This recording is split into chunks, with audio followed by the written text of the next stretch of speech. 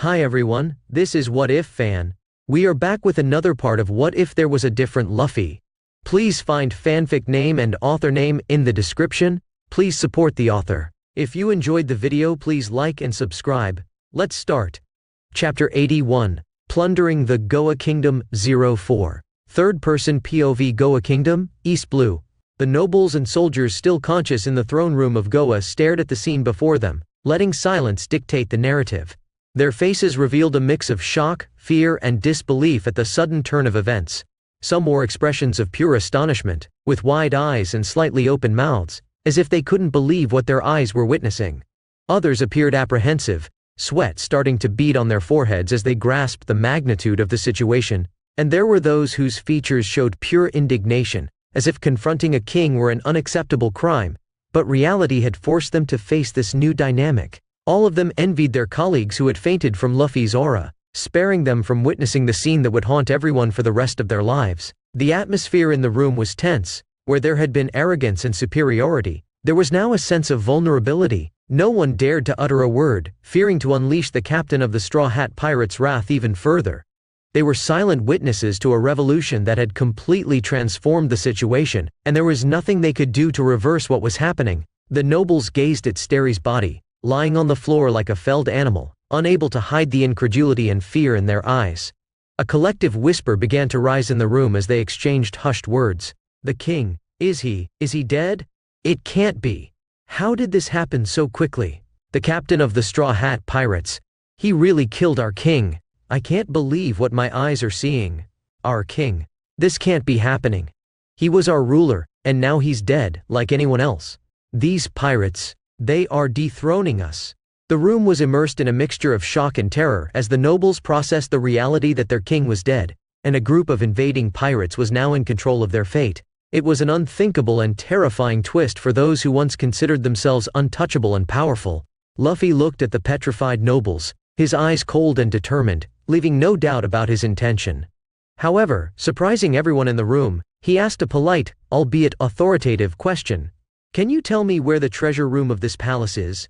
The nobles, in shock over the death of their king, exchanged glances and stuttered in response. It's in the basement, down the corridor to the left. Luffy nodded with a head gesture and turned to his crew, particularly to Nami, with a determined look. Nami, go to the treasure room and see what valuable items we can take. Yamato, help her break into the safe. The women nodded at Luffy's words. Nami and Yamato quickly headed towards the treasure. Meanwhile, Luffy took the mermaid and turned his attention to the guards still in the room, terrified. Soldiers, clean the king's body from here and the dirty floor, Luffy said. The nobles and soldiers, still in shock, hesitated for a moment. However, Luffy's firm and resolute gaze made it clear that he was not someone to be challenged. Finally, one of the bravest nobles decided to take the lead. Come on, we'll all help remove the body, he said to the other nobles and soldiers, who nodded in agreement. Together they approached the body of the former King Starry, and began to move it carefully, taking it out of the throne room. Others grabbed mops and began to clean the floor where Starry had fallen. You must be tired, princess. Come, let's sit and wait for the others, Luffy simply said before starting to walk. After the place was clean and Starry's body removed, Luffy walked to the vacant throne. He looked at the majestic royal chair for a moment, contemplating the irony of his situation. Then, he calmly sat on the throne before turning his eyes to everyone in the room. Shirahoshi, who was beside him, climbed onto Luffy's lap and hugged him with a shy yet grateful look. The mermaid princess felt secure in the captain's arms, and her expression showed the trust she placed in him.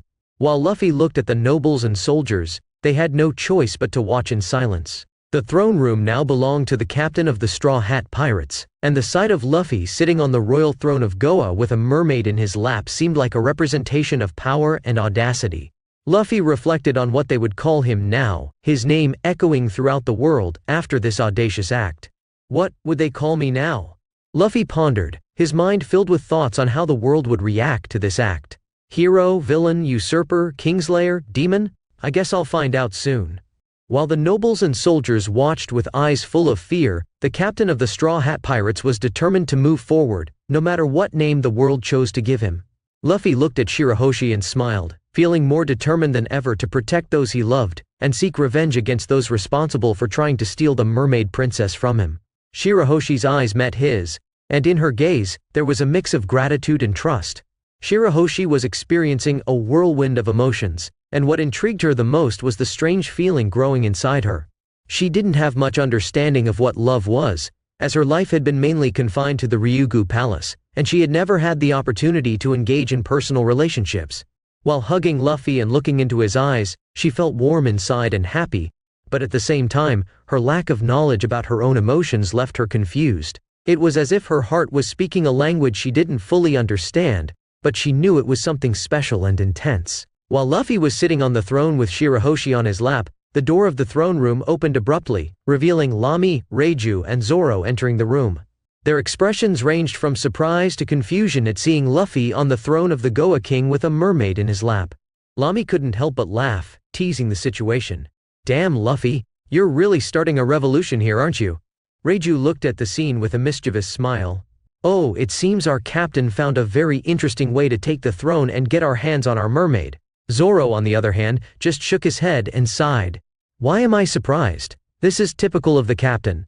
Shirahoshi blushed, while Luffy just laughed at the companions' reactions. The scene was unexpected but had certainly brought a touch of humor to the serious situation. And so, the Straw Hat Pirates group proved once again that they were experts at surprising everyone around them. Luffy looked at them and asked with a mischievous smile, "Tell me, who won the competition between you two?" Lamy, confident, replied, "Of course, Luffy, I clearly won. I'm the master of the Opoponomi techniques, and no one can surpass me." Reiju didn't let that pass, teasing Lamy, "But no one can surpass? Please, Lamy, even your eyebrows are darker than your skills." "I won." Lamy laughed. "Ko Reiju. At least my eyebrows are natural, unlike yours, which seem to have been done by a distracted painter." Reiju laughed mockingly, and replied with a touch of sarcasm, "Oh well, at least my eyebrows don't look like they were attacked by a gang of crows, Lamy. Do all the crows in the world love your gothic style?" Lamy rolled her eyes and mocked, "And better crows than eyebrows worthy of a bygone century." Reiju retorted with a smug smile, "At least my style doesn't look like I'm about to lead a secret cult." Silence hung for a moment until Luffy's voice roared in a threatening tone. "Silence, your king demands order." The room trembled under the weight of his voice, amplified by his Moa Moa no Mi ability. "Always wanted to do that," Luffy murmured, before facing the nobles who were watching him attentively. "This kingdom has already been conquered, and my revenge has been consummated. I leave a warning to the whole world, I don't care who you are, if you try to harm my people I will retaliate. Now ministers, spread the order that all kingdom soldiers must surrender and stop attacking," announced Luffy with authority. One of the nobles nodded in fear and quickly left the room. Everyone who had fallen before was already conscious, but seeing Luffy sitting on the throne in front of them meant one thing when Starry was no longer in their sight. "Let's head to the treasure now. I want to see how much gold is in there, and Nami and Yamato should be breaking the vault at this moment," declared Luffy. He left the room, accompanied by a terrified minister who had no choice but to guide him to the castle's vault. As they walked through the corridors and descended into the basement, the sound of explosions echoed, indicating that Yamato was breaking the vault under Nami's guidance, who knew the weaknesses of the armored box as well. Inside the castle's vault, an unimaginable wealth awaited the Straw Hat Pirates crew. Luffy and some of his companions were left speechless before the pile of gold, jewels, and treasures of all kinds. The shine and reflection of precious gems filled the place, casting fascinating glimmers of light on the walls and ceiling. Nami was particularly enchanted, as her eyes gleamed with greed while assessing the fortune unfolding before her. Zoro watched with a serious look, perhaps imagining new swords and high-quality equipment to add to his collection. Shirahoshi, who was in Luffy's arms, observed the treasure with curiosity, as it was a completely new sight for her, coming from the Deep-Sea Kingdom. Yamato looked at the treasure disinterestedly. Lamy, on the other hand, only cast a brief glance at the treasure and lost interest, returning to focus on other matters of her personal interest, while Reiju did the same. Luffy, on his part, smiled with satisfaction as he contemplated the treasure, ready to add more money to the system.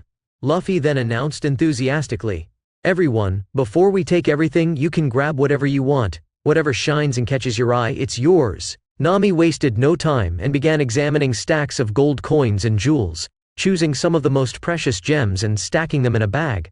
Zoro picked up a sword that looked especially sharp and well crafted, swinging it to feel the perfect weight in his hands. Shirahoshi, fascinated by all the colors and shines, chose a series of pearls and shells that seemed tailor-made for her. Yamato stood by her side, uninterested in the treasure but happy to see her so amazed. Lamy and Reiju briefly looked at the treasures but soon got distracted by their own activities as material wealth was not their main focus. Luffy waited patiently as his friends selected their items. Once they were done, he began taking piles of gold coins and jewels and transferring them to his system, using his mythical Zoan abilities. In no time, everyone had what they wanted, but there were still many stacks of gold remaining. Luffy then took a generous amount and kept it for the others, sucking up all the rest into the system, clearing Goa's national treasure. System you've just added, berries to the store. Chapter 82, The Goa Kingdom 05. Third-person POV Goa Kingdom, East Blue. Goa, a place where peace reigned, and the concerns of the world seemed distant, despite its dark secrets. Most people lived well here.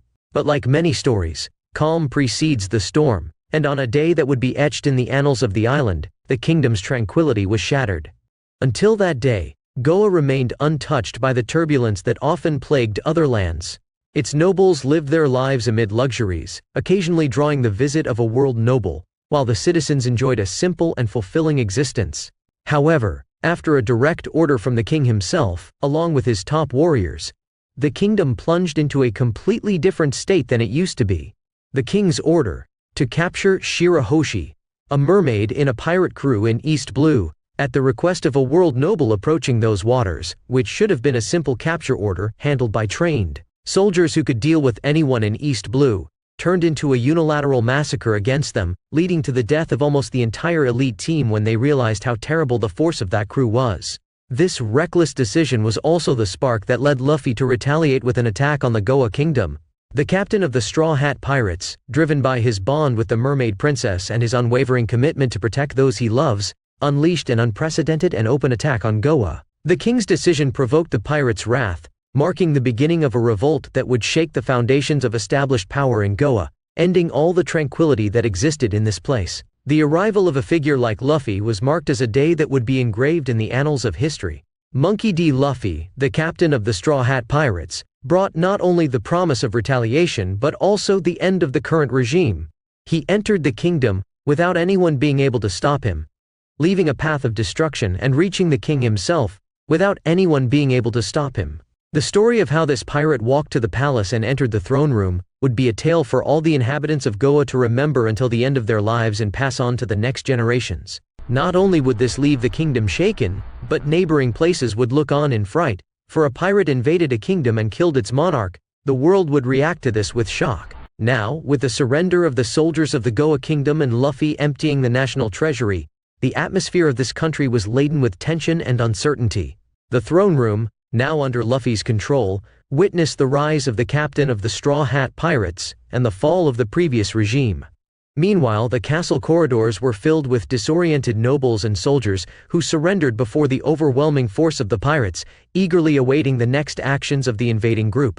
In the port, previously hit by the deafening roars of cannons and explosions, chaos had given way to a tense calm as some members of the group waited on the fearsome pirate ship, strongly guarded by the members who remained there.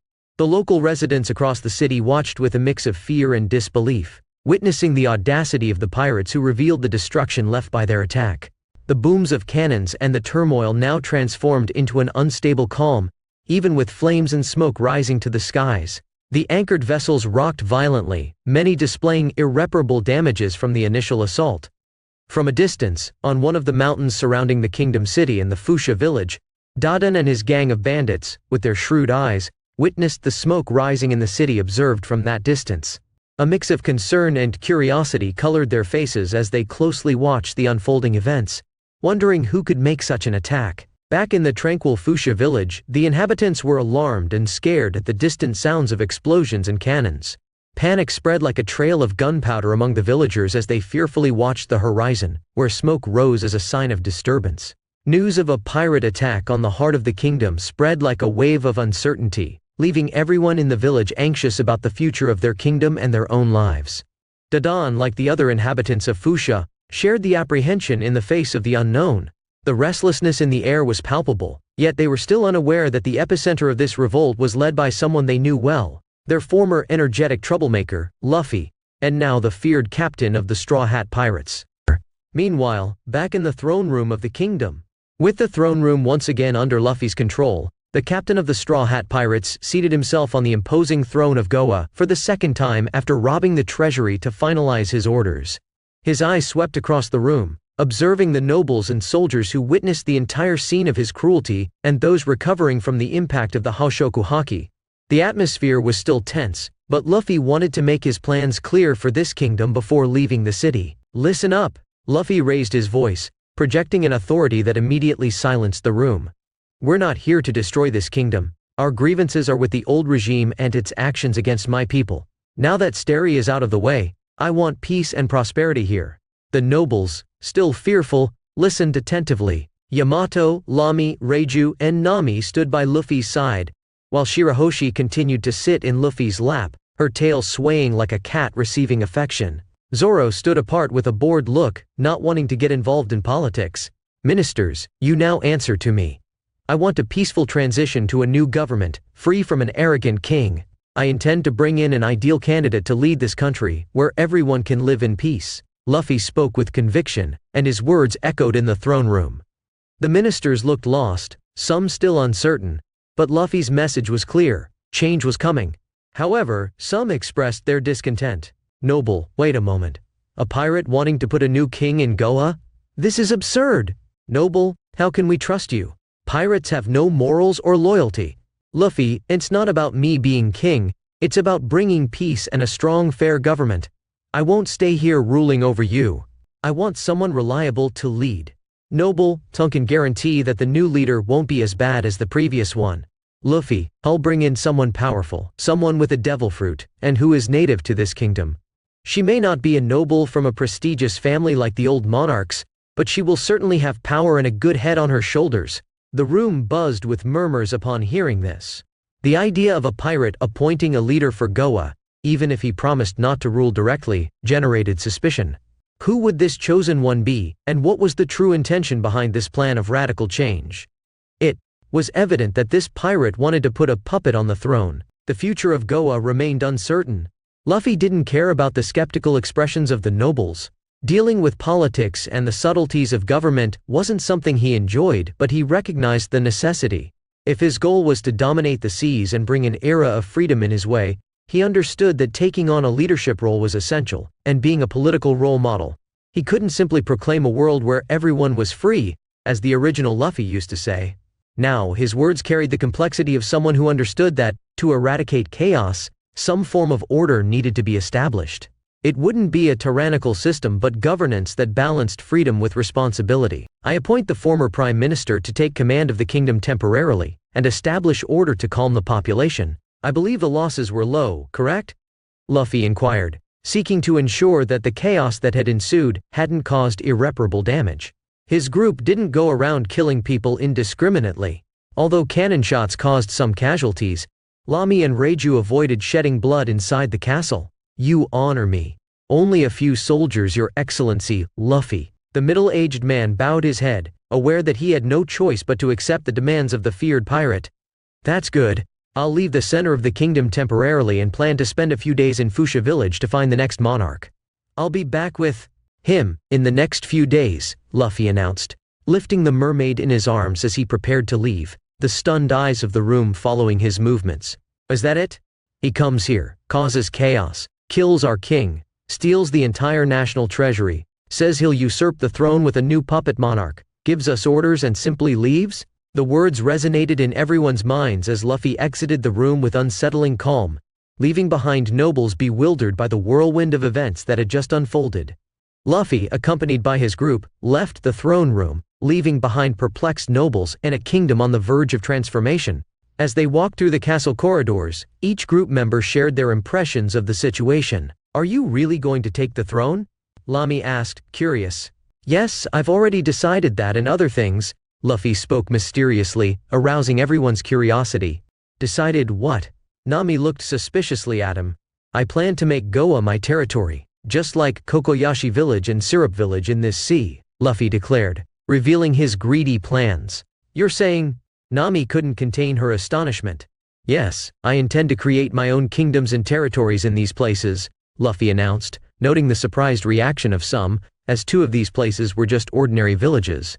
But Luffy had a plan to establish countries. Luffy, you understand how absurd this idea is. Reiju spoke as she lit a cigarette. Not to mention that the Marines and the world government will never let this happen, Zoro commented, expressing concern. Ha ha ha, look, I have queens on my ship and a king. Of course everything will be fine, and even if there is retaliation, we can fight against it, Luffy said, showing his unwavering confidence. Queens and king? Shirahoshi was a bit confused. Of course, Nami and Nojiko are my queens of Kokoyashi. I plan to make Usopp the king of the kingdom that will be created in Syrup, with Kaya by his side. I also have Shirahoshi as the ruler of Fishman Island, and Yamato as the future shogun of Wano, Luffy announced, not caring about the impact of these words. Although he could have Goa as his own territory, he made it clear that the monarch wouldn't be on his ship. Shogun of Wano? Yamato couldn't help but exclaim. As they left the castle, the eyes of fallen soldiers and some recovering from their attack turned back in fear to Luffy's group. But no one tried to interrupt their path, knowing they had already lost the battle. The future of Goa was now in the hands of the Straw Hat Pirates, and the journey to establish their own kingdoms was just beginning. Luffy looked at his companions, realizing the surprise stamped on their faces. Before anyone could react, he initiated his transformation. His hair grew rapidly, and wings emerged from his back, giving him a majestic and imposing appearance. He simply uttered a few words. I'll go ahead. Meet me in Fuchsia Village, as soon as I fetch some people, Luffy announced, revealing his audacious intentions. In the blink of an eye he grabbed Yamato with surprise and flew off, leaving his group stunned by their captain's sudden metamorphosis and flying away with Yamato screaming. The sky witnessed the celestial figure of Monkey D. Luffy. Chapter: The Goa Kingdom. Third-person POV. Goa Kingdom, East Blue. Above the mountain stood Daedon's refuge and house with her group, witnessing the chaos caused by the sudden attack on the kingdom. All the mountain bandits turned their gaze to the chaos unfolding in the kingdom below. Sitting in her chair in front of her house, Daedon contemplated the horizon, while the events in the country below the mountain were discussed by her fellow bandits. The sound of restless voices permeated the atmosphere. The group of bandits exchanged ideas and concerns about the unfolding events. The news of the invasion led by pirates was not a surprise to the woman leading the bandits, but the audacity of a pirate doing this here was still unbelievable to her. Curly Daedon, a robust and authoritative figure, was leading the conversation at the moment. I've received news of what's happening down there. The Goa Kingdom is turned upside down by a pirate, Daedon said with a serious expression. That's true, boss. It seems like a group of pirates is wreaking havoc, one of the subordinates said. Pirates attacking Monkey D. Garp's kingdom? That's unbelievable to me still. This place used to be untouchable, Daedon frowned. They're attacking the port. We don't have more news beyond that, another subordinate murmured. This isn't something that happens every day. We need to stay alert, Daedon complained, crossing her arms. What should we do, boss? A third subordinate asked. First, let's keep an ear to the news. Secondly, we need to ensure Fuchsia is safe. We don't know how this situation might affect us up here, Daedon spoke seriously. And if they come up here, boss? Another member commented.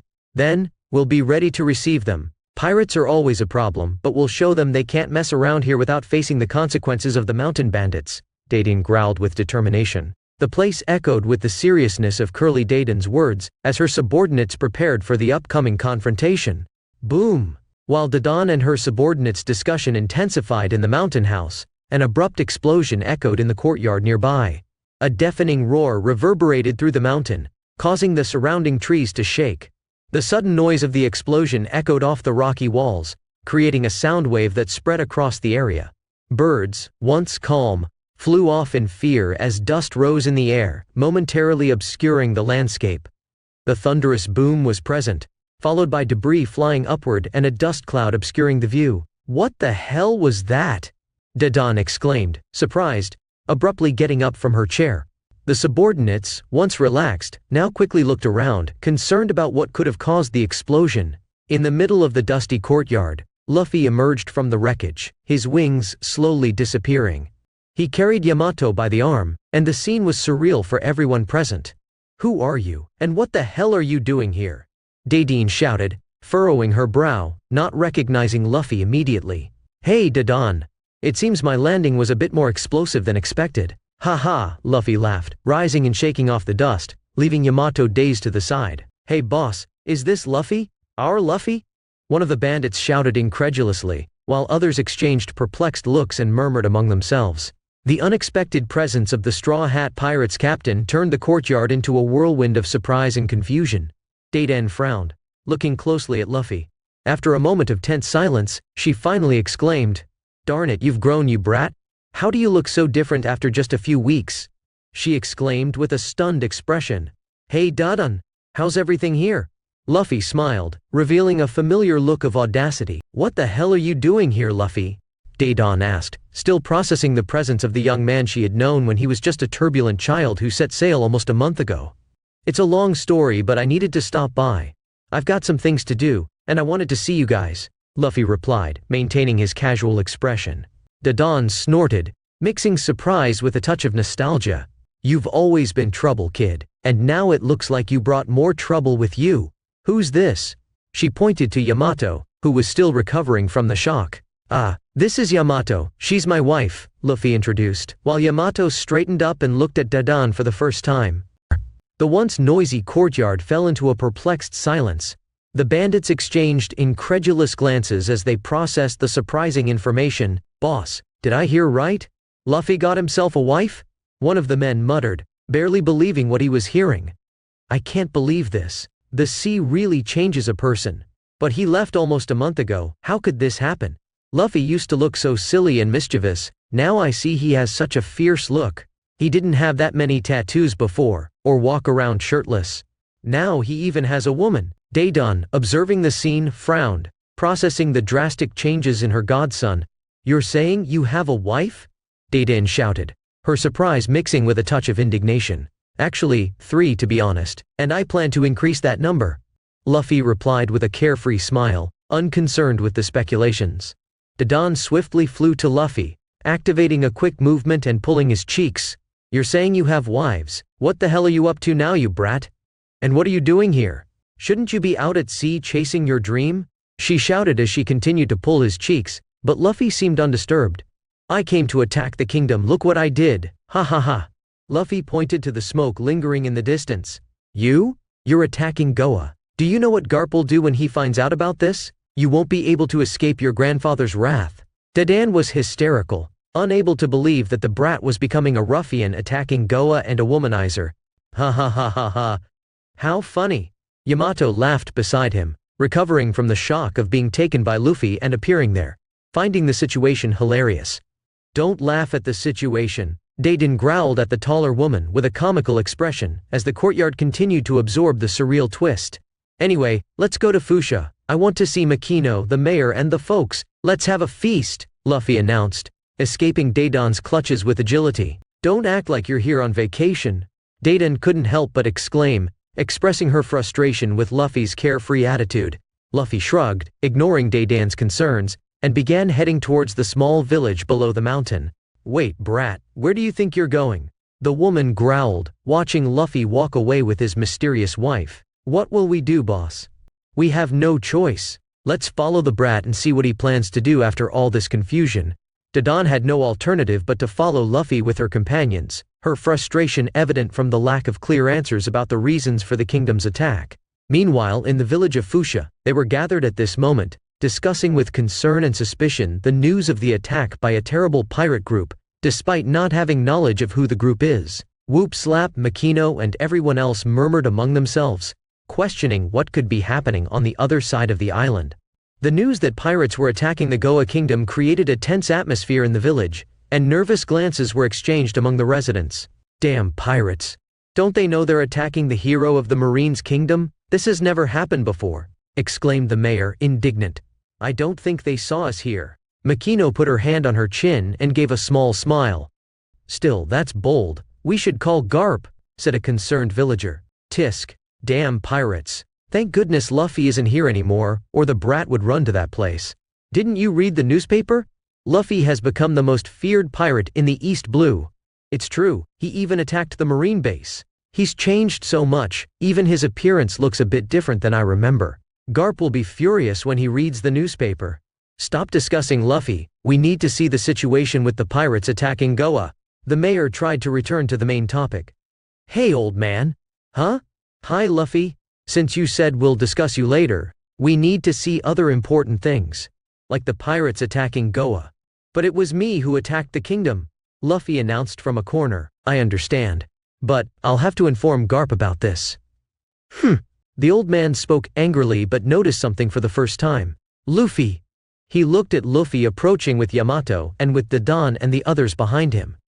In the square of Fuchsia, the old mayor gave an incredulous look at Luffy when he appeared accompanied by Yamato and the others. His eyes, initially filled with anger at the news of pirates attacking Goa, now mixed surprise, disbelief and a touch of recognition. The mayor, who used to see Luffy as a restless young boy running through the streets of the village, was momentarily shocked to see the boy's transformation into a feared pirate. The square of Fuchsia, which was once filled with tension and murmurs about the pirates, was now silent as all eyes turned to the captain of the Straw Hat Pirates. Luffy, in his reappearance in the square of Fuchsia, was almost unrecognizable to those who had last seen him in their foggy memories as an energetic and carefree young boy. What was once an energetic and carefree boy had turned into a man with a fierce and determined look. His stature had increased, making him taller and more imposing. The slim body from before was now covered in striking tattoos. The change was evident in his muscles, which had developed considerably, giving him a noticeably strong physical presence.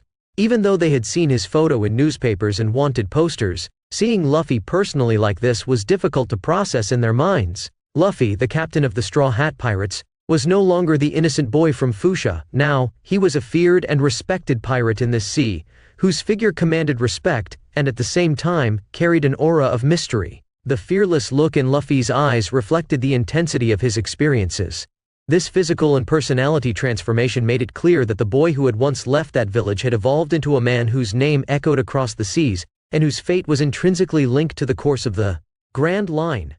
Chapter: The Goa Kingdom.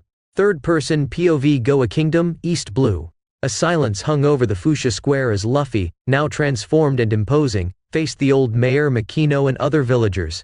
His gaze, once innocent and full of youthful energy, now exhibited a determination and fierceness that didn't go unnoticed. The villagers, in turn, looked at the man before them, processing the transformation Luffy had undergone since the last time they saw him. Surprise and shock painted the faces of those who knew the young and cheerful boy from Fuchsia. The square, once bustling with conversations about pirates and attacks on Goa, was now shrouded in a heavy silence, interrupted only by the subtle sound of waves breaking nearby. Luffy kept his gaze fixed on the familiar faces of the village, awaiting their reaction to the man who had returned after so many changes. The silence persisted, as if each member of that community was processing Luffy's metamorphosis and the implications of this new reality. Despite the initial surprise at Luffy's impressive transformation, the villagers didn't see that change as abnormal or strange. Understanding Luffy's peculiarity since his return to this world, where his physical features and appearance were different, they comprehended that the young man had manifested this specific desire. Despite the radical transformation and the initially peculiar look that Luffy sported, the village people recognized the essence of Monkey D. Luffy, the boy who was born and raised among them. Even in the face of evident changes, familiarity persisted, and they saw beyond appearances, understanding that deep down, that robust man was still the same Luffy they knew and loved. Makino was the first to react to Luffy's presence in the village, taken aback by the remarkable transformation of the boy. She stared at him for a moment, wide-eyed, before breaking the silence with a mix of surprise and joy. But what? Luffy? Is that really you, Luffy? Makino exclaimed, unable to contain the perplexity in her voice, as she moved away from the crowd to find the boy who left a few weeks ago in pursuit of his dreams at sea. Luffy smiled, and despite his imposing appearance, his expression was the same as always with those he cared about. He could feel all that affection and his own relationships with these people. He waved to Makino, confirming. Of course, it's me, Makino. I've changed a bit, he said with a smile. A bit? You're almost unrecognizable, Whoop Slap exclaimed, raising his cane. Luffy approached Makino with a warm hug, momentarily ignoring Whoop Slap's incredulity. Makino, still processing the change in Luffy, responded to the hug with tears of joy in her eyes. I missed you so much, Luffy. What happened? Where have you been all this time? Makino asked, pulling back a bit to get a better look at the young man's face. Makino, the journey was amazing, you know? I had some rough times, met fantastic people. And look, now I'm married, Luffy exclaimed, pointing to Yamato by his side. She just cast a calm glance. She didn't make much fuss after all. She enjoyed Luffy's company, and the incredible nights he provided.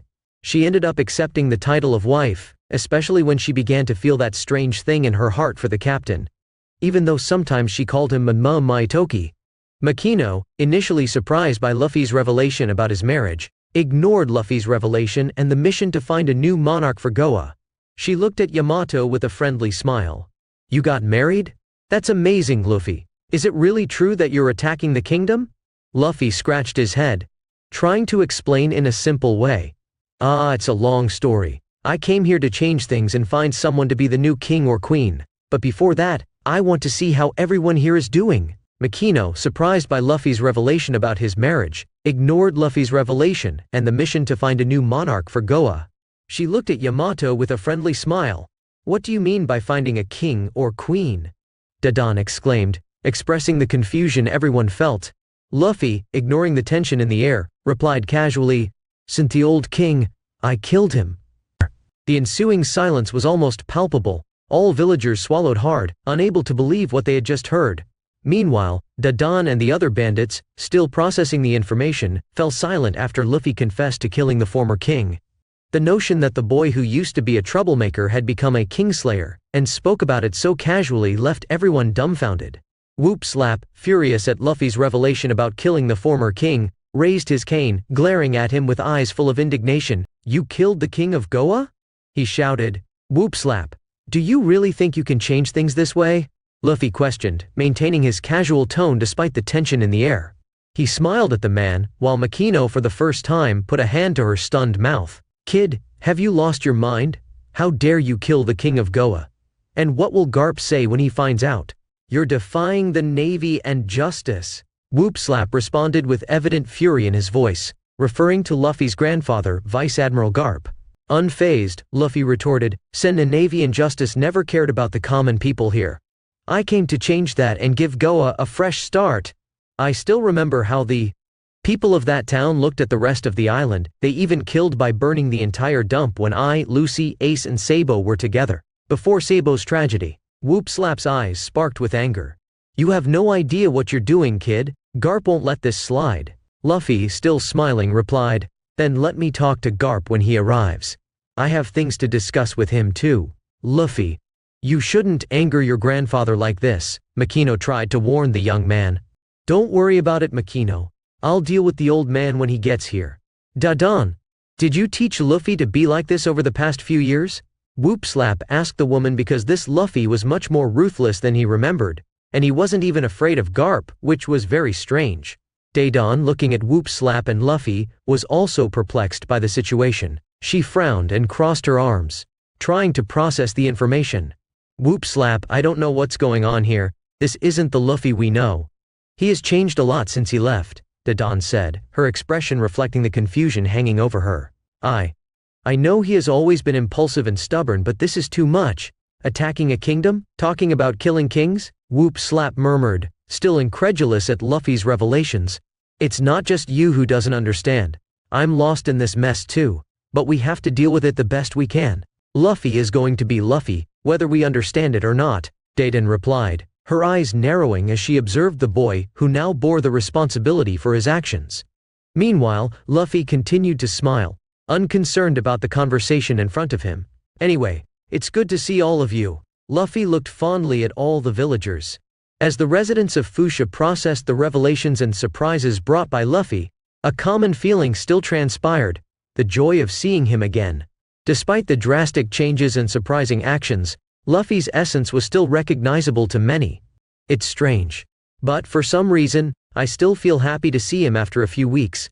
It seems like he has matured, even if he has become a bit more reckless," commented one resident. Trying to find a balance between disbelief and nostalgia, another agreed, adding, "Luffy has always been the one to defy expectations, but now, he's on another level. He seems stronger, more determined, and at the same time more unpredictable." Makino, beside Luffy, perceived the complexity of emotions in the village. "Well, even though he has changed, I think Luffy's essence is still there. He continues to bring a smile to everyone's face no matter what happens." She opened a caring smile, as she always did with the boy who grew up in her bar. While conversations continued, Luffy couldn't help but notice the mix of emotions on those familiar faces. He was aware that his actions had caused a significant impact, but his determination to change Goa and offer a new beginning remained unshakable. "Let's all go to the square and start the party," Luffy suggested, ignoring the unspoken questions hanging in the air.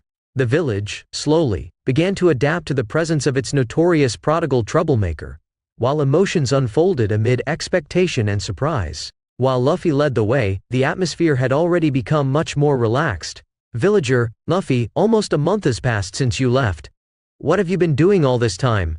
Luffy, with his characteristic smile, replied, It's been a few incredible weeks. I explored new islands, fought pirates, and even faced some Navy members." "Villager, but what about these tattoos? You didn't have those before." Luffy, pointing to his tattoos, explained, These, I got them during my adventures. They're pretty cool, aren't they?" "Villager, and this woman by your side, Luffy, is she really your wife? Who is she? How did you meet?" Luffy, excited, replied, "Sis is Yamato. We met shortly after I left. She's amazing. We've faced many challenges together." One of the bandits who saw Luffy with his wings on the mountain asked, "Bonend, those wings on your back? Did you turn into an angel, Luffy?" Luffy laughed and explained, No, they're just some abilities I gained. Flying is quite useful, especially when I need to get somewhere quickly." "Villager, we heard about your exploits in the newspaper. They say you attacked 2 Navy bases and defeated 3 naval commanders. Is that really true, Luffy?" Luffy, laughing, Yeah, it was more or less like that. We encountered some really corrupt ones, and I decided to interfere here and there. And of course, defeating those famous pirates was fun too." "Villager 2, send this bounty now, 50 million. You're famous, Luffy." Luffy chuckled. "Did you see it? Ha. Villager, of course, you represent our village." Whoop slap with a serious and irritated expression, "Luffy, you're embarrassing our village. Attacking the Navy, notorious pirates, and now a king? This isn't what we teach here in Fuchsia. You should be out there pursuing your dream, not causing trouble and staining the name of this place." Villager, curious, "But Mr. Whoopslap, you've been keeping all the news about Luffy as if it were a trophy." Whoopslap, getting nervous, "That's not true." Makino Cute laughed while commenting, "It's true, Luffy. He's always keeping an eye on the newspapers for news about you." Foo. Whoopslap, even more irritated, "Don't say those things." Luffy, still smiling, tried to calm the mayor. "Luffy, Chishe, Mayor, I'm not trying to embarrass anyone. I'm just doing what I think is right. But relax, I'll sort everything out and make the village proud again." The mayor crossed his arms, discontent with the explanation, while the other villagers continued with their lively questions, and Luffy cheerfully answered them all. Despite the evident changes, Luffy remained open and approachable, sharing his experiences and adventures with those who had known him since childhood. The village gradually began to accept the new Luffy who had returned home. Yamato, who was beside Luffy, noticed the Black Pearl approaching the coast even before Luffy mentioned it.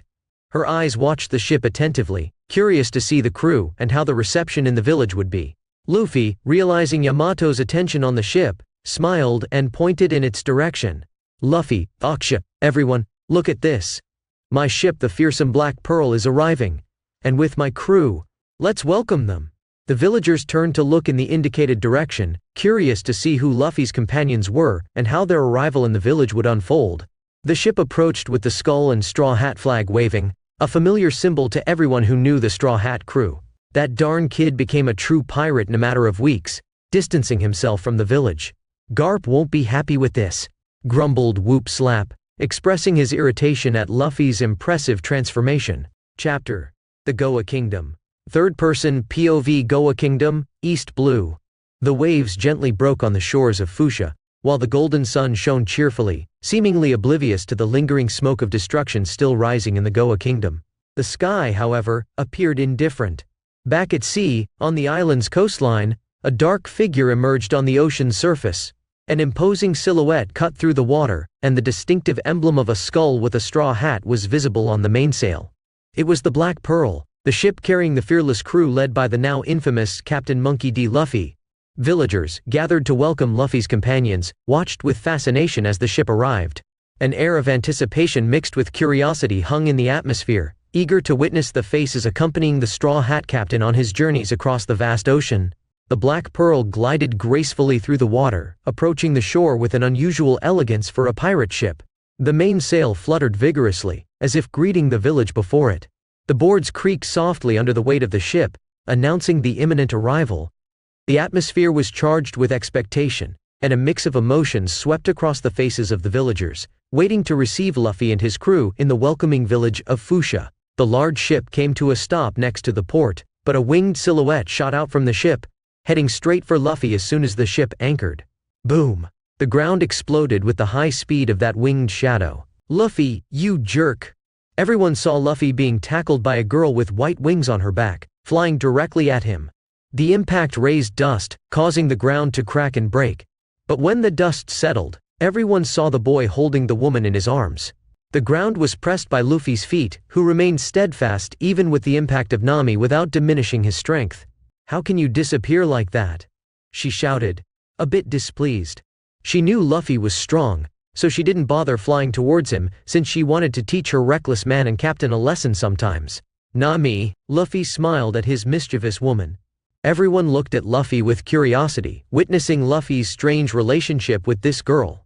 "How do you vanish after saying those things? I started to realize that you wanted me to become a queen, and..." Heh. She was frustrated, her words lost as Luffy kissed her in front of everyone.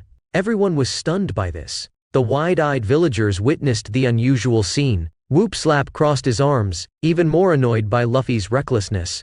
Luffy, after the kiss, laughed loudly and turned his attention to the crowd.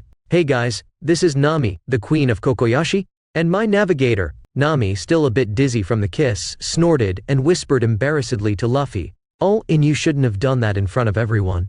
"Ah, relax. They need to get used to us," Luffy replied with a mischievous smile, unconcerned about the reactions around him. "Hey Luffy, how can you kiss this girl in front of your wife?" Makino gave an unsatisfied look to Luffy. Yamato remained calm, as if it were a normal occurrence, accustomed to her captain. She stopped with the jealousy she used to openly display and just smiled. Ah, she's my wife too." Luffy simply shrugged, causing a new uproar. "She has wings. Is she an angel? Luffy has wives. What the hell is this? Luffy, you become a playboy? Darn. Luffy. He even got beautiful wives. Always knew that boy knew how to deal with women. In fact, he has," commented Dadan. 3? Yes, he said he has wives before coming here. Surprising, isn't it? Luffy. Makino didn't know what to say, her eyes reflecting surprise and perplexity at the turn in the boy's life. Meanwhile, all the crew members began descending from the ship, each bringing their unique traits. Shirahoshi, the princess of the fishmen, stood out with her long pink hair, radiating a calm and gentle aura. Her presence contrasted with the vastness of the ocean over which she would one day rule, giving her a majestic and serene appearance. Megalo, the shark accompanying Shirahoshi, with its intimidating appearance, was actually docile and friendly. Zoro, the skilled swordsman with 3 swords at his side, displayed his confident and serious posture. Lami, the woman, walked confidently with her sword over her shoulder, displaying her style with tattooed clothes and body, her gaze firm. Beppo, the anthropomorphic polar bear, a member of the mink tribe, was one of Luffy's most loyal companions. Choo-Choo, the loyal stray dog, with expressive eyes and drooping ears, brought a touch of simplicity and joy to the diverse group. Usopp, the talented marksman, with his long and distinctive nose, carried an animated expression. Reiju, the ship's cook and Sanji's sister, with her elegant presence and a cigarette between her fingers, exuded an aura of mystery. Hugo, the giant man, adding an imposing dimension to the group. Nojiko, Nami's adoptive sister, with her characteristic tattoos and a laid-back attitude. Hachi, the octopus swordsman, with his 6 swords and a friendly demeanor, despite being forced, seemed to be accepting his place in this group of humans and other races. Kuina, the young and skilled swordsman in the making, though years after her tragic fate in the past, still maintained her presence among them. The village, now enveloped in this unique atmosphere, welcomed Luffy's group with a combination of curiosity, astonishment, and a touch of anxiety about what the future would bring with these new visitors. "Hey, look, who are these people arriving with Luffy's ship?" Villager. "I've never seen anything like it. Who is that woman with pink hair and a tail flying? I've never seen anyone more beautiful." Villager. "And that shark? It flies. Is it a pet?" Villager. "Is that bounty hunter Zoro with 3 swords? This guy is a real swordsman." Villager. This is Lami, the famous bounty hunter from the past few weeks. She seems strong. Villager. And this polar bear? How cute, I've never seen anything like it. Villager. Sorry. Beppo. He speaks and apologizes. Villager. Oh, and there's a dog too. He looks so friendly. Villager. A fishman is among them. Incredible. That woman flying is a mermaid too. Villager. Incredible, Luffy got so many companions. Villager.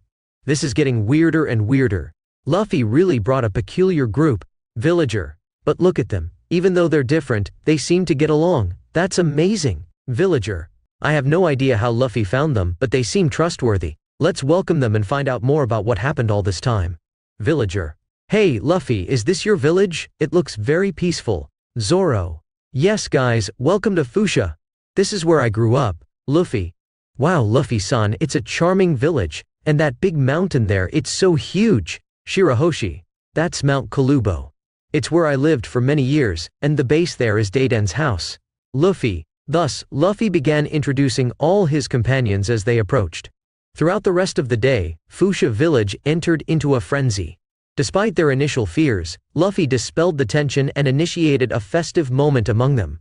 As the sun set over Fuchsia, the village's atmosphere shifted to contagious joy. Luffy, always the catalyst for excitement, led his friends amidst the curious smiles of the villagers. Upbeat music echoed through the air, and colorful lights illuminated the main square, where a table full of food and drink awaited. The mayor, though still wary, couldn't resist the general cheer. The scent of delicious dishes hung in the air, blending with laughter and playful banter. The initially fearful village began to surrender to the festive spirit as Luffy narrated his adventures, accompanied by fascinated expressions and attentive looks. During the feast, the initial tensions about the attack on Goa were dissipated as the story unfolded. The villagers understood the reason behind Luffy's actions, especially when they learned about the mermaid's abduction by the infamous Starry. The realization of the kingdom's corruption and the protection of their loved ones became central themes in the conversation. However, Luffy's proposal to choose a new king or queen left many still perplexed. Confused expressions lingered on the faces of the residents, but Luffy, ever optimistic, explained that he would discuss his intentions the next day. The night continued with music, dance, and laughter, marking a festive chapter in Fuchsia's history. As the clock advanced, Luffy led his companions back to the ship for the night.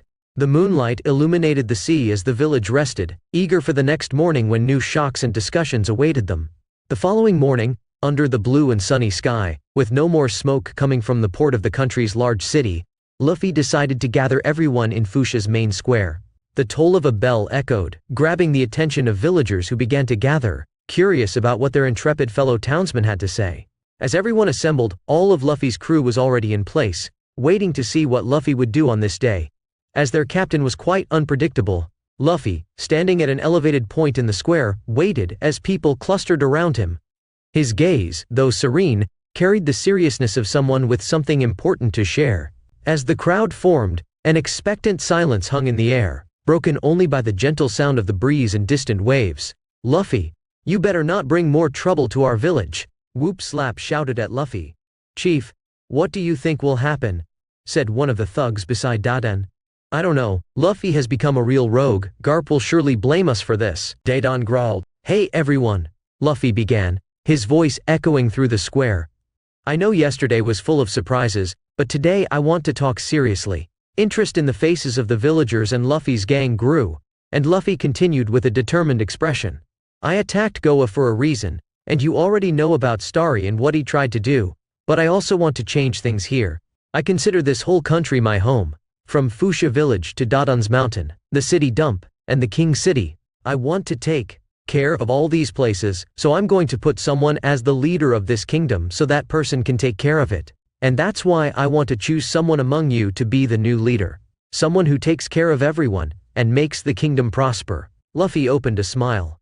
A murmur of conversations began to spread among the residents, but Luffy raised his hand to calm the crowd, his firm gaze conveying a confidence that began to dissipate the restlessness. I know it's a big deal, but believe me, this can be the beginning of something amazing for Fuchsia and for the entire kingdom of Goa, he said, his words echoing in the square. The perplexed and surprised looks of the villagers transformed into thoughtful expressions. Luffy had everyone's attention as he continued to share his vision for a better future. With all these thoughts, I've decided to name a new queen for Goa, and I've chosen Makino for that, Luffy announced decisively. A collective gasp escaped from the crowd, and Makino put her hand to her chin, clearly surprised and confused by the unexpected appointment. Me? She exclaimed, seeking to understand the sudden turn in her life. The voices of the villagers rose in a chorus of confusion and disbelief. Luffy, how can you name Makino as the Queen of Goa? What are you up to now, Luffy? Don't worry, Dadan. You'll be a minister of the kingdom, you'll protect Makino. Me? Why would I accept that? Dadan growled, showing her typical reluctance. Luffy, you can't be serious? Makino, don't let these ideas affect you. But it sounds like so much fun, Makino replied, surprising everyone by considering the proposal with humor. Makino?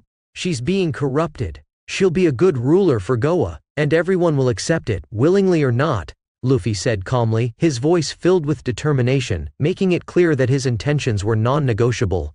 The murmuring continued, with the villagers trying to understand the implications of this bold decision. Makino, now in the spotlight, was visibly perplexed, but Luffy seemed unwilling to back down in the face of the crowd's reactions. Luffy, this is madness.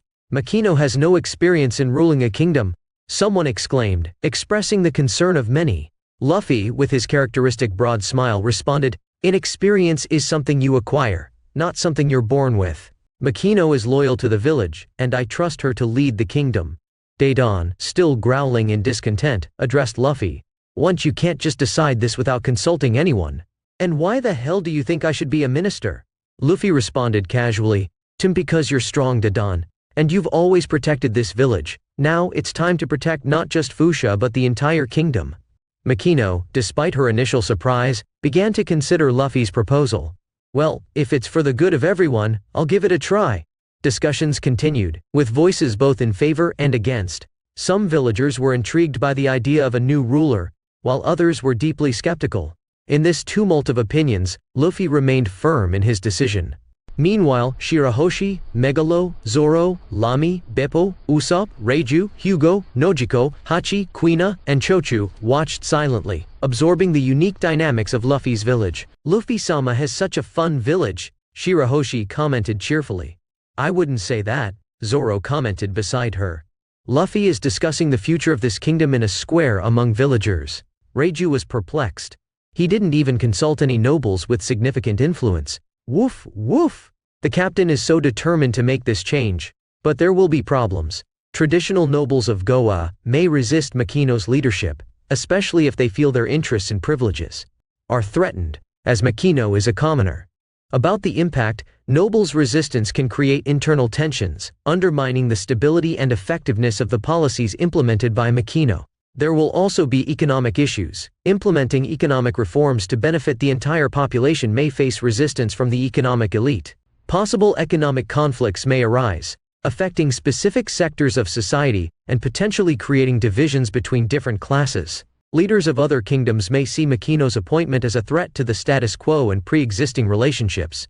External political pressures may lead to diplomatic conflicts, requiring astute political skills from Makino to maintain balanced relations. And, the entire crew looked at Beppo strangely, wondering how that bear understood so much about economics and politics. Sorry? Was the only thing he said before everyone fell to the ground in astonishment. Meanwhile, in the square, even the mayor looked with empty eyes at all this. Not even a month since Luffy left. And our lives are going to change so much. He's worse than Ace when he left.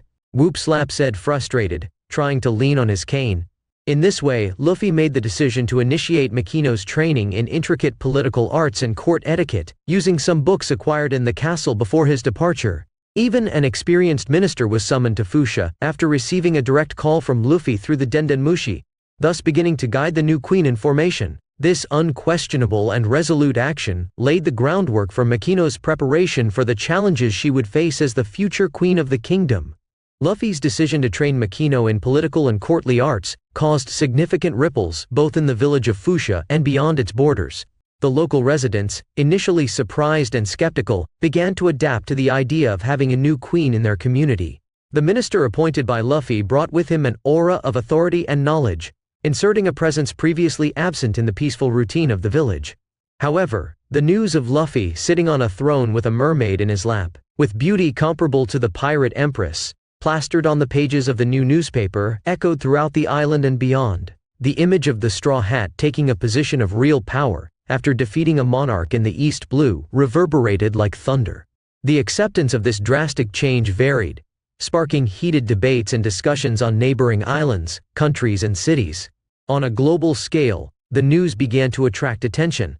The Marines, always vigilant about the movements of notable figures, closely monitored developments in Goa. Some nobles, accustomed to maintaining their dominance over lands and kingdoms, were uncomfortable with the idea of an outsider challenging established norms. Luffy's action, despite being unaware of the upcoming monarch's appointment by him, became a watershed moment, introducing an element of unpredictability to the political landscape worldwide. Thus, Luffy began to be looked at with much more powerful eyes from all parts of the globe. Chapter 80. 6 News across East Blue. Third-person POV. Many places at the same time. As newspapers swept the seas, an unusual piece of news echoed in every corner of the vast world of One Piece. The once majestic and wealthy kingdom of Goa, the richest located in the East Blue, became the epicenter of events that would unleash waves of surprise and speculation. At the center of this whirlwind was Monkey D. Luffy, the renowned captain of the Straw Hat Pirates. His feats were already broadcasted in the recent newspapers, but now his presence was a headline that many would usually mock, but now made people and especially influential eyes read the newspapers narrating his exploits. Luffy's decision to appoint a new queen for the Kingdom of Goa was hidden, but the image of the pirate, sitting on a throne with a mermaid, was unique in this era, and everyone looked shocked at it, widely shared, fueling speculation and curiosity in every corner of the known world. While the local residents of Fuchsia adapted to their new reality, the news sparked interest and concern among the nobles of other kingdoms and the attention of the Marines. Luffy once again became the center of attention, challenging not only powerful adversaries, but also established norms.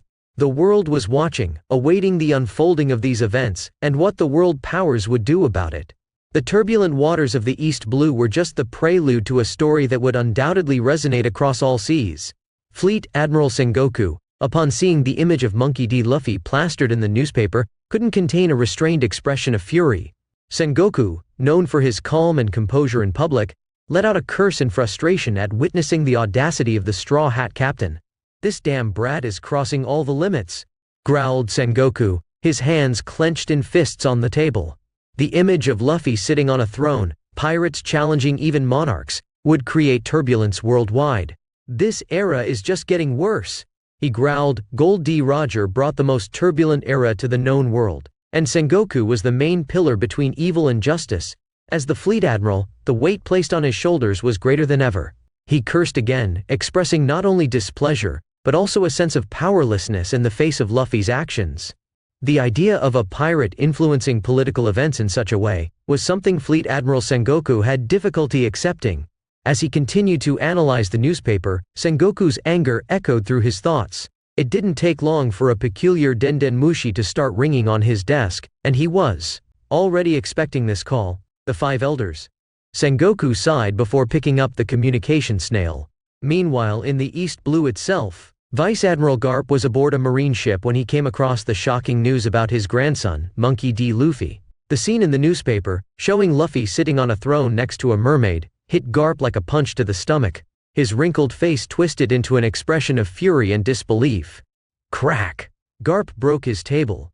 "This kid, he's challenging everything we stand for. He should be a powerful marine, but he's much worse than I thought," Garp muttered to himself, squeezing the newspaper with his calloused hands.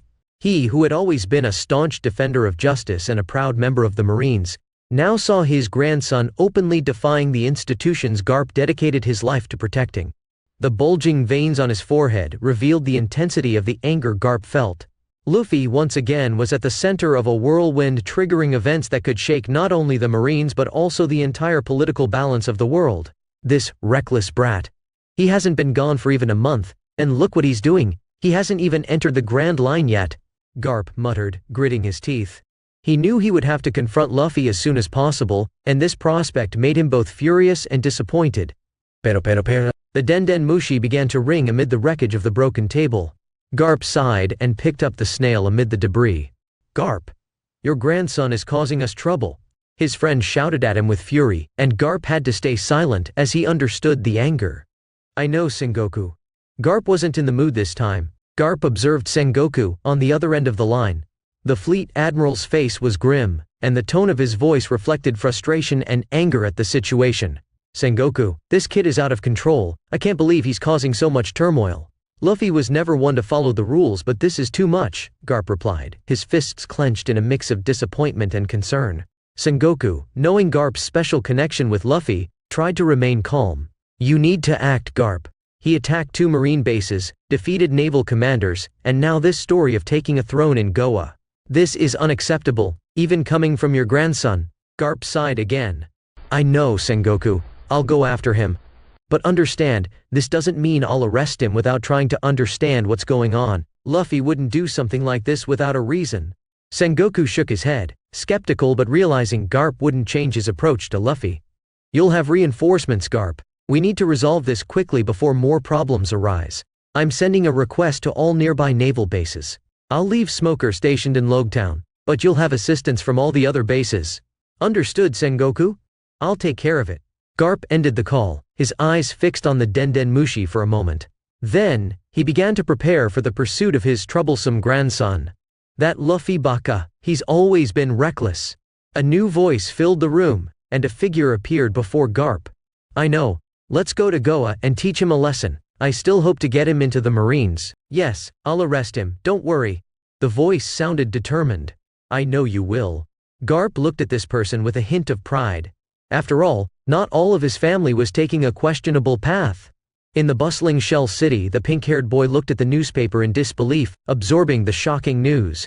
"It seems we got away unscathed when that pirate was here," one of the Marines commented, while others murmured about Luffy's recent exploits. "Yeah, this guy is really a rogue.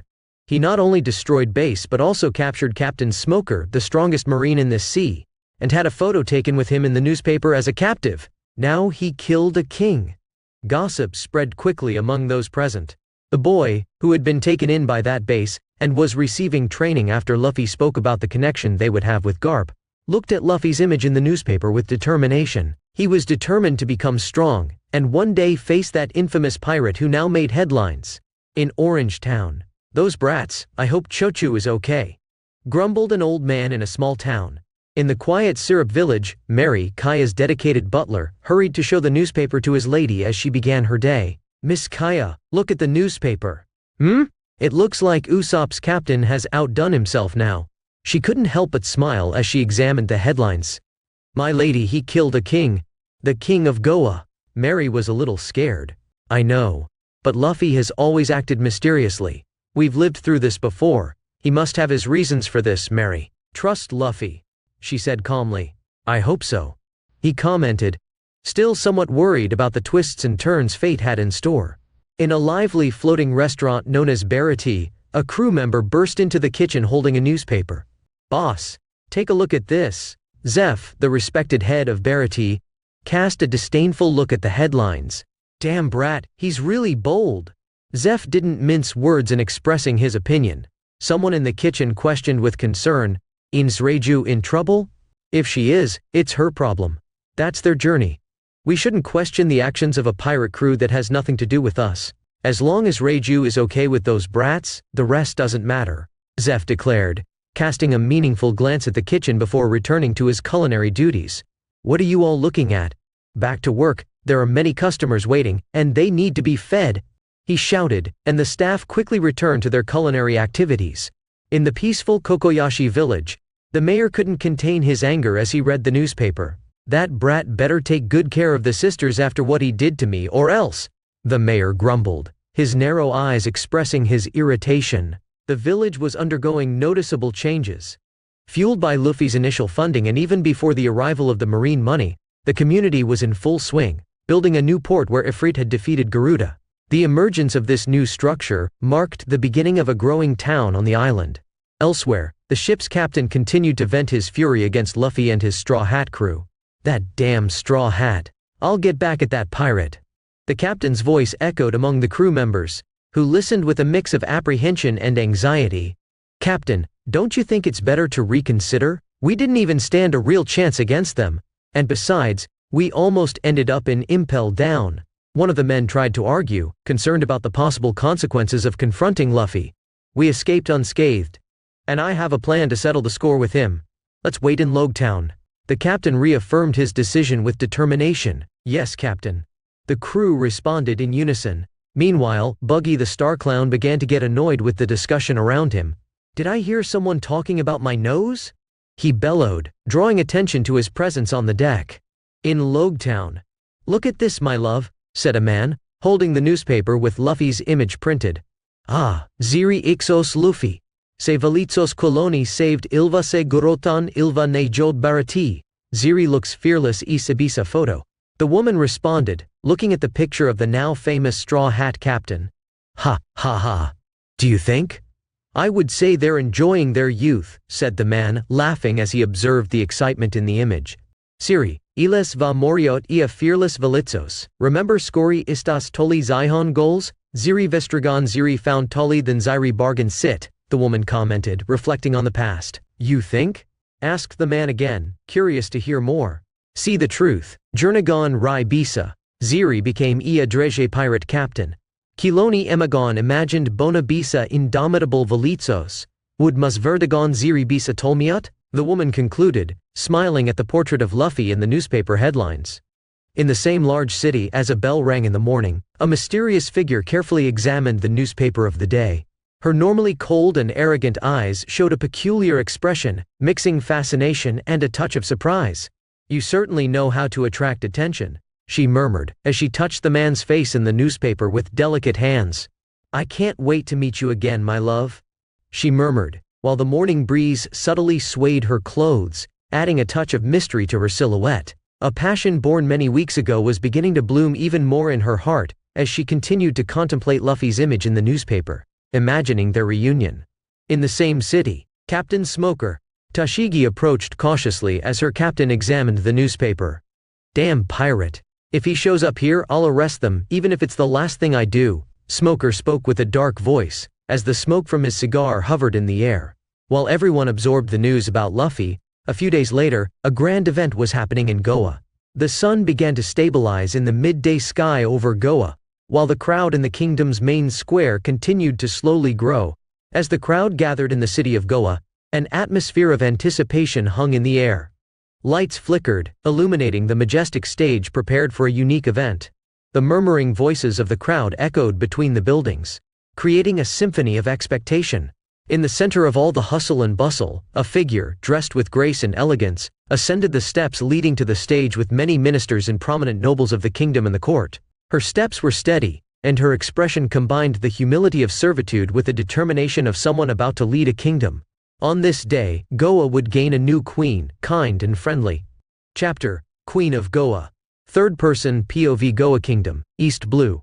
As the sun's rays painted the Goa sky in golden hues at the center of the heavens, announcing the arrival of a special day, a majestic platform rose in the heart of the city. This platform, adorned with billowing fabrics and lush flowers, became the stage where the kingdom's fate would be transformed. Curious citizens from all parts of Goa gathered in the streets, eager to witness the event that would change the course of history. The murmur of the crowd grew, blending with the distant hum of the city waking up for the impending celebration. In the center of this platform, a velvet-coated throne awaited the future sovereign. This was no ordinary event, it was the ascension of a new queen, someone chosen by unique circumstances. As the sun reached its zenith, marking the formal beginning of the event, the figure of the chosen one, Makino, emerged from backstage, surrounded by an aura of grace and confidence. She ascended the platform's steps, each step resonating with significance. Despite the splendor of the platform and the meticulously prepared ceremony, a shadow loomed over the gathered crowd. Murmurs of discontent whispered among Goa's citizens, each word loaded with uncertainty and distrust. Makino, despite her majestic posture, was a relatively unknown figure to most. Her name echoed through the city like an enigma, prompting questions in the hearts of those yearning for familiar and recognized leadership. The population, so accustomed to the traditional faces of power, couldn't contain the restlessness silently spreading among them. The ascent of a queen so distant from what they knew stirred a cauldron of conflicting emotions. Even so, the platform gleamed in its grandeur, ignoring the underlying tension. Makino, despite being a mystery to many, remained serene, ready to take on a role that, for some, still lacked justification. Not only her, dressed in a suit, Whoopslap stood by her side, and Dadan in a military uniform was on the other, clearly dissatisfied with the arrangement Luffy made for them to be there. The village personnel were among the crowd too. As the crowd murmured their dissatisfaction and distrust, Luffy remained vigilant, his eyes keen to the growing discontent in a corner of the square. The citizens of Goa dared to express their discomfort, but before the tension could turn into audible protests, Luffy's presence intervened unexpectedly. The captain of the Straw Hat Pirates, known for his notoriety and formidable power, moved through the crowd with imposing calm. His piercing gaze silenced the restless murmurs, making everyone turn to him. Luffy, with his characteristic smile, didn't need to utter a single word. His mere presence was a silent warning that any resistance or challenge would be met with overwhelming force. The inhabitants of Goa, fearing the wrath of the pirate who had defeated the old king and challenged naval power, recoiled in the face of his unspoken expectations. The ensuing silence, punctuated only by the distant sound of waves, was the silent response to Luffy's intervention. He had prevented the imminent eruption of discontent, asserting his influence unequivocally. The fate of Goa remained in the hands of a new queen, and Luffy, in his peculiar way, ensured that the transition occurred without visible turbulence. Nami looked at Luffy with a concerned expression. "Luffy, are you sure this will work? It seems like the people are not very happy with this choice." Luffy, maintaining his characteristic calm, replied, "Ha ha ha, trust me, Nami. Makino is strong, and I know she will do a good job. They just need some time to get used to the idea." Lami, showing her concern, questioned, "How are you so sure?" "We're leaving, and Makino will be here alone." Luffy pointed to the platform with conviction. "She's not alone. Look closely at the platform." Dadan, the former chief of the mountain bandits, now wore a peculiar uniform alongside her companions, all transformed into a group of royal knights.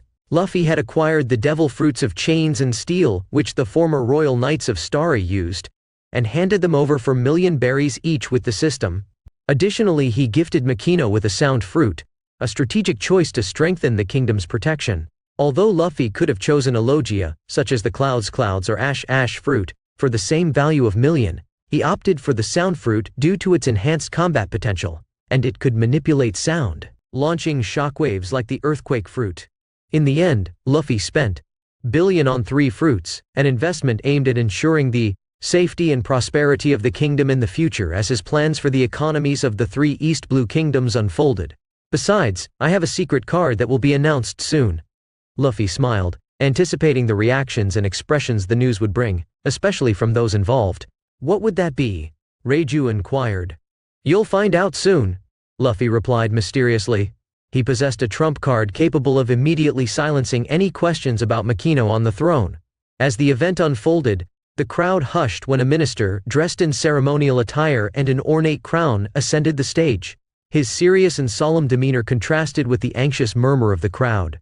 The minister raised his hands, calling for silence, and the audience quieted down, eager to hear his words. Sunbeams glistened on the minister's crown, adding a majestic gleam to his figure. "Noble citizens of Goa, it is with great honor and responsibility that I stand before you today," began the minister, his voice resonating through the square.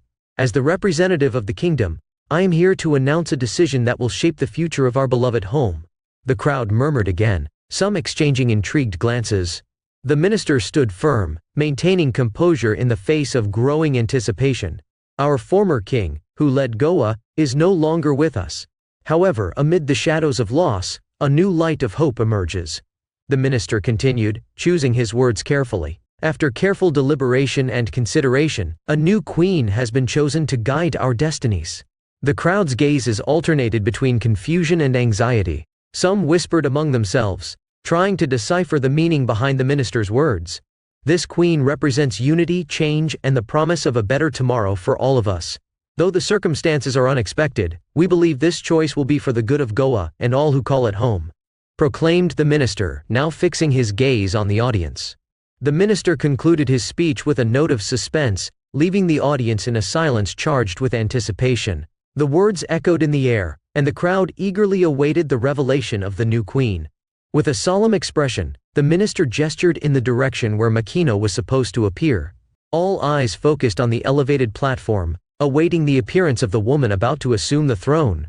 Let all welcome our future leader, the guardian of our traditions, Makino, the wife of Akagami no Shanks, one of the 4 emperors." The impact of the words made the crowd pause at that moment. Shanks's name, the Yonkou, reverberated among those present, creating a sense of disbelief and surprise. As the crowd tried to process the revelation, a cacophony of voices arose in the midst of the commotion. "Shanks, the red-haired? This Makino is his wife? Send this to Morgan quickly, this is outrageous. This is going on the front page. She's the wife of an emperor. Our queen is powerful. I think we underestimated that village on the other side of the kingdom. Having a queen married to a Yonkou is a major asset. This is a twist no one expected. Makino always seemed so ordinary. We cannot question her under any circumstances. Grab the Denden Mushi. We must alert our king to initiate diplomatic dealings with Goa immediately." Murmurs and whispers echoed among those present, expressing a mix of incredulity, respect, and urgency. While some marveled at Makino's powerful connection, others hurried to communicate the news to Central Powers, recognizing the importance of maintaining diplomatic relations with the new queen. The minister, standing firmly in the center of the stage, meticulously observed the crowd's reactions. Aware that this moment marked not only the installation of a new ruler but also the beginning of a transformative era for Goa, Luffy strategically had advised the minister to reveal this information at the moment of Makino's appointment. Luffy planned to quell any protest with Makino's normalization when they heard this, and he didn't seem disappointed as he watched people speak up. "Luffy, is this true?" As the crowd began to dwindle into murmurs of surprise and shock, Yamato approached Luffy in disbelief, seeking clarification on the truth of the connection between Makino and a Yonkou. Considering a Yonkou is on the same level as her father. "Honestly, I don't know. But I know they have a good relationship." Luffy smiled, leaving his friends stunned with his typical nonchalance. He admitted uncertainty but assured them that their relationship was solid. The square buzzed with murmurs and surprises when suddenly a sweet voice broke through the hubbub. All eyes turned to the platform where Makino, using the powers of her Akuma no Mi to amplify her voice, addressed Luffy. "And Luffy, don't go around telling people these things." Upon the intervention, the minister beside her gently suggested, "Well, my queen, how about addressing a few words to your future subjects?" "Oh, yes." Caught off guard, Makino cast a glance at the crowd, bringing a finger to her chin in a contemplative pose before starting to speak. Makino, with her relaxed demeanor and a smile on her lips, addressed the future subjects of her kingdom. "Hey everyone, who would have thought I'd be here, about to be the queen of Goa? Even I'm surprised. But you know, life is full of surprises, isn't it? So Luffy, as always, causing mischief, huh? Saying I'm Shanks the red-haired's wife. Ha ha ha, seriously, who comes up with these things? I find all of this more amusing than Buggy when someone talks about his nose. But, on a serious note folks, thanks for the support. Let's face this new phase with a smile on our faces and, of course, a lot of fun. Who knows, maybe Shanks will show up here for a barbecue at the castle, huh? So let's go Goa. I'm ready for this unusual adventure. Welcome to the era of Queen Makino, the most laid-back of all. It's going to be fun, I promise." She delivered her speech in her own way, leaving everyone even more stunned, including Luffy in his place. But she just smiled and waved for everyone to have a public feast without everyone fully processing her words. Then, a sumptuous banquet began, involving all the inhabitants of the kingdoms. Before, many expressed dissatisfaction, but now people began to accept Makino as the ruler upon discovering her connections with one of the most powerful figures in the world. "This is really unexpected, Captain," Hugo commented with humor. "Luffy always acts uniquely," Usopp observed. "Ha ha ha ha ha. Miss Makino-sama will be an excellent queen, she's so much fun." Shirahoshi celebrated. Hey, bow wow. Chuchu expressed his approval animatedly. "Don't be so shocked. I have Whoop Slap to manage the kingdom." Luffy pointed to the elderly man beside the queen, clearly dissatisfied to be there. However, Luffy practically forced him to become a minister, and he seemed to have empty eyes in the face of the whole situation. Luffy thought everything was going according to his plans. "Luffy, the navy is coming." Nojiko suddenly spoke, pointing to the sea beyond the city. There, at least navy ships were heading to Goa. The navy fleet approached Goa with impressive military precision. The ships, lined up in formation, cut through the sea waters efficiently, their flags fluttering in the wind, displaying the emblem of justice. The sunlight reflected on the sailors' armor, creating an imposing and disciplined sight. Among the ships, a large vessel stood out with the peculiar figure of a dog's head carved on the prow. It was evident that this was the lead vessel, commanded by a figure of authority who, even from a distance, exuded an intimidating presence. The Navy's approach created a palpable tension in the atmosphere, and the inhabitants of Goa nervously watched, aware that the arrival of military forces could bring a war to the kingdom.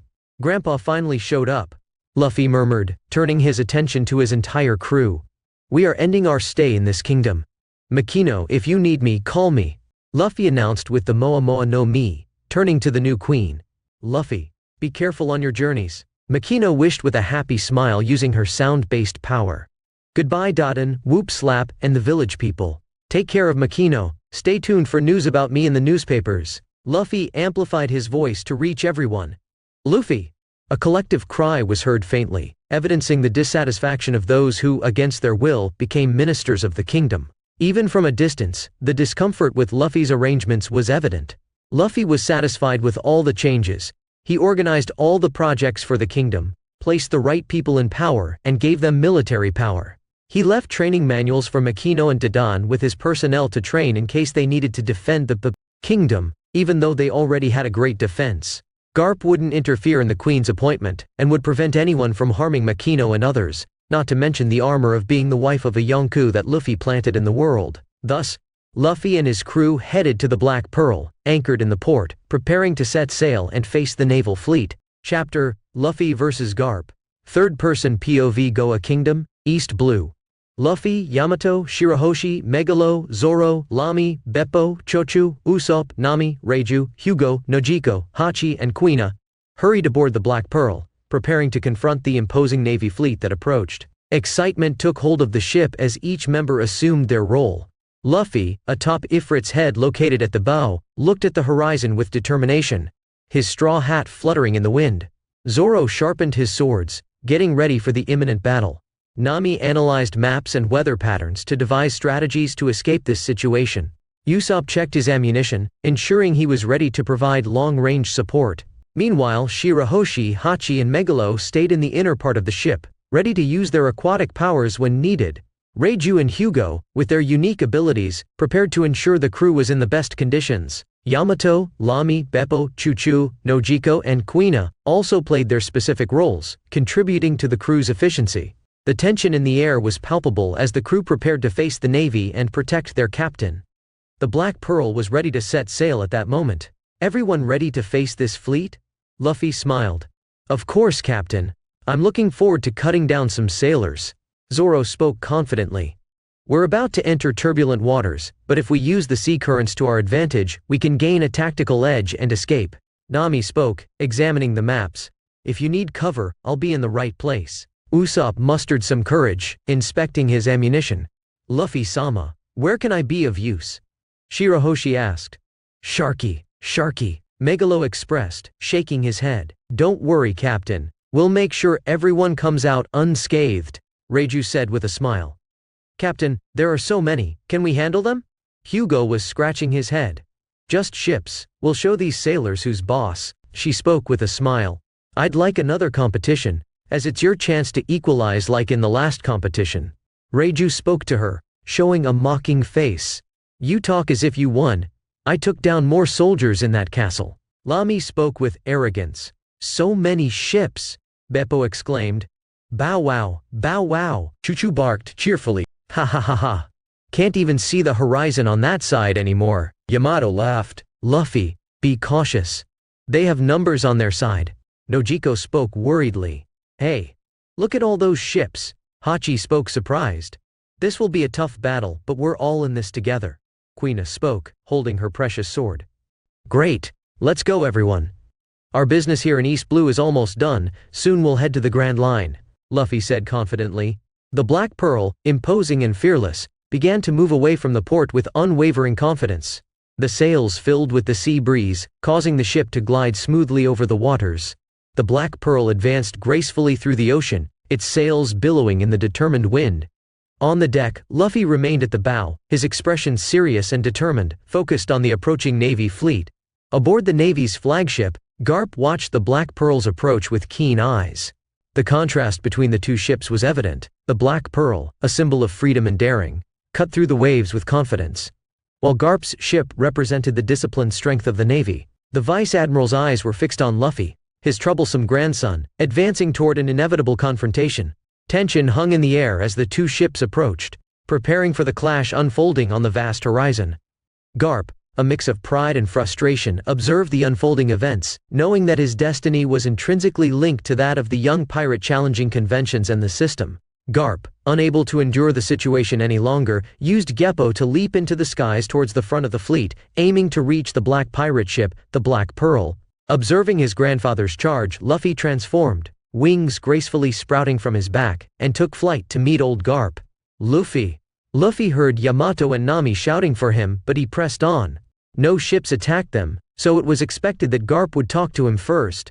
Perhaps this conversation would be carried out with fists. The moment the two met in the skies, Garp shot an angry look at his grandson. "Luffy, you little brat," he growled, unable to hide his anger. Luffy in turn greeted him enthusiastically. "Hello Grandpa, how have you been? I've missed you so much." Surprised by Luffy's lively expression, Garp entered a brief state of reflection. "You really changed," he admitted, observing his grandson with a mix of emotions. "I never thought I'd hear those words, not that it's a bad thing. My grandson missing me is quite a positive thing," he added, blushing slightly. However, his expression quickly turned serious. "You're different from the last months, I must admit, but you've become bolder and more troublesome than I remember. I'll punch you with the fist of love and take you to Marineford," declared Garp with determination. "I can't let that happen, Grandpa. I'm going to the Grand Line and conquer that sea," replied Luffy, maintaining a confident smile on his face. Garp clenched his fists, clearly indignant at Luffy's actions. "You've always been stubborn, but this is too much. You've always wanted to be a pirate, but killing a king and taking over a kingdom, especially Goa? What the hell are you thinking?" Luffy laughed, largely ignoring his grandfather's anger. "Relax, Grandpa, it was a necessary choice. He tried to attack me, attempting to enslave a crew member on my ship, and I put Makino as the queen now, and I believe she'll lead this place well." "Makino? You made Makino a queen?" Garp was stunned by this. "Yes, ha ha ha. She's leading Goa, and I put Dadan and Wool Lap as ministers of the kingdom. Wasn't it a great idea?" Luffy spoke proudly. Garp had a disturbed and comical look. His eyes were giant, and there was snot coming out of his nose with his mouth open, trying to process everything he heard. "Luffy!" he roared loudly.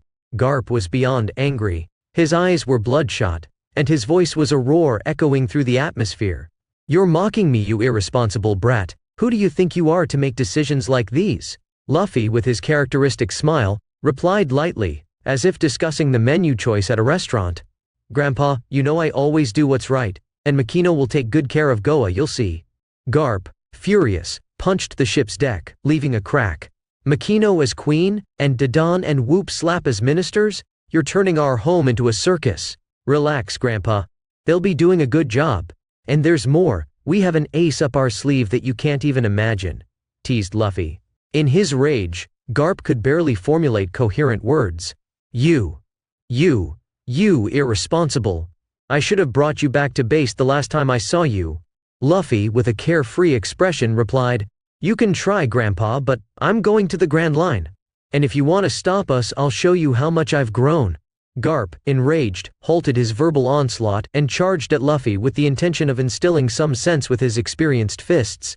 Seeing his grandfather's aggressive stance, Luffy reacted promptly, activating his devil fruit power to drastically increase his speed. Moa Moa no Mi, speed, apply times. In a blur of quick movements, Luffy surged forward to face his grandfather. His fist, engulfed in flames, flew towards Garp with a confident expression. Garp, in turn, reacted by unleashing a hockey-coated fist, surprised by Luffy's speed, which had already reached an impressive level even before entering the Grand Line. The fists collided in the air, generating a palpable impact. The impact of the two punches reverberated through the air like a sonic boom, distorting the atmosphere around Luffy and Garp. Each collision was accompanied by a deafening roar, indicating the titanic force unleashed by these two formidable warriors.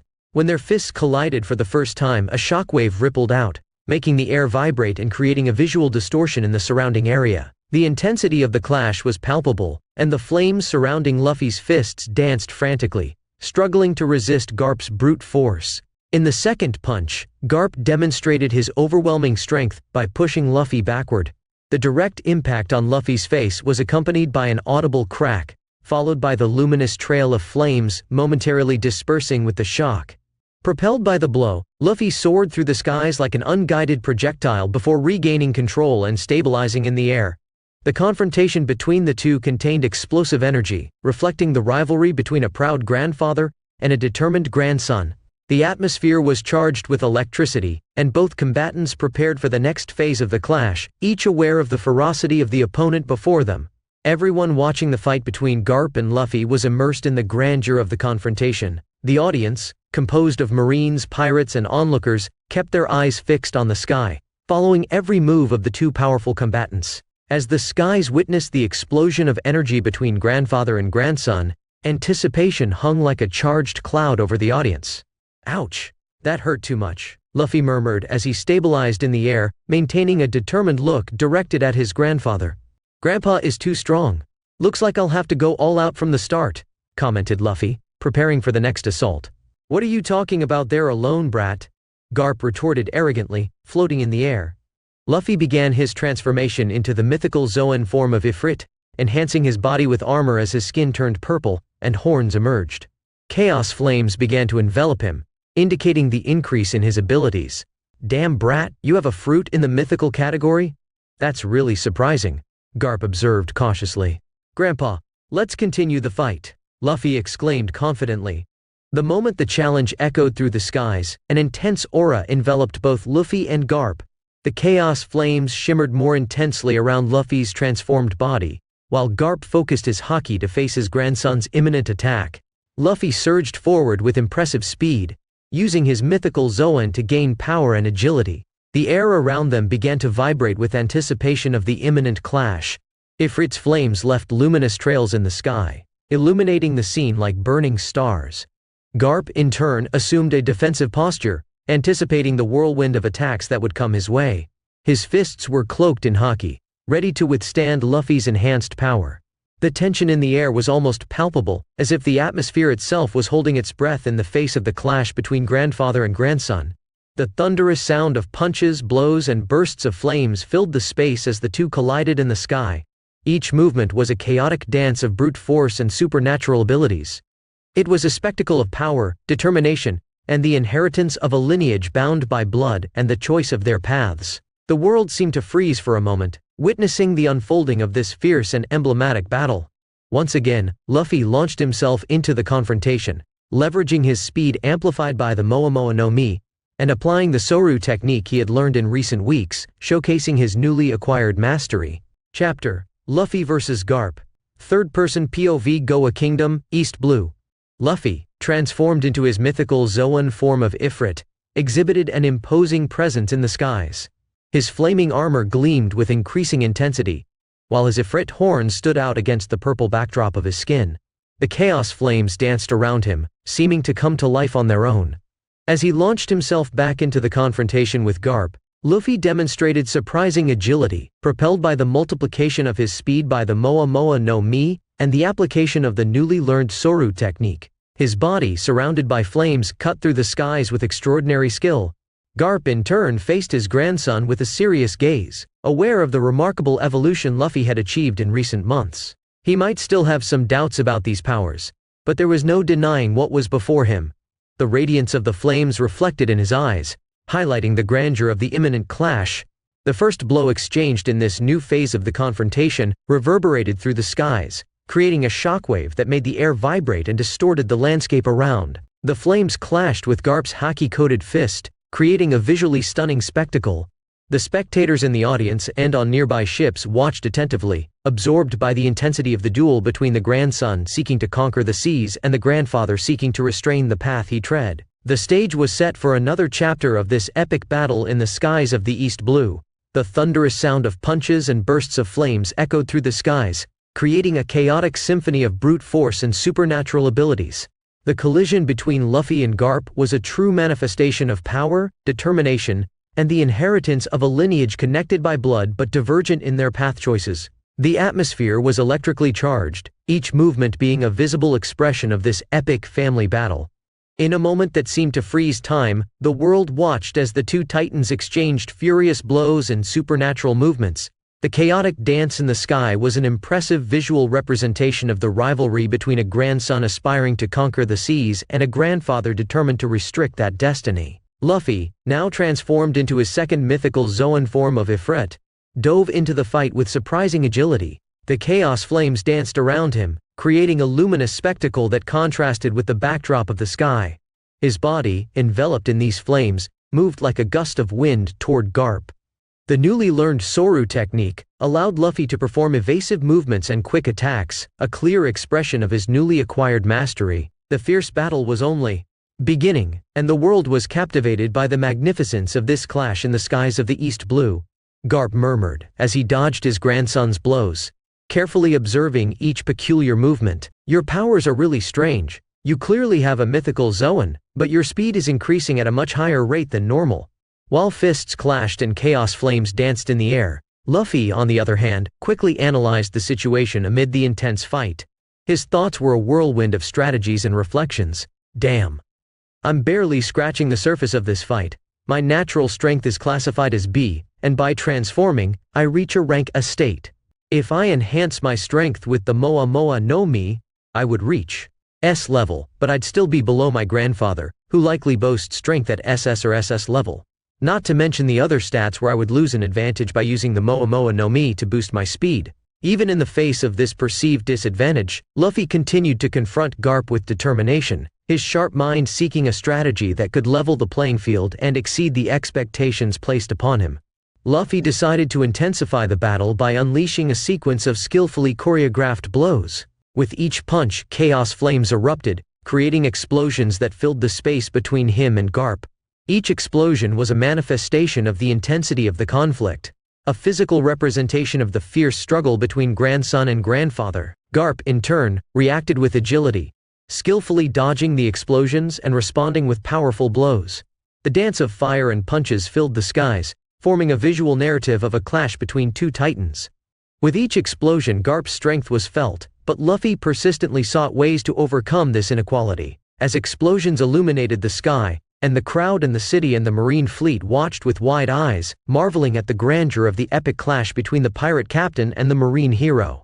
Even the residents of Goa were not immune to the spectacle, looking up at the sky above all the ships, where the two combatants created impressive explosions. On the deck of the Black Pearl, the crew watched the battle with a mix of surprise and admiration. Reiju, Lamy, Hugo, Beppo, Usopp, Hachi, Nojiko, Shirahoshi, Kuina, Zoro, Yamato, Nami and Megalo shared their impressions in the face of the grandeur of the duel. "This is way beyond us," commented Reiju, observing the power spectacle, showing her surprise at the magnificence of the battle. "I can't disagree with you," added Lamy, whose eyes were fixed on the aerial duel. "That's the marine hero. No surprise for someone who was Gold Roger's rival," pondered Hugo with a thoughtful look. "And to think that the captain is related to the marine hero," exclaimed Beppo, revealing a slight amazement. "This fight is between monsters," spoke Usopp, revealing a certain hesitation in his tone. "What kind of human family is this?" questioned Hachi, feeling a certain unease. "Luffy," whispered Nojiko beside him. "Luffy will be fine, don't worry," affirmed Nami, maintaining unwavering faith in her captain. While the epic aerial confrontation between Luffy and Garp unfolded in the skies, Yamato, now acting as vice-captain in Luffy's absence, watched the battle attentively. Her keen eyes noticed a new threat emerging on the horizon, adding complexity to the situation. "The fight is ongoing, but it looks like the Marines are moving in our direction," warned Yamato, her voice laden with seriousness. Everyone on the crew turned their attention to the marine ships, advancing determinedly toward the Black Pearl. "We must hold them off until Luffy returns from his confrontation with his grandfather," declared Yamato, taking a firm and decisive stance. Faced with the imminent threat from the Marines, she led the group with confidence in the absence of their captain. While the clash in the skies between Luffy and Garp continued, the crew was prepared to face the challenges looming on the horizon. This stretch of the ocean, once the exclusive stage for the battle between grandfather and grandson, now transformed into a field of multiple conflicts. Cannon shots echoed through the air, creating a symphony of destruction. The Black Pearl, now the target of the Marines, sailed fearlessly through the projectile storm from ships. On board, Luffy's crew reacted swiftly. Yamato took a defensive posture, using her abilities to create a sturdy barrier. Zoro, Lamy, Reiju and Nami coordinated efforts to evade enemy attacks and counter when possible. Meanwhile, Luffy, still engaged in combat with Garp in the skies, sensed the growing threat to his ship. His eyes narrowed with determination, and he knew it was time to face not only his grandfather but also the challenges the Marines were throwing at him and his crew. "If you blink, you'll miss it, Luffy," Garp shouted, his warning echoing across the battlefield. Propelled by overwhelming force, Garp unleashed a powerful punch directly to Luffy's face. The impact was cataclysmic, triggering an explosion of force in the air. The sound of the punch reverberated like a thunderous roar, while the chaotic flames surrounding Luffy's fists seemed to momentarily flicker in the face of Garp's immense concentrated strength. Luffy's face was thrown backward, leaving a luminous trail of dissipating flames in its wake. Garp's expression remained serious and determined, showcasing the intensity of the devastating blow he had dealt. Impacted by the overwhelming punch, Luffy soared through the skies like a wayward bullet but, with impressive agility, regained control and stabilized in the air. "What a punch," Luffy murmured, adjusting his jaw after the brutal impact. "I told you to pay attention to our fight," Garp reprimanded, materializing in front of his grandson with the Soru technique. Luffy had to go on the defensive instantly. "Damn, Grandpa, you're a monster," Luffy complained, skillfully dodging Garp's powerful blows. "Luffy, stop the cursed brat. You've gotten so strong you should have followed the path of an admiral. Why did only Lucy follow the right path in this family?" Garp exclaimed, delivering powerful blows against his grandson. Meanwhile, Garp muttered to himself, "This family. So stubborn but so full of potential." He unleashed increasingly intense blows, demonstrating combat skills befitting his reputation as a Marine hero. Amidst the exchange of blows, Luffy seized an opening and launched a series of explosions towards Garp, trying to gain some advantage. The explosions illuminated the sky, adding an extra layer of aerial spectacle to the already epic battle. His grandfather attacked again, and Luffy skillfully evaded Garp's formidable attacks, whose overwhelming strength cut through the air. While punches and explosions filled the air, the intense exchange between grandfather and grandson continued. "Grandpa, how is she? Is she causing a lot of trouble in Marineford?" "I miss her too," Luffy had to ask, his words intertwining with his defensive movements. Garp, between punches, growled in conflict, expressing pride and concern for the family that defied Marine norms. "She's no different from you in that regard, but at least she's becoming a fine Marine, unlike you and Ace. And you managed to be even worse than Ace, darn grandson." As the battle unfolded, Luffy, in addition to facing physical attacks, absorbed Garp's words. "I hope she's okay. I really want to see her." He didn't hide his feelings, his emotions blending with memories of the body he now inhabited. "Don't worry about that, she's here too," Garp murmured, adding a punch to Luffy's chest, marking a moment of conflict and connection between two generations of a family bound by blood and challenging decisions. "She is?" Luffy raised his voice quickly amidst the impacts of blows and aerial explosions. "Speaking of the devil, she's already coming," Garp commented, his gaze turning to the tumultuous horizon.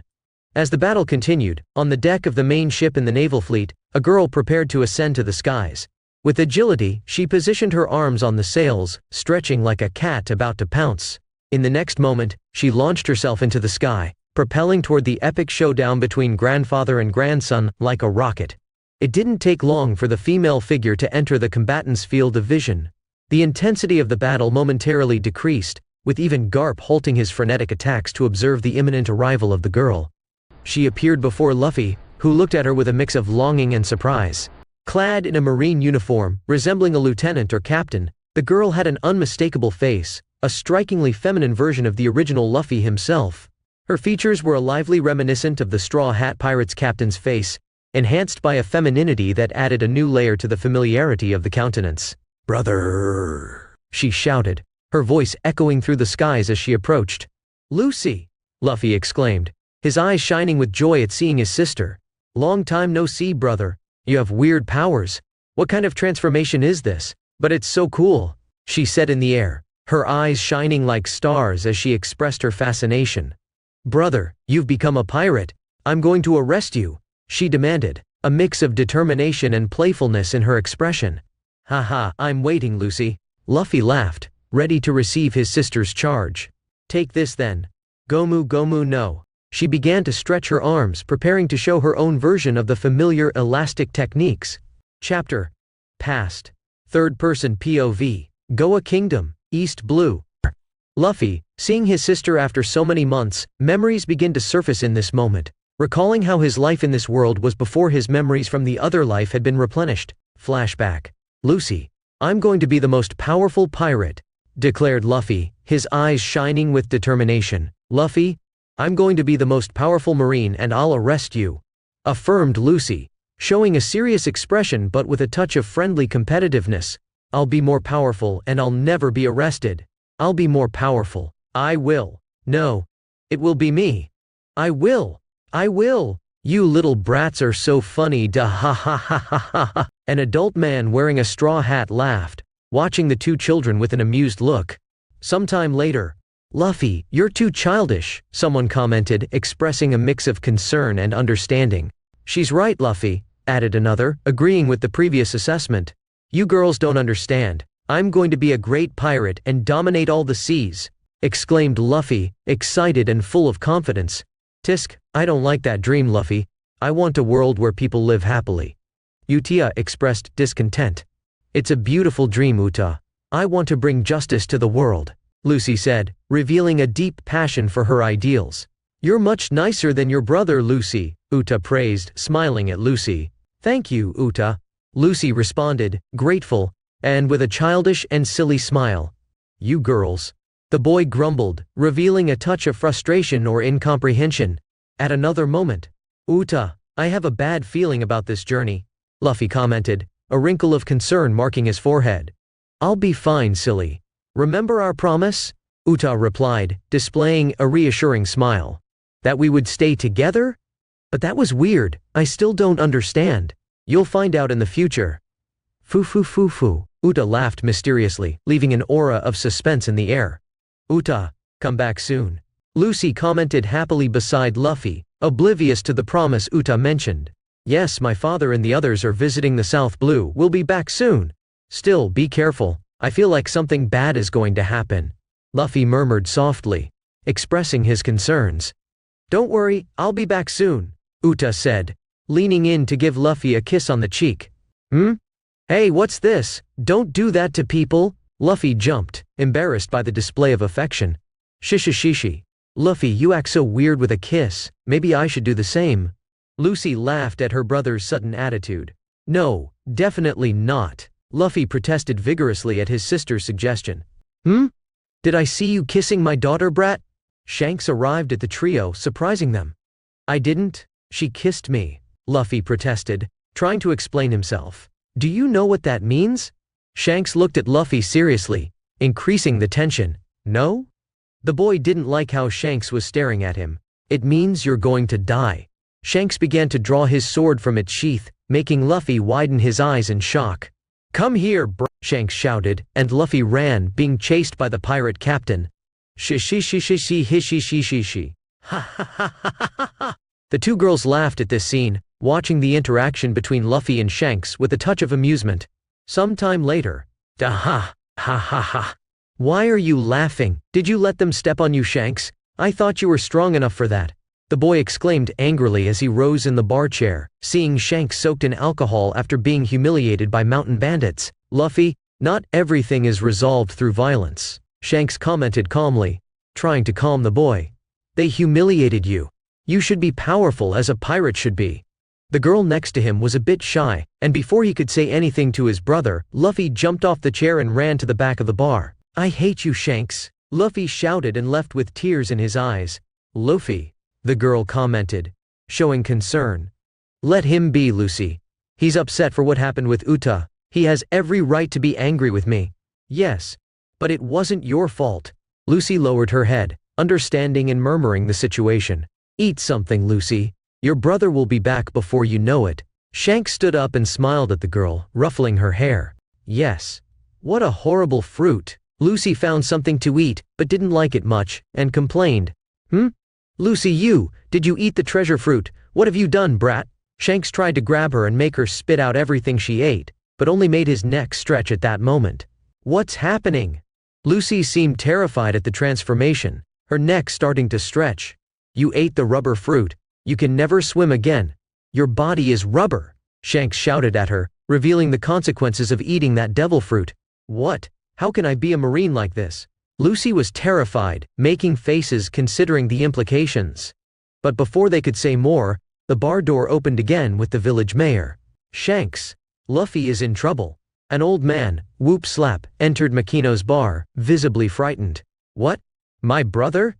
He's facing the mountain bandits who left this bar a while ago. Now they're threatening to kill the boy, said the old man, quite scared. We must go, Lucy. We'll talk about your fruit later, Shanks concluded, anticipating the urgency of the situation. At another moment, Shanks. Why? The boy cried into the man's chest. I couldn't let a boy die, could I? Shanks replied, his voice conveying compassion. But, your arm. The boy tried to avoid looking at where Shanks had lost his arm to save him. Even being a good swimmer, he couldn't go back to the village with that sea monster, but Shanks still saved him. Shanks sacrificed his arm for the boy who, just a few hours earlier, said he hated him. Shanks's heroic gesture did not go unnoticed, creating a deeper connection between the two, while the boy was filled with regret and sadness. Sometime later, Shanks. So you're leaving, Lucy commented next to Luffy at the port, while Shanks and his crew prepared to return to the New World. I must go. My journey is waiting for me, Luffy and Lucy. I hope to see great things from you one day. Shanks looked at the children with satisfaction. Of course, I'll be a great marine like Grandpa and capture you, just like Luffy too, she said excitedly. I can't wait for that. Da-ha-ha-ha-ha-ha! You'll never capture me because I'll be the pirate who will rule all the seas, Luffy declared. Oh? How can you be so sure? Are you willing to create that path? Shanks smiled at the boy. I swear, this is my dream. One day I'll have a crew that will be the most powerful in the world. I'll be the strongest pirate and man of all. No one will stop me, be it you or Lucy. And I'll get you, Lucy, you'll join my crew too, the boy shouted with his childish voice, but seemed quite sincere. Who said I'll be in your crew, Luffy Baka? I'll be a great marine, a vice admiral, and I'll capture you, Lucy said, sticking her tongue out at her brother. Da-ha-ha-ha-ha-ha. I liked hearing that, Luffy. Let's make a promise then, Shanks said, taking off his hat and putting it on the confused Luffy's head. See, this hat is very precious to me. I want you to wear it until the day you become a great pirate. And you have to protect your sister too, she's very special, Shanks said with a relaxed voice. But no one could imagine the weight behind those words. That. Your hat, Shanks? Luffy and Lucy looked at the man surprised. Yes, now it's yours, and it looks good on you. So promise me. Shanks smiled. I promise. I'll become a great pirate, recognized as the great emperor of the sea. I'll protect my sister and one day pass your hat again, Luffy shouted with excitement. I'll be waiting for you. Shanks left after that, leaving behind a promise that would echo through time. Sometime later. Come on, brats. A man dressed in the marine uniform carried 2 children in each of his arms. I shouldn't have left you in the village, damn Shanks, how he corrupted my grandchildren. I'll be a pirate, I'll rule the seas. It's decided, Grandpa, Luffy protested while in one of Garp's hands. Pop. Pop. Garp threw them up and punched each one, then caught them again. Ouch. That hurt, Luffy protested. Rubbing the affected area. Yes, because it hurt, now I'm made of rubber. Lucy still didn't fully understand her pain, something she didn't feel anymore after eating Shanks's fruit. Boo-ha-ha-ha-ha. This is the fist of love, you'll always feel your grandpa's love. This is to remove any influence that damn redhead has put on you, Garp said seriously. Grandpa. But I want to be a powerful marine like you, Lucy protested. But now you're a devil fruit user thanks to that damn man, Garp growled. No matter what you say, I'll be a pirate, Luffy said firmly, demonstrating his determination. Ouch, stop hitting me, Luffy cried after another punch, but still with a touch of silly laughter. I'll take you to live in the mountains, there you'll learn to be great marines, Garp said as he continued on his way with the 2 children, outlining a new destiny for them. Sometime later. Who are you, you bastard? The door opened with a fat woman growling. It's me, Garp said calmly. Garp? You're back? Are you taking that brat with you? He's a demon, Dadan protested. I didn't come to bring 2 more for you to take care of. Garp scratched his nose after dropping Luffy and Lucy on the ground. What? Who are these brats? Dadan demanded. My biological grandchildren. What? Hey! Lucy raised her hand excitedly. Luffy remained quiet. Lucy felt spit on her after trying to catch a butterfly while Garp demanded things from a submissive Dadan and her group in a corner. Who did that? Lucy looked in the direction of where the spit came from and saw a boy on top of a rock. It was Ace. Tisk. The boy clicked his tongue. You spat on my sister, you damn brat. Luffy saw this and ran to hit the boy. I see you've already met. This is Ace, Luffy and Lucy, and your siblings from now on. Garp crossed his arms.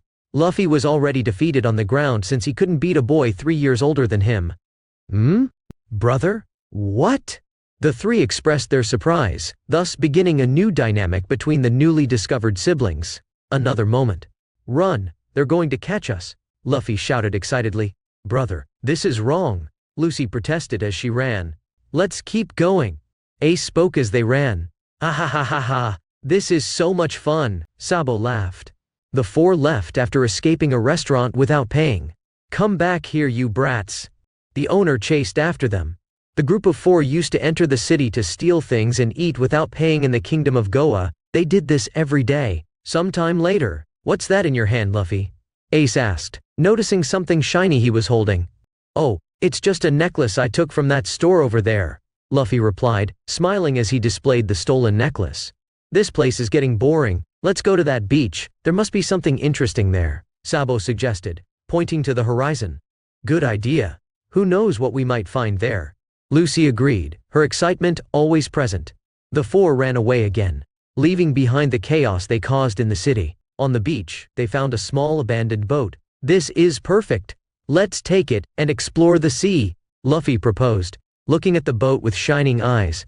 What? That's stealing, Lucy protested, even though her expression indicated she was already considering the idea. So what? It's going to be so much fun, Ace laughed, getting into the spirit of adventure. Grab what you need, we're going to sail the sea, Sabo encouraged, taking some things from the boat. The 4 boarded the boat, laughing and planning their next escapade, leaving behind the tumultuous city and heading towards the dump. Lucy fell into the sea, and Luffy quickly grabbed her. In another moment. With this, we will officially be brothers from this moment on. Yes. Ha ha ha.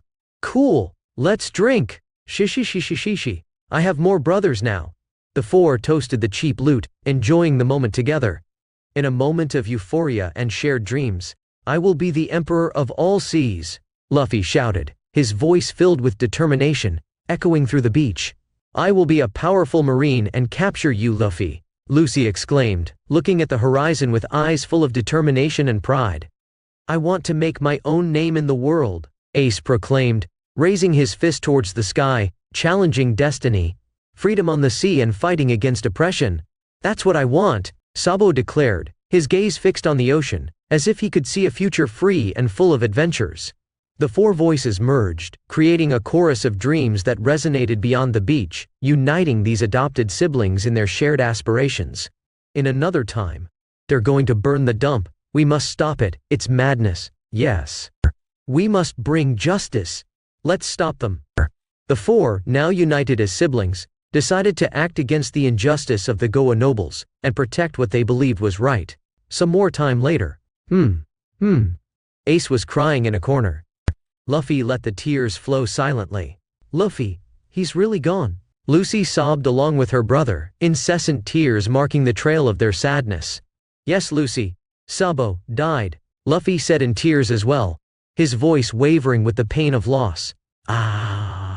Lucy cried viscerally, as if each tear was an echo of the pain her heart carried.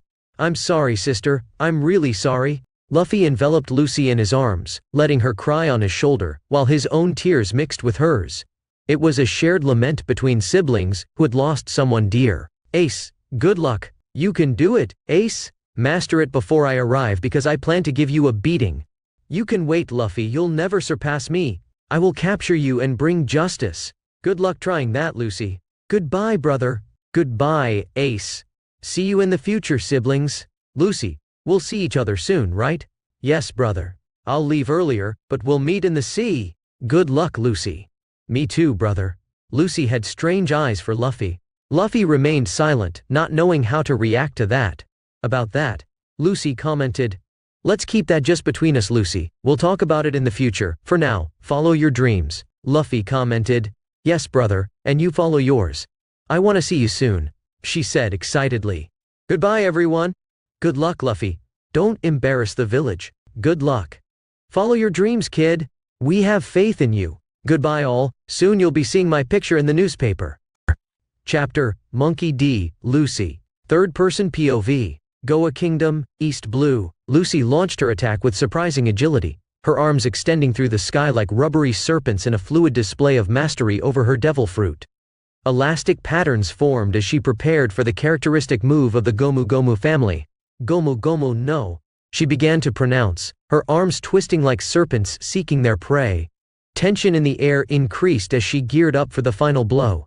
Luffy's expression was filled with joy and excitement as he witnessed his sister's unique ability.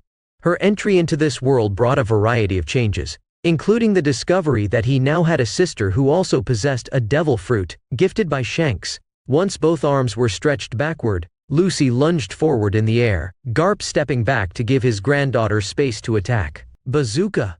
she shouted, and her arms flew toward Luffy, who allowed himself to be enveloped by his sister's elastic embrace. Boom! The two hands exploded on Luffy's chest, causing him to recoil a few inches in the air, but nothing more.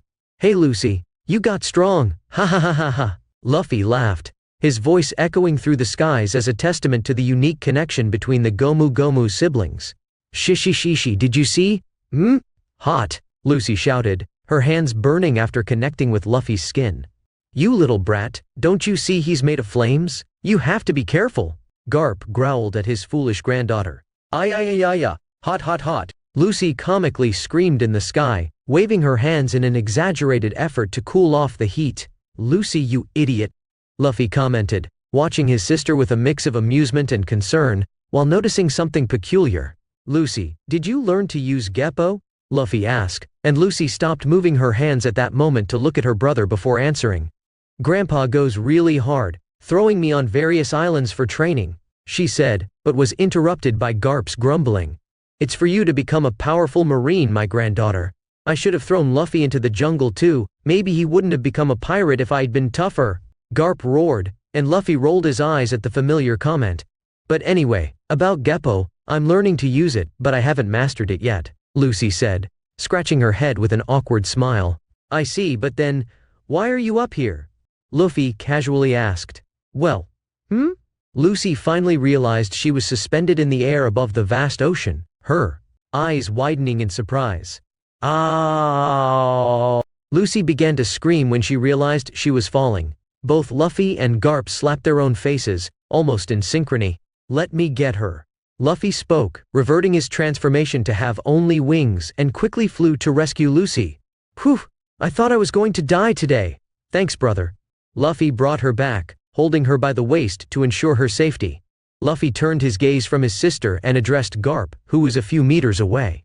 "Grandpa, I have a hostage now," he said cheerfully. Both Garp and Lucy widened their eyes.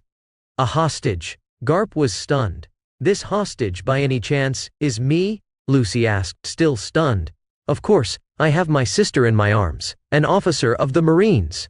Luffy laughed, displaying a mischievous smile. "Grandpa, help! Luffy kidnapped me. He's going to kill me. Help!" Lucy started shouting in desperation, making dramatic faces. "You darn brat! Let go of your sister!" Garp shouted, perplexed and annoyed by his grandson's prank. "Ah! I had memories, but living with this family is so much fun," Luffy thought, enjoying the madness around him. "Okay, I'll let her go. But let me talk to her first." Luffy spoke as he approached Lucy's ears. "Whisper, are you sure, brother?" Lucy asked, looking at Luffy with curiosity. "Whisper, but Grandpa won't like it. She's going to give me those love punches." "Whisper. What are you kids talking about there?" Garp growled, impatient. "I guess so, brother." "All right, Lucy. Stay safe," Luffy announced and, in a theatrical gesture, comically leaned her body as if about to perform a special move. Then, with a playful smile, he tossed Lucy in the direction of the Black Pearl. creating a scene of lightness and fun amid the intense battle in the sky and sea. Ah! Lucy screamed as she realized she was rapidly heading towards the ship and remembered that Luffy considered her a hostage. Lucy's expression quickly transformed from initial joy at seeing her brother after months to a mix of shock and fear. Her eyes widened as she tried to process the sudden change of emotions, and her initial cries of joy turned into a mixture of alarm and confusion. The crew, even amid the chaos of battle, watched with concern and curiosity at the cry in the sky as Lucy approached the Black Pearl. Meanwhile, Garp observed the situation with a mix of shock and irritation, unable to fully comprehend his grandson's carefree mentality in the midst of such a serious confrontation. I'm gonna die, Lucy screamed in fear as she descended through the air. Kid, where did you throw your sister? Garp asked, perplexed, eyes fixed on Luffy as he flew through the sky. Don't worry, Grandpa, she'll be fine. Let's continue our fight.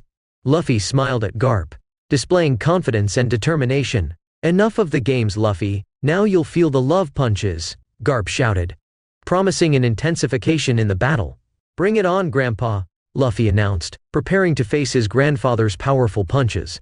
As the fight resumed in the skies, the Black Pearl was the target of an incessant barrage of cannon shots from all directions. However, the skilled crew of the ship executed precise maneuvers, skillfully dodging each cannonball, ensuring the efficient protection of the pirate ship amidst the chaos of battle. Oh, now that I remember, I'll be fine. The crew heard a scream from the sky and saw a woman falling in their direction. Pop! An elastic sound reverberated through the deck as she landed.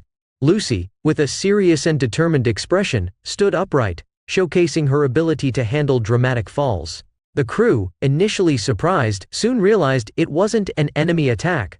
Who is this? Nami exclaimed, not recognizing this intruder, while using her wind to protect the ship. An enemy attack? Usopp shouted in alarm. Oh! Usopp eased, lowering his weapon. The initial surprised expression was replaced by widened eyes as they noticed a woman dressed as a marine falling onto the deck in a strange manner. I'm fine. She. Good thing I'm made of rubber. The strange woman quickly got up while scratching her head in celebration. Who are you? Zoro asked, brandishing his sword in a defensive stance, an aura of distrust hanging over the crew. A marine. Nojiko answered suspiciously, noting her distinctive uniform. They decided to send someone. Hachi muttered, analyzing the situation with a keen eye. She must be quite strong to come all the way here flying. Yamato commented, watching the marine with a mix of curiosity. Seeing the people around her with suspicion, Lucy displayed a smile and spoke for the first time.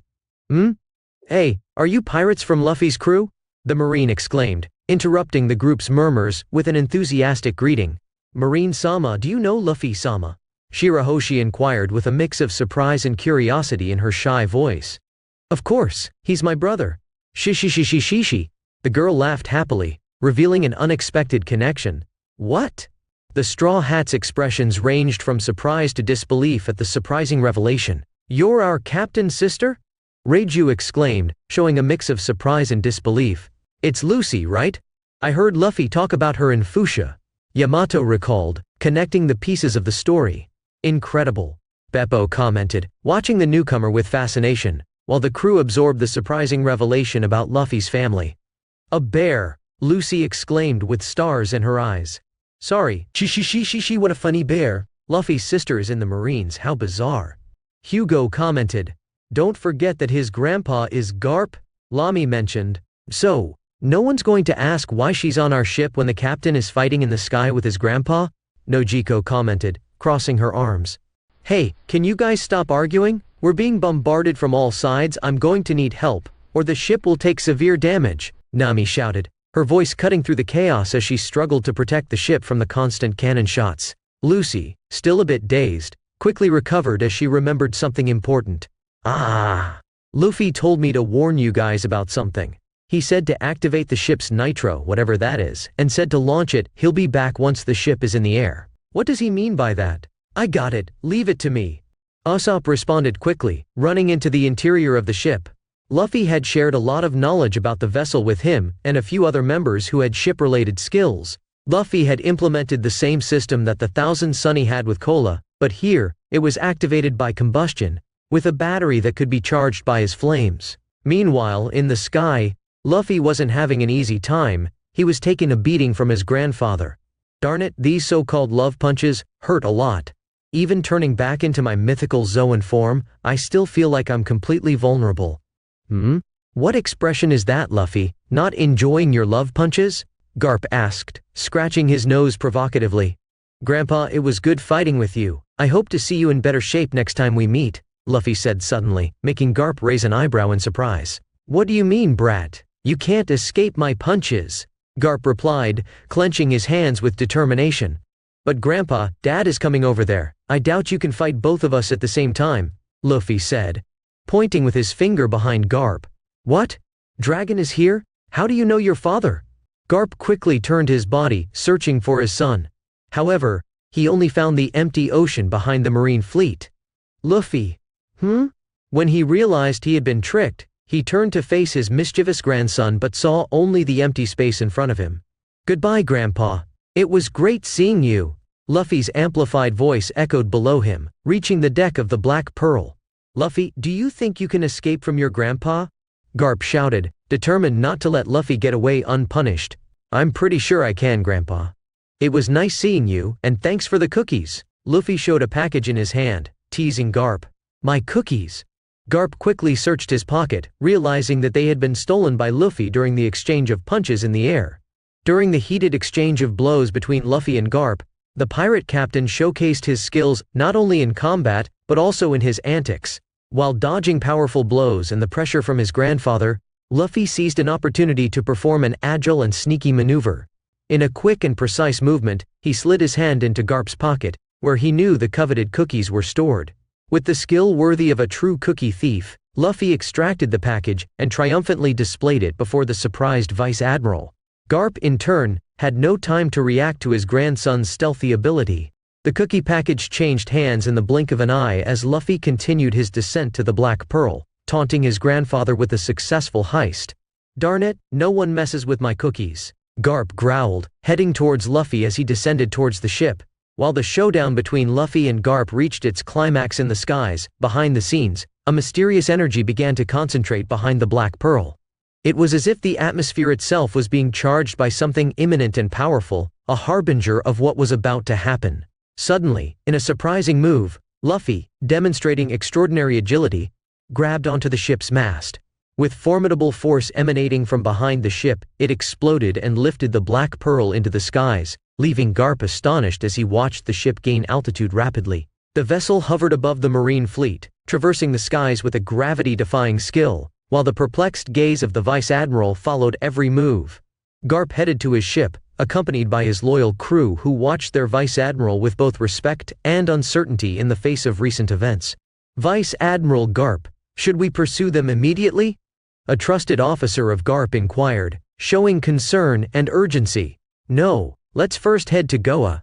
I want to see the mess my grandson created in the kingdom, Garp replied, scratching his nose with a thoughtful expression. But Sir Garp, they took Lucy. Your granddaughter is being used as a hostage. They took off with her on the ship. Another Marine warned, highlighting the critical situation. It's true. Garp widened his eyes, momentarily forgetting about his granddaughter. However, he quickly regained composure and looked seriously at his subordinates. Tisk. He crossed his arms, adopting a comical expression that left everyone confused. Leave her for now, she'll be fine. Besides, she needs to spend time with her brother. It's been months since they've seen each other, my grandkids. Bwahaha. Garp began to laugh, displaying a mix of emotions that left his crew perplexed in the face of the complexity of family bonds. Vice Admiral Garp, what about Fleet Admiral Sengoku's orders? Someone asked cautiously, expressing concern about the decisions to be made. Leave that to me. I'll inform them that my grandson escaped and took a hostage. I might even suggest increasing the reward for Luffy for stealing my cookies. Bah! Garp laughed, his tone full of confidence and a pinch of peculiar humor, leaving everyone aboard somewhat perplexed. With little choice, they followed the ship towards Goa, anticipating the developments of the adventure involving the intrepid grandson of the legendary Vice Admiral. Chapter Celebration Third-Person POV Goa Kingdom, East Blue. As the sun set on the horizon, painting the sky with shades of orange, the Black Pearl sailed through the skies, moving farther away from the bustling naval fleet.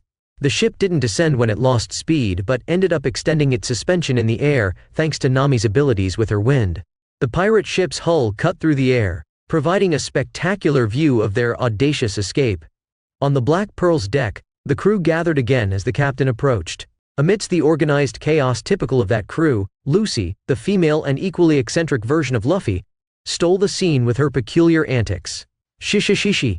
Just look at this. Flying through the skies as if it's the most natural thing in the world. Awesome. Lucy laughed, swinging her arms as if balancing on an imaginary trapeze.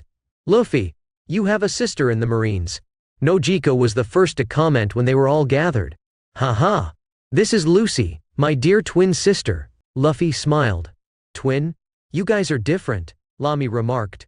True brother, you used to be so similar to me. How did you change so much? Lucy raised her voice. I went on a diet. Luffy shrugged. Clearly, he's lying. Zoro, Lami, Usopp, Nami, Reiju, Hugo, Nojiko, Hachi, Quina thought collectively. Amazing. Awesome. Lucy shouted with starry eyes. Really? Yamato exclaimed. That's incredible, Luffy-sama. Shirahoshi was amazed. Sharky. Woof woof. Can you make one for me too, Captain? Beppo said.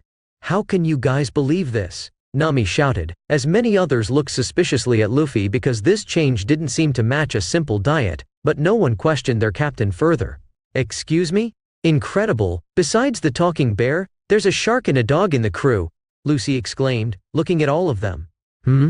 Amazing. A woman with a tail? Are you sick or something? Come here, little doggy, give me a paw. A person, ha ha ha ha ha. So many funny people. At the Marine headquarters it's so boring, everyone is so serious and Grandpa always makes me train. As people listened to Lucy interact with them, they couldn't help but be stunned. Luffy, but speaking of personalities, your sister is so different from you, Reiju commented. Despite the captain being an idiot sometimes, I have to agree with this woman. Lami spoke. Ha ha ha ha ha.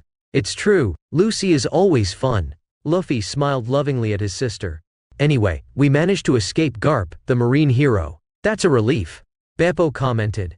True, but it was because Grandpa let us escape. I doubt that would have happened if he wanted to. He could quickly come here or even predict our escape. Luffy shrugged. He's that strong, Captain Luffy-sama? Shirahoshi asked.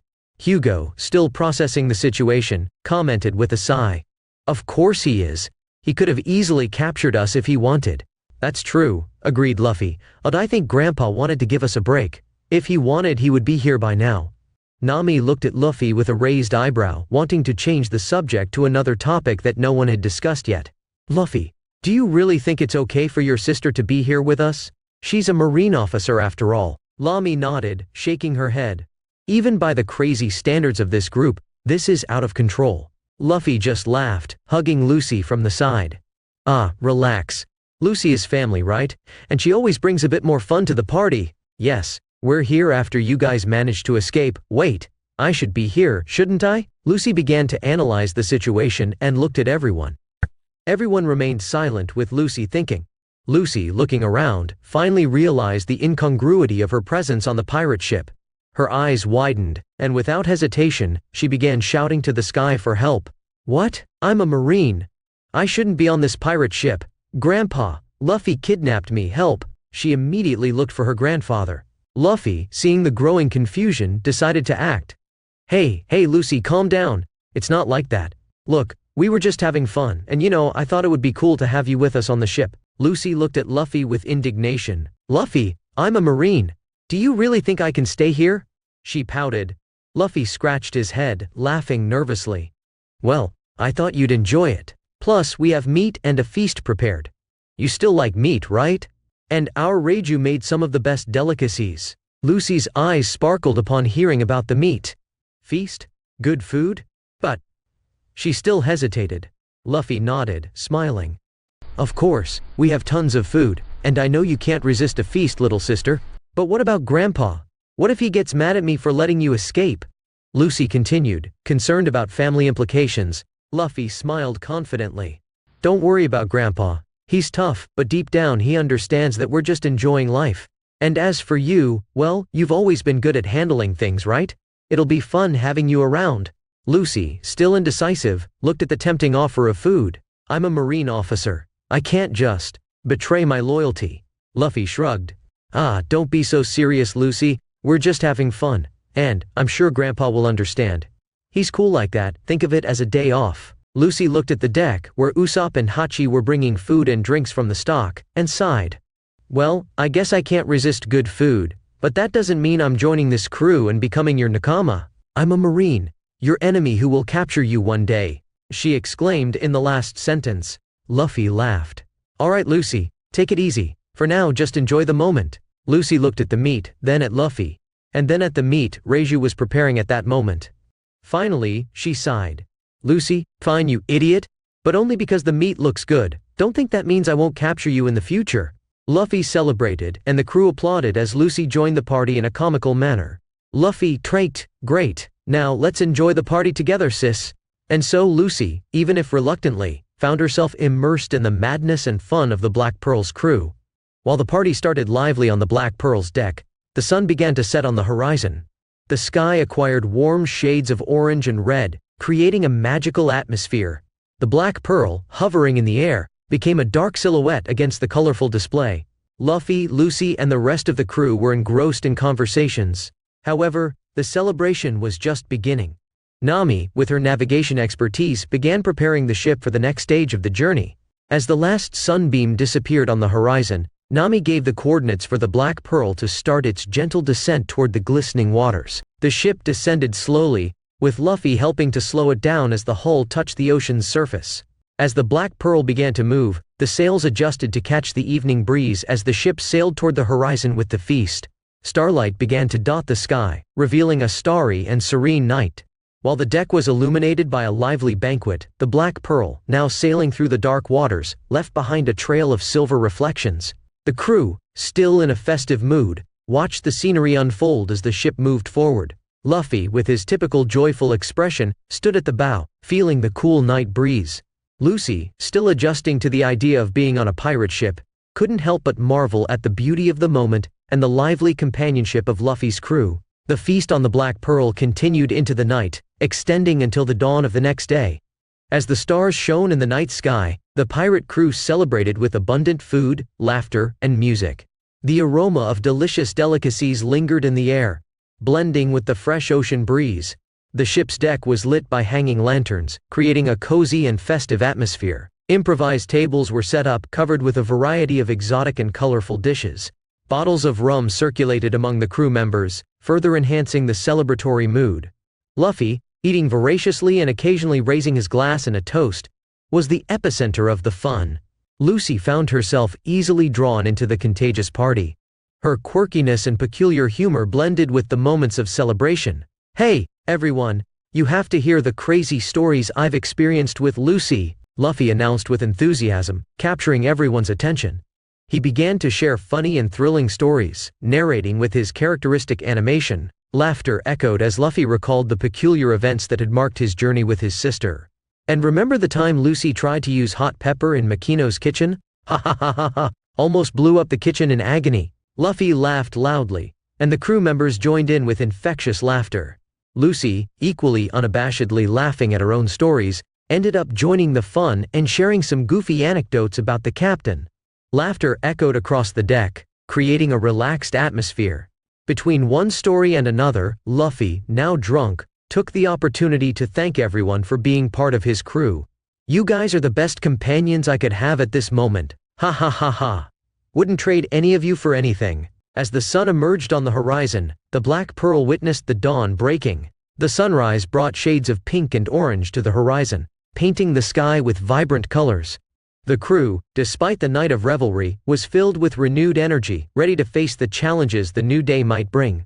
The Black Pearl continued its journey, sailing toward the next chapter of adventures, with the crew united by the spirit of freedom and camaraderie that only pirates and a marine knew. Chapter: Logtown. Third-person POV Logtown, East Blue. A few days later, without making stops on any island, the Black Pearl sailed directly to Logtown. The arrival of the imposing ship did not go unnoticed, and soon, the port personnel could witness the arrival of the formidable vessel, surpassing all others in that stretch of the sea. This caused immediate panic among those present, recognizing the large Jolly Roger with a straw hat. Although Logtown was not as grand as Goa, it was evident that it possessed a busier and more vibrant atmosphere, driven by constant trade. Logtown, a bustling and lively city, stretched along the coast, featuring unique architecture that blended traditional styles with maritime influences. Narrow streets were lined with a variety of colorful buildings, from modest shops to lively taverns. The port, a vital part of the city, was filled with a diverse mix of ships, from local fishing boats to large merchant vessels. Tall towers and lighthouses marked the landscape, providing a spectacular view of the horizon and the turbulent sea. The bustling commercial atmosphere was evident in the local markets, where street vendors displayed their colorful and aromatic goods. People moved through the streets, some seeking business, while others enjoyed the relaxed atmosphere of entertainment areas. At the center of the city, a broad square was dominated by an imposing structure that served as a landmark. Large squares and parks offered open spaces for social activities, and the sound of laughter and conversation filled the air. Logtown, with its unique combination of architecture, bustling trade, and welcoming atmosphere, was about to receive the peculiar arrival of the Black Pearl's crew, perhaps with some panic and caution. The Black Pearl entered the busy waters of Logtown, causing an immediate commotion among the local inhabitants and the Marines patrolling the port. The pirate ship, with its unique appearance and striking aura, stood out among the more common vessels, attracting curious and, in some cases, alarmed looks. Hugo, alongside Luffy, observed the unfolding commotion with a satisfied expression. "Looks like we know how to make a striking impression wherever we go, Captain." While Luffy simply shrugged, Lucy, on the other hand, reacted entirely differently to the situation. "I hear them shouting about a terrible pirate crew. Where? We have to arrest them immediately." Her voice echoed, as she frantically scanned the sea for the alleged crew. The crew members looked at her strangely, questioning if she was really Luffy's sister. Zoro, with his usual frankness, expressed the general doubt. "Are you sure she's your sister?" "Of course. Why do you think she's so beautiful?" Luffy retorted with a mischievous smile. "That's not what I meant. Anyway, we're approaching the port, and there's a group of naval soldiers gathering there," Nami warned. Luffy turned to Yamato. "Yamato, use Conqueror's Haki, and knock down Smoker once again." Yamato nodded, preparing for action. As the Black Pearl approached the port, the Marine captain Smoker, leading the group of naval soldiers, awaited with determination to capture the pirates. Before the ship could anchor, a wave of power emanated from Yamato, hitting Smoker and toppling his entire platoon. Tashigi knelt under the intensity of the Haki, and before Smoker could react, a shadow loomed behind him. Recognizing her as the same woman from before, Smoker realized that his fate was sealed. He failed once again, falling unconscious to the ground. As onlookers ran in fear of the naval captain being knocked out, Luffy and the others disembarked from the ship. "You can't knock out naval soldiers like that," Lucy shouted, alarmed by the scene. "Of course, we can, we're pirates," Luffy replied to his sister. "Luffy, I'll arrest you if you keep committing crimes," she growled cutely. "Remember that you're my prisoner," Luffy countered. True, I guess you're right." She seemed to ponder her situation. What a strange family. Everyone murmured seeing this. "Anyway, let's explore the city," Luffy announced. "I'll stick with my troublemaker sister and Shirahoshi. If you want to accompany me to the execution square, feel free. Otherwise, you can do whatever you want in the meantime. We have money, and we can enjoy this afternoon before setting sail for the Grand Line," Luffy proposed. And everyone began to consider their options. He wanted to stay a day, but with his grandfather on his tail he needed to leave. "I'll talk to my replica over there," Kuina asserted. "I'm going to buy new swords." Zoro planned his activities in the city. "I'm going to explore," Usopp announced. "I'll accompany Usopp." Hugo decided to follow him. "I'll be exploring too," Lami affirmed. "I'll buy ingredients for the kitchen," Reiju informed. "I want to buy some dresses." Nami revealed her shopping plans. "I'll go with Lami-san." Beppo accompanied Lami. "I'll stay on the ship." Hachi chose to stay on the ship. "Ow." Shuchu, the dog, expressed his displeasure. "I'll go with my sister." Nojiko decided to accompany her companion. Sharky, Megalo, the shark, made his characteristic sound. "I'm going with Luffy." Shishishishi, Lucy, excited, declared. "Me too." Yamato decided to follow Lucy and Luffy. So everyone mentioned their plans and split up, leaving the unconscious Marines and Hachi with Chuchu on the ship. Tashigi was the only exception. dragging a strangely screaming Quina, who claimed they had cloned her. Luffy, Lucy, Shirahoshi, Megalo, and an enthusiastic Yamato headed to the city center. Shirahoshi no longer needed to hide her tail, as her photos were already spread throughout the world, and Luffy and Yamato were by her side for any eventuality. "Hey, are you the pirates causing a ruckus at sea, right? Aren't they afraid of the Navy? They're everywhere. Is that mermaid real? Never thought I'd see one for real." While they ignored the gossip, Luffy passed by a peculiar place. He couldn't help but open his eyes with interest at a sign on a bar hidden in one of the alleys, which read, Gold Roger Bar. "Found something, Luffy-sama?" Shirahoshi asked curiously. "Yeah, there's a bar here I want to check out. Let's go," Luffy announced and proceeded with his trailing companions. Meanwhile, at the port, "That ship, it's his." A figure ran toward the vessel. "Wow, did I pass out?" A marine spoke, getting up from the ground. "The captain passed out too," another one said. "What happened? The pirate's ship is here as if nothing happened," a third marine grumbled. As the marines regained consciousness, the same figure passed them on the ground and stopped in front of the ship. She took a deep breath and shouted, "Monkey D. Luffy!" A smile formed on her face. A six-armed person, along with a dog, appeared at the edge of the ship and looked down. "Hey, the captain is out. Who are you?" Hachi asked, curious about this woman. The woman put a hand on her shoulder and adjusted her hat. With a smile, she spoke to Hachi. "I'm Alvida, your captain's woman. Can you tell me where he went?" she asked curiously. "His woman? Of course he went to the square," Hachi replied politely. Got it, thanks, I'll find him there." She smiled and began to run in that direction. "Nee. What a polite woman. The captain sure knows how to pick a wife." Hachi couldn't help but be impressed by people's manners. "Ow!" Shushu barked by his side. "Nee, do you agree too?" "Heh."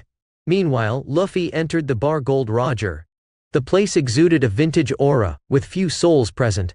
Typical of a bar that had witnessed the passage of time, an old man was busy cleaning the counter when the door creaked open, revealing the peculiar group consisting of a mermaid, a shark, a woman dressed as a Navy officer, a nearly 3-meter-tall lady, and the pirate boasting the highest bounty in the East Blue.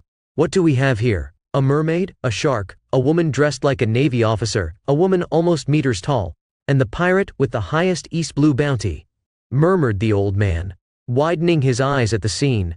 "Ha ha ha ha ha ha ha! Finally, customers!" exclaimed the old man, his expression gaining a cheerful gleam at the prospect of an unusual clientele. "Old San, are you open?" Luffy led the group with a smile. "Monkey D. Luffy, the greatest pirate in the East Blue, in my bar? That's amazing! How did you get into the city with Smoker here? Did you do the same thing that was in the newspaper? Oh, by the way, I'm Raoul, nice to meet you all." The old man, Raoul, expressed contagious enthusiasm. "About Captain Smoker, we knocked him out at the port. He should still be unconscious," Luffy said, tipping his hat with a mischievous smile. "Damn Luffy, don't badmouth the Marines," Lucy intervened beside her brother. "Ha ha ha ha ha ha ha. I wish I could have seen that. Now when he shows up here, I can tease him. Look over there, I even hung the newspaper on a frame, much to that guy's displeasure. You guys are my heroes." Raoul spoke cheerfully. "What a funny old man." Yamato laughed. "Come on, old man. Give me something to drink." "I heard Gold D. Roger used to frequent this place," Luffy announced, heading to the counter. "Really? Truly? The Pirate King-sama? Sharky? Ho ho ho ho ho ho. I see you know this place then, that's good." "Yes, Roger used to frequent this place in my youth, hence the name." The old man spoke dreamily, and looked at Luffy. "What'll you have?" "Any alcohol for me and Yamato. Juice for the other girls." "Wait, Luffy, you can't drink alcohol, you're my age," Lucy protested. "Didn't you see me drinking at banquets? Besides, I'm a pirate, I can do what I want, sister." I guess you're right, brother," she said softly, admitting. Thus, the group found themselves immersed in Raoul's animated narratives about the exploits of Gold D. Roger. Luffy was there more out of curiosity, eager to see the place he had seen in the anime. It was intriguing to think that, in this alternate reality, Luffy was a Navy officer, hearing the same stories he used to live. This Luffy was a true original creation, while the Black Pearl anchored in Logtown. Garp, the Vice Admiral of the Navy, kept his eyes fixed on the city as they approached. He was determined to capture his grandson, Luffy, who was now a wanted pirate. His serious demeanor reflected the seriousness of the mission, but there was a hint of concern in his eyes. "Vice Admiral, we're approaching. We received a call from the base confirming the presence of your grandson's pirate crew in the city," reported a Marine officer. "Great, let's get my outlaw grandson. Sengoku is furious with me and plans to cut my salary if I don't catch him here," Garp spoke as he watched the city approaching on the horizon. "Prepare for the approach. Let's capture Monkey D. Luffy and bring him back to justice," Garp commanded, firming his posture as he prepared to disembark in the city with his iconic Navy ship. Thus, while Luffy enjoyed the relaxed atmosphere of the bar, Garp continued his approach to the city, ready to fulfill his duty as Vice Admiral of the Navy. Chapter: Logtown. Third-person POV. Logtown, East Blue. After a lively conversation with Raoul and a few sips at the old bar, Luffy decided to leave a few minutes later. "What a cool place. Now I want to see the square. Let's go," declared Luffy as he left the bar. Meanwhile, people's reactions continued to be quite peculiar as they saw them walking through the streets of Logtown. "Look, a mermaid. A woman with horns, incredibly beautiful. That man with the hat. It's him. They are the Straw Hats. He killed the King of Goa. He's the worst pirate in this sea." Pirates are walking peacefully through the city. "Where is Captain Smoker? Haven't you seen the newspaper? This pirate arrested Smoker and took a picture with him tied up. Can't anyone stop this pirate? What if he starts looting the city? We can't do anything. I heard he brought an entire kingdom to its knees." Luffy advanced with his group through the city, while people didn't stop making obvious comments about him. It didn't take long for them to reach the imposing square of Logtown, where the platform where Gold D. Roger was executed stood out. Logtown Square was spacious and majestic, with a well-kept stone pavement and benches arranged in a circle around the central platform. In the center, Gold D. Roger's execution platform was an imposing structure, rising above the ground and boasting a striking presence. It was surrounded by golden chains that added a touch of symbolism to the location. Around the square, there were various buildings and shops, some of which dated back to Roger's era. Statues and monuments honored the city's rich history, while cobblestone streets provided a picturesque and historical atmosphere. The square was often visited by tourists and local citizens, but the arrival of some of the Straw Hats certainly added an extra dose of excitement to the environment.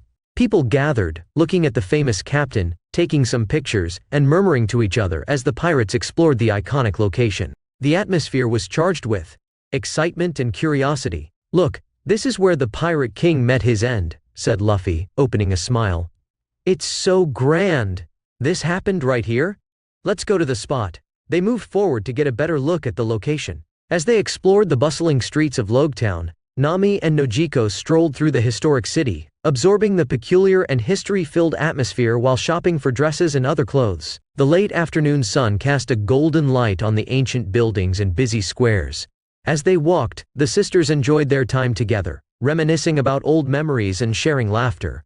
The aroma of street food filled the air, mixing with the sounds of passing people and the distant music of a street performer. "Hey, you, I know you." Suddenly, the cheerful atmosphere was shattered by Buggy's shrill cry echoing through the streets. Nami and Nojiko turned to see the eccentric pirate captain standing in the middle of the street. "Buggy?" Nami exclaimed with disgust, while Nojiko looked curiously beside her. "I knew I'd find the Straw Hats here. Ha ha ha ha, I almost went to impel down because of your captain, now I'll get revenge on your crew," he shouted and laughed. "That's right, Captain Buggy." The crowd behind Buggy shouted in a synchronized chorus. The big-nosed clown, recognizing Nami, began to make threats and vengeful proclamations. The crowd around him, like an enthusiastic chorus, echoed his words. "Do you know this clown, Nami?" Nojiko asked, tilting her head. "Are you mocking my nose?" Buggy growled at Nojiko. "He tried to kill me once, and almost succeeded if it weren't for Luffy," explained Nami, keeping her hand raised to prevent any approach from Buggy. "I'm not the same anymore and am enjoying some time with my sister, so get lost." Faced with Nami's firm response, she summoned her powerful attack, Garuda Hurricane, a demonstration of the strength she had gained since the tumultuous days with Buggy. The strong wind swept through the street, keeping any imminent threat at bay. The crowd, initially enthusiastic about Buggy, now watched in surprise as Nami and Nojiko continued their stroll through the city, leaving the indignant and perplexed clown behind. Nami, with a determined expression, and her hand extended toward Buggy and his crew, channeling a mysterious energy in front of her. The atmosphere around them seemed to vibrate with power as an invisible force began to concentrate. Suddenly an explosion of energy manifested, forming an imposing tornado that swallowed Buggy and his crew as if they were mere toys. The roar of the wind mixed with the desperate screams of the pirates, who were lifted into the air like leaves in a storm. "What is this? Ah!" Buggy's pirates screamed, unable to contain themselves in the face of the fury unleashed by Nami. Nojiko, next to Nami, watched the scene with a disapproving expression. "Nami, could you be more gentle?" reprimanded Nojiko, concerned about her sister's intense response. "They're pirates, sister. I won't go easy on those who almost killed me," Nami replied, determined, as she continued ahead. Nojiko sighed, understanding Nami's perspective, and followed her sister along the path, leaving behind the tumultuous confusion caused by Nami's impressive power. At the same time, Buggy and his crew flew uncontrollably through the skies of Logtown, their panicked screams echoing in the atmosphere. The energy tornado unleashed by Nami propelled them upwards and sideways, like leaves carried by the furious wind of a storm. Buggy, with his detached head, desperately tried to control his chaotic trajectory. His dismembered body was thrown from side to side, while his fellow pirates followed the same fate. In the midst of chaos, members of Buggy's crew were thrown in different directions, each experiencing a tumultuous journey through the sky. Some spun disoriented in the air before colliding with building roofs, trees, or posts, while others were thrown to more distant parts of the city. The population of Logtown, watching perplexed at the spectacle, saw members of Buggy's crew falling like uncontrolled meteors. With each impact, a cloud of dust rose, and the cries of pain and confusion from the pirates filled the air. Meanwhile, Buggy continued his tumultuous journey through the sky, desperately trying to find a way to land or at least control his disordered trajectory. Nami's attack proved to be more formidable than he expected, leaving him in a state of complete disorientation. Boom! The boom echoed as Buggy's dismembered body finally found the ground, his tumultuous fall ending the chaotic dance through the skies of Logtown. It didn't take him long to realize that he was alone here, while the members of his crew fell in various parts of the city, scattered like pieces of a shattered puzzle. Buggy rose from the ground, his body marked by scratches and bruises from the fall, but still pulsating with life. As he tried to recover, he couldn't help but snarl in disbelief at Nami's feat. How did she do that? Did she gain new powers with a devil fruit? Buggy questioned, his voice laden with incredulity. The image of the frightened girl he almost killed once had now transformed into a woman who launched him through the skies. Around Buggy, local spectators startled to see the clown descend abruptly from the skies. The surrounding air was filled with murmurs of surprise. While trying to make sense of what had just happened, Buggy shook his head, attempting to dispel the confusion clouding his thoughts, and sought to understand where exactly he was at that moment. "Hey, it's that clown! Ha ha ha ha ha ha! Look at his nose! Hey Buggy, it's good to see you again." Buggy looked with hatred ahead, and saw a group of people on the platform in front of him, a place Buggy knew well. It was the place where they executed his captain, which he personally witnessed in his youth, and the man who was there was the one he wanted to kill, the Straw Hat. He was in the place where Gold Roger died. How not to be moved. When Luffy arrived at this place in the square, he wasted no time in climbing the platform, and everyone followed him with curiosity. People noticed this activity, and as everyone was already talking about the terrible pirate who arrived in the square, it didn't take long for everyone to see him in that place. Feeling the eyes of the whole square on him, Luffy didn't waste time and took a deep breath, shouting to the entire city with his voice amplified times. "Listen, all inhabitants of this city, today I am here to declare that I, Monkey D. Luffy, will conquer all the seas. Remember my name and my words." "Ha ha ha!" Luffy shouted, and every ear in Logtown felt those words. "Luffy? What is he up to this time?" Quina muttered in front of her copy in a corner of the city. "Ha ha ha ha. The captain knows how to grab attention as always." Hugo laughed, and Usopp nodded beside him near a church. "Luffy." Nami grimaced as she walked with her sister down a street. "Ha ha ha ha." Nojiko laughed. "Tisk." Zoro heard from inside a shop and glitched while getting new swords. Lami, Beppo Reiju also heard without any surprise, as the captain was a man to do these unexpected things, and they continued with their tasks while exploring Logtown.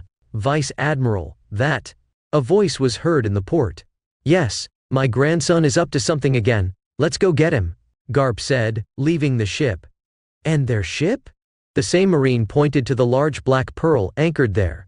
"Leave it, there's only a fish man and a dog on it," Our priority is my grandson, Garp said, and moved on. Smoker, already conscious, appeared and greeted the Vice Admiral, following him to the square. They got you good, Smoker. Bwahahahaha! Garp couldn't help but laugh at Smoker's disheveled appearance. They have someone who knows hockey. I was knocked out twice by the same woman. Smoker growled. Oh? So Luffy already has someone who knows how to use hockey? That damn brat, where did he get that person in the East Blue? Garp reflected, and they continued walking through the city to the square. Luffy had calmed down after his companion shouted at him not to use his powers to amplify his voice like that. Everyone had earaches now. Now he even took the opportunity to open the biscuit he got from his grandfather for the first time, while sitting on the edge of the platform eating and looking at the square. Luffy's words echoed mainly through the square, leaving people astonished and curious. At first, a tense silence dominated the atmosphere, but soon it gave way to a series of reactions among the inhabitants of Logtown. What? Conquer all the seas? Who is this guy? It's Monkey D. Luffy, the pirate with the highest bounty in the East Blue, the one who cruelly killed King Starry in the throne room. Did you hear that? He wants to be the king of the pirates by conquering the seas, right? I saw the news in the newspapers. He's unbeatable in the East Blue. This city is always involved with pirates. Is he serious? He must be crazy to say that so openly. As voices mingled, some murmured in disbelief, others were fascinated, and some even started laughing at Luffy's audacity. The news spread quickly, creating a buzz of excitement throughout the square. People began to gather, discussing what they had just heard. Can he really do that? Who knows? He has the courage to say it here. I've never seen anything like this. Is he going to cause trouble in the city? I heard he defeated Captain Smoker. This Monkey D. Luffy is an interesting figure. Logtown Square became the epicenter of heated discussions, as residents tried to absorb Luffy's bold declaration and speculated on what it would mean for the future of the city. Wow, these cookies are really good. No wonder Grandpa loves them. Luffy was sitting on the edge, calmly eating the biscuit. Is this cookie good, Luffy-sama? Shirahoshi asked beside him. Yes, it's the most famous cookie in this world. Really? It's true, but Grandpa will beat you for this. I still feel the fists of love when I tried to steal it once, sister, Lucy whined. At that moment, Luffy turned his attention to the sky and noticed Buggy, the clown, plummeting from the air, a sight that surprised him. After seeing him fall to the ground, Luffy didn't forget to greet the clown. While his eyes were fixed on Buggy, the clown managed to rise from the ground and uttered words full of hatred toward Luffy. Straw Hat, I finally found you. I'm going to kill you. However, he didn't have a chance to finish his threat, as an apple hit him from behind with a thunderous impact. Boom! Buggy was sent flying until he collided under the platform, while a female figure emerged, revealing herself as the one responsible for the surprise attack. Finally found you. The figure that hit Buggy shouted to Luffy with a big smile. Who is she? She looks strong. You. Luffy, wide-eyed, watched the woman advance toward the impact site, ready to continue the confrontation. Luffy jumped from the platform to the ground with his cookie in hand, while in the audience formed by those present, Lucy and the others watched the scene with growing curiosity. Took a while, but I finally found you, the woman proclaimed as Luffy reached the ground. In an unexpected moment, Logtown's bustling square was suddenly filled with murmurs again as the events unfolded one after the other, while an imposing figure approached Luffy. The crowd moved away to give space, and there she was, Alvida, the Iron Mace. Known for her unique and intimidating appearance, despite being extremely beautiful. With a firm and confident stride, Alvida advanced, making her way through the streets as passers-by stepped back, creating an involuntary corridor for her passage. Her black hair gracefully fell over her shoulders, contrasting with her smooth, fair skin. What stood out the most, however, was the remarkable change in her appearance since being transformed by the Sube no Mi. Where there was once an awkward figure, now stood a slim and attractive woman. An aura of confidence surrounded her as she moved, and the sound of her footsteps echoed through the environment, echoing the transformation that the devil fruit had provided. Onlookers couldn't help but stare, some with looks of surprise, others of fear, but all recognizing Alvida's imposing presence, which was becoming famous. Her entrance not only defied expectations, but also added a new dynamic to the already lively square scene. I don't know her, Lucy commented as she saw this. Neither do I. But Luffy seems to know. Yamato said. Sharky. She must be a dear friend of Luffy-sama. Shirahoshi spoke as Luffy and the woman approached, with people moving away from them but with eyes fixed on the pair. Why are they kissing? Lucy exclaimed, intrigued by the situation. Chapter: Logue Town. Third-person POV. Logue Town, East Blue. Alvida's eyes scanned Luffy as he proclaimed his ambitions to the entire city. He was different from before. No longer wearing simple, tight-fitting clothes that seemed too small for him. Now he was imposing. His aura even more befitting of the man he had become. Dressed in black with his front exposed, a pistol at his waist, his entire appearance screamed power and audacity. A mix of emotions bubbled within her. A combination of admiration, respect, and gratitude. The man before her was not just the captain of the Straw Hat Pirates. He was someone who had radically changed her life, giving her a new perspective and self-confidence. Watching him, Alvida remembered the time when she was considered ugly and overweight.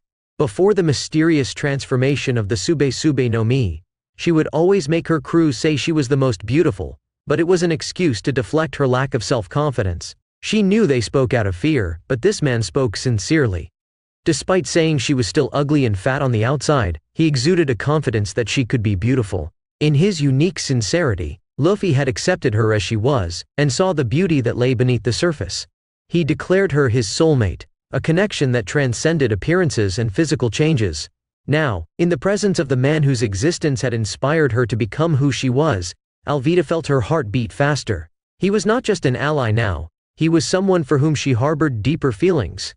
Hearing his bold words echoing in the square, Alvida decided to act on her own desires. Thoughts swirled in her mind as she advanced, determined. The man before her was not just her captain now, but someone she desired in ways that would not have been imaginable in her old days.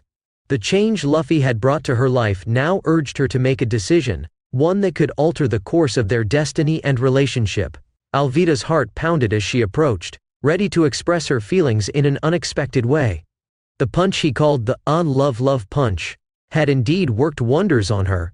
Thanks to that, she had changed, becoming beautiful to be with her man. She had left her old crew and followed her new dream, standing by this man. As Luffy approached, casually enjoying his biscuits, Alvida felt a mix of nervousness and excitement. Each of his steps seemed to bring a palpable change to the surrounding atmosphere. She didn't hesitate, she couldn't wait another second to express the whirlwind of emotions within her. Without wasting time, Alvida ran towards Luffy with determination. Her feelings, once kept in her heart, exploded in a bold and fearless demonstration. With a decisive gesture she aimed her lips at his, sealing a kiss that transcended words. The world around them seemed to freeze for a moment, as that intense moment united two souls in a unique way. Alvida's kiss was laden with meaning, an expression of years of gratitude, love, and mutual transformation. She knew that from this moment on, Luffy would become the most important person in her life. The initial embarrassment she felt dissipated in the certainty that this was the path she had chosen. After the bold kiss, Alvida pulled away from Luffy. But the gaze between them remained intense, as if they had shared something deeper than words could express. Luffy savored his biscuits with his characteristic nonchalance, while Alvida was immersed in the realization of having found the man who had changed her life. Alvida looked into Luffy's eyes with a shy but joyful smile. "I finally found you, my love," she said, revealing her emotions sincerely. Luffy, in turn, laughed casually. "Ha ha ha ha, you look stunning right now, and bold." He appreciated the visible changes in her, recognizing the journey they had both undertaken. "Let's be together now," Alvida proposed with a smile, her eyes shining with eagerness to embark on this new phase alongside Luffy. Their destinies were entwined, and both were ready to face the future together. "System crew, Alvida joined as a member of your crew." The system notification surprised Luffy, and he thought, "Wow, that was fast, I didn't even need to invite her." He looked at Alvida with satisfaction. "Yes, now you belong to my crew and are my people," Luffy said, smiling at the woman before him. "That's good," Alvida murmured, a blush coloring her cheeks. "Brother? Who is she?" Lucy arrived at that moment, falling like a rubber on the ground and looking curiously at Alvida. "This is Alvida, my woman," Luffy announced loudly. "Luffy, you have another woman?" Yamato appeared beside them, displaying a slight sign of dissatisfaction. "Yamato, I've told you I'm a selfish man, but don't worry, none of you will be dissatisfied with your needs," Luffy said, recalling the conversation he had with his three current partners. He had made it clear that he would have more women, and, with a bit of persuasion, had convinced them. He had no shame in expressing his desire to have at least a dozen of them by his side. While Luffy was talking to his crew and sister, the people around were astounded by all these events, from Luffy shouting to the entire city to Alvida confronting him with a kiss, and the captain of the Straw Hat Pirates declaring her his woman. Suddenly, people in the corner of the square became agitated, starting with a murmur and escalating to loud voices. They are the Marines. They are in the square. Is Captain Smoker there? Is he here to arrest Straw Hat Luffy? Who is leading the group? You fool, that's Garp, the man who fought against the Pirate King and is a hero of the Navy. What's a big shot like him doing here? What will happen? The Straw Hats won't stand a chance. Let's leave the square. This will soon turn into a war zone. Yes. Better not get involved in this. The rhythmic sound of Marine boots echoed through the square of Logtown, reverberating between the buildings surrounding the area. The military noise announced the imposing arrival of a Marine force, led by the formidable Vice Admiral Garp, whose reputation preceded his presence. The Marines advanced through the square with visible determination on their faces. Garp led the group, his serious and focused gaze indicating that he was on a serious mission. The other members of the Marine followed him, and among them was a young man with pink hair, whose gaze was mixed with conflicting emotions upon seeing Luffy again. As the Marines advanced, a wave of whispers began to spread among the city's inhabitants. Some nervously exchanged glances, others raised their eyebrows in anticipation, and the bravest whispered to each other. The news of the possible confrontation spread rapidly, causing a growing agitation among the city's inhabitants. Some backed away, concerned about the imminent clash between pirates and the Marines, while others approached to observe the unfolding events. Garp spotted Luffy among the crowd below the execution platform with an unconscious Buggy beside them, and his expression hardened even more. He was determined to capture his grandson and put an end to Monkey D. Luffy's pirate antics. Kobe, on the other hand, felt a mix of respect and concern as he faced his former friend who had once helped him. Luffy, in turn, remained calm, looking directly at Garp. He knew the confrontation was inevitable, but his fearless spirit did not waver in the face of the impending battle with the Marines. The square was now filled with palpable tension, awaiting the unfolding of the clash between the forces of the Marines and the pirates challenging the status quo. Luffy-sama, Marines incoming. Shirahoshi came to his side with concern. The tension in Logtown Square was almost palpable, a nervous silence settling in as Shirahoshi warned about the arrival of the Marines. The audience around watched with curious and apprehensive looks, aware that a confrontation was about to unfold between the pirates led by Luffy and the Marine forces. Marines are coming, we have to escape, Lucy shouted, and Alvida looked at her with a confused expression. But, aren't you a Marine too? She asked Luffy's sister. Oh right. She. Lucy scratched her head as she became aware of that. In the center of this tense scenario, Luffy observed the arrival of Garp, Smoker, and, to his surprise, Kobe. The Straw Hat Captain's excited expression brightened upon seeing his acquaintance after not seeing him for a month, alongside his grandfather. Kobe, Luffy shouted, his voice full of enthusiasm, as his gaze met that of the young Marine. Still beside Garp, Kobe was the same as ever, displaying a mixed expression of anxiety and fear, a reminder of the situations he had been through with Luffy, and hearing about the exploits of the man who hitchhiked with him to Shell City. Kobe, alongside Garp as recommended by his grandson, was visibly disoriented at the imminent encounter with Luffy. Garp, calm and laid back, chewed his biscuits, observing his two grandchildren with an affectionate gaze. The former Vice Admiral had gone to Shell City to recruit Kobe, pleased to see the potential that Luffy had mentioned earlier. Luffy, Kobe murmured, his words carrying a mix of emotions, from gratitude to a certain apprehension about what was to come, as he knew deep down that he wasn't ready to fight Luffy yet. Garp's gaze as he walked in his peculiar way conveyed a serenity that contrasted with the imminent confrontation. He was there not just as the Vice Admiral of the Marine, but as Luffy and Kobe's grandfather. Beside Luffy, Alvida watched the scene with surprise, realizing Kobe was there. Her expression was a mix of curiosity with her former jack-of-all-trades in the Marines. Hey Kobe, so you became a Marine? Alvida asked, staring at the young man with an apple in hand, as if he were a potential victim in the upcoming moments. Who are you, and why do you know me? Kobe, somewhat frightened by the presence of the woman beside Luffy, sought refuge next to Garp. However, the Vice Admiral was completely absorbed in his biscuits,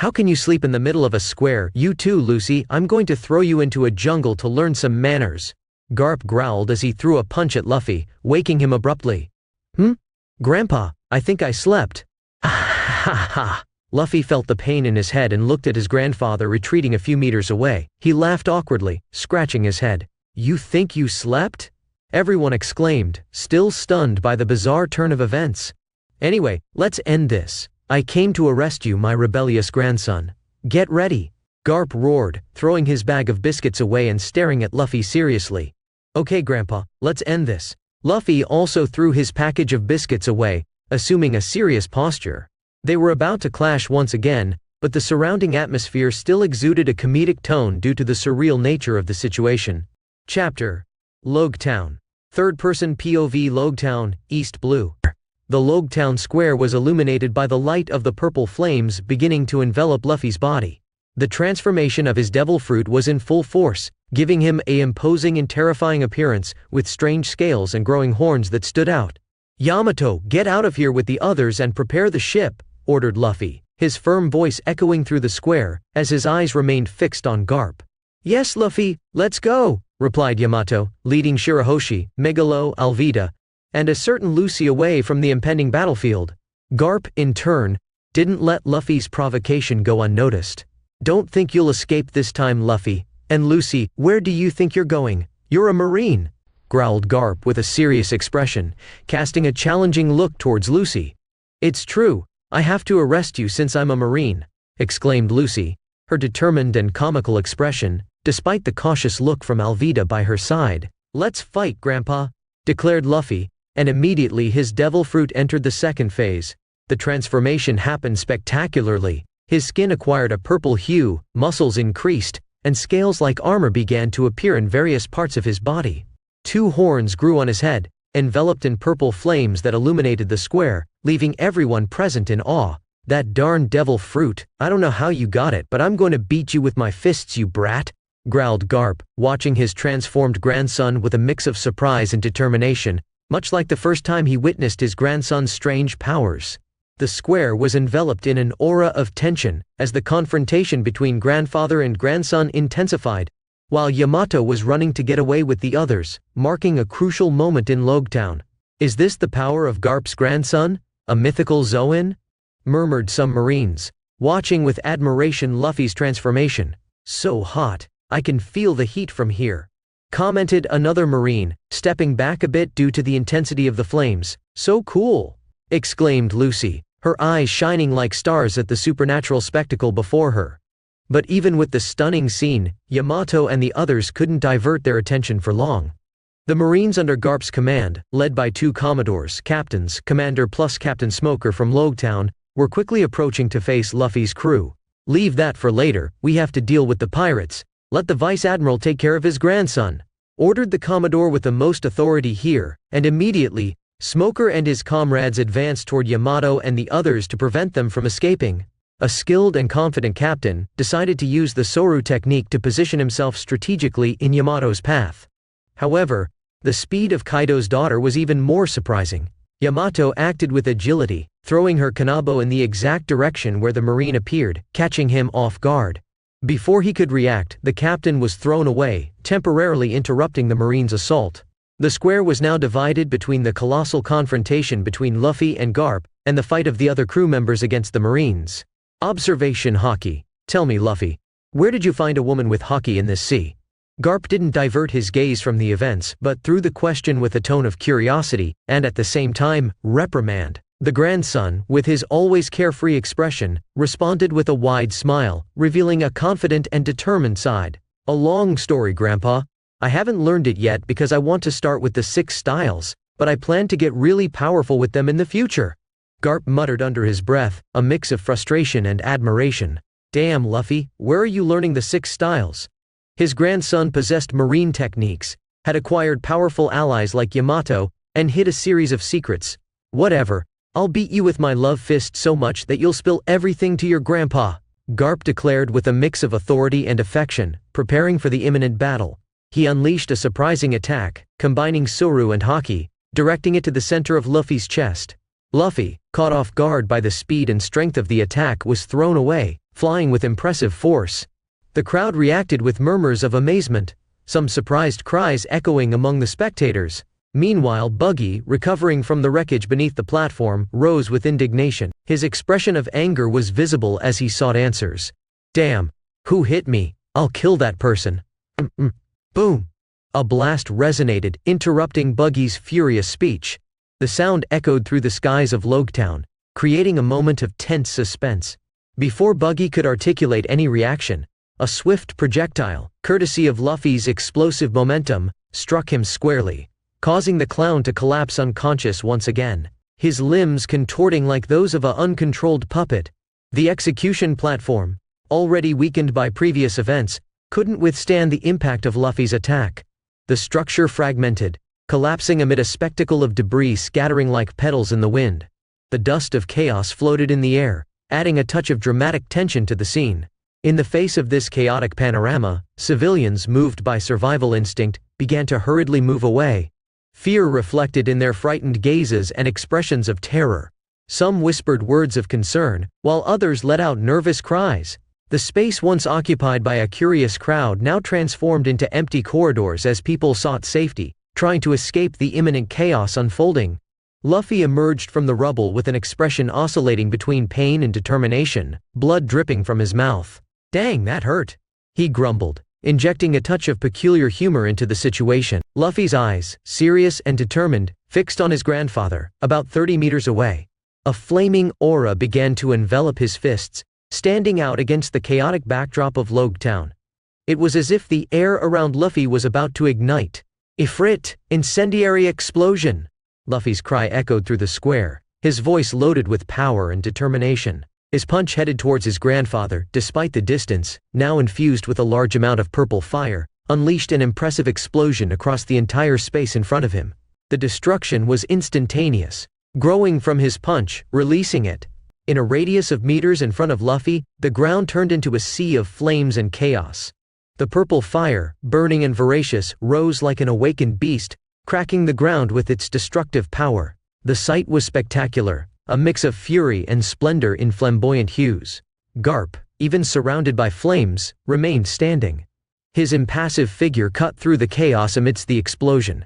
The fire covered him like an aura, but he seemed unfazed, defying the flames with an unshakable expression as all the chaos erupted in front of him, seemingly unaffected as he was covered by the flames. B.M. The explosion reverberated through the center of the square, shaking the ground and filling the air with the deafening roar of impact. Spectators and onlookers, overtaken by panic, began to realize that this was not a safe place. Chaos set in among the crowd, turning the once lively square into a field of frantic escape. Amidst the screams and confusion, people dispersed, recognizing that they were in dangerous territory. The battleground became a focal point of destruction, leaving the square in a state of turmoil and desperation. The tumultuous scene in Logtown Square unfolded, capturing Lucy's attention. "So powerful!" Lucy shouted, her voice lost amid the chaotic noises of the confrontation. Indecision lingered in her eyes, but a firm resolution began to take shape. She couldn't stand still while the battle unfolded before her eyes. The young Marine, torn between the duty to aid her grandfather Garp and the need to assist the men trying to capture her brother's friends.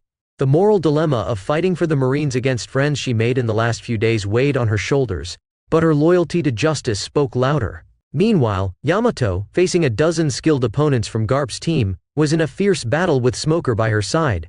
All were experts in the Six Styles, a formation that managed to delay even the powerful vice-captain of the Straw Hat Pirates in her advance at this moment. "They're persistent," Alvida said, using her club to strike some Marines. "Takai!" A shout from an officer echoed before Yamato could hit him with her hockey-coated weapon. The resilient technique sent the man flying, his ability proving ineffective against the woman's strength. "Damn, she uses hockey! This woman is really strong, she's taken down 4 of us already," lamented one of the opponents, revealing the difficulty they faced. At this moment, Lucy decided to intervene. "I'll help," she announced, advancing determinedly towards Yamato.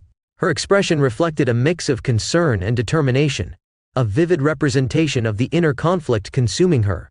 "I have to arrest them! Gomu Gomu no pistol!" Lucy shouted, unleashing her characteristic attack. However, Yamato, agile as a beast, evaded the attack and, using her haki-less weapon, threw Lucy towards the platform destroyed by Luffy when he hit Buggy. Yamato didn't want to fight Lucy, but she had no choice. She also knew Lucy wouldn't get hurt with her rubbery body. Boom! The deafening sound of the collision reverberated through the square, echoing the destruction unfolding. Lucy, thrown against the now devastated platform, struggled to recover from the impact, while the chaos around intensified. Wow, she's so strong! Lucy couldn't help but admire Yamato's strength as she got up. A clown?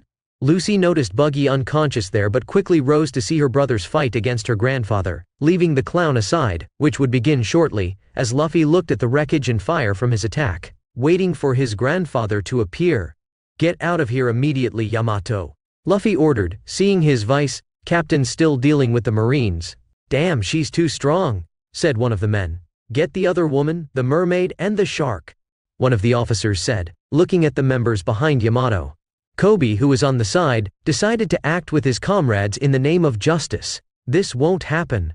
Yamato spoke, releasing her haki in such an intense way that it reverberated throughout the square, hitting all the Marines in its path and knocking them out instantly. The Marines, initially confident, were caught off guard by Yamato's overwhelming conqueror's haki.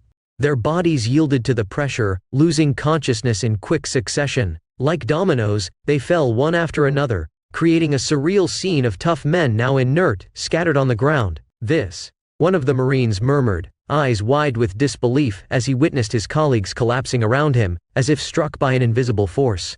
Conqueror's haki.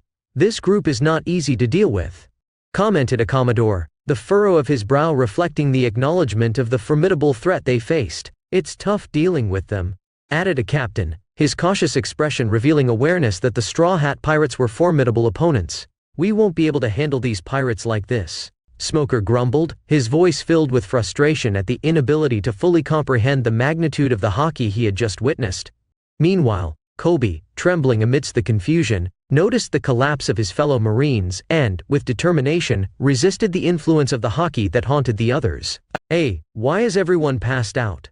Kobe questioned, his voice filled with astonishment and concern. He almost succumbed to the influence of the haki, but his tenacity to reach his dreams compelled him to resist, despite his relative weakness. Damn, captains, get the mermaid. The Commodore, still standing and immune to the effects of haki, urged the other officers to act.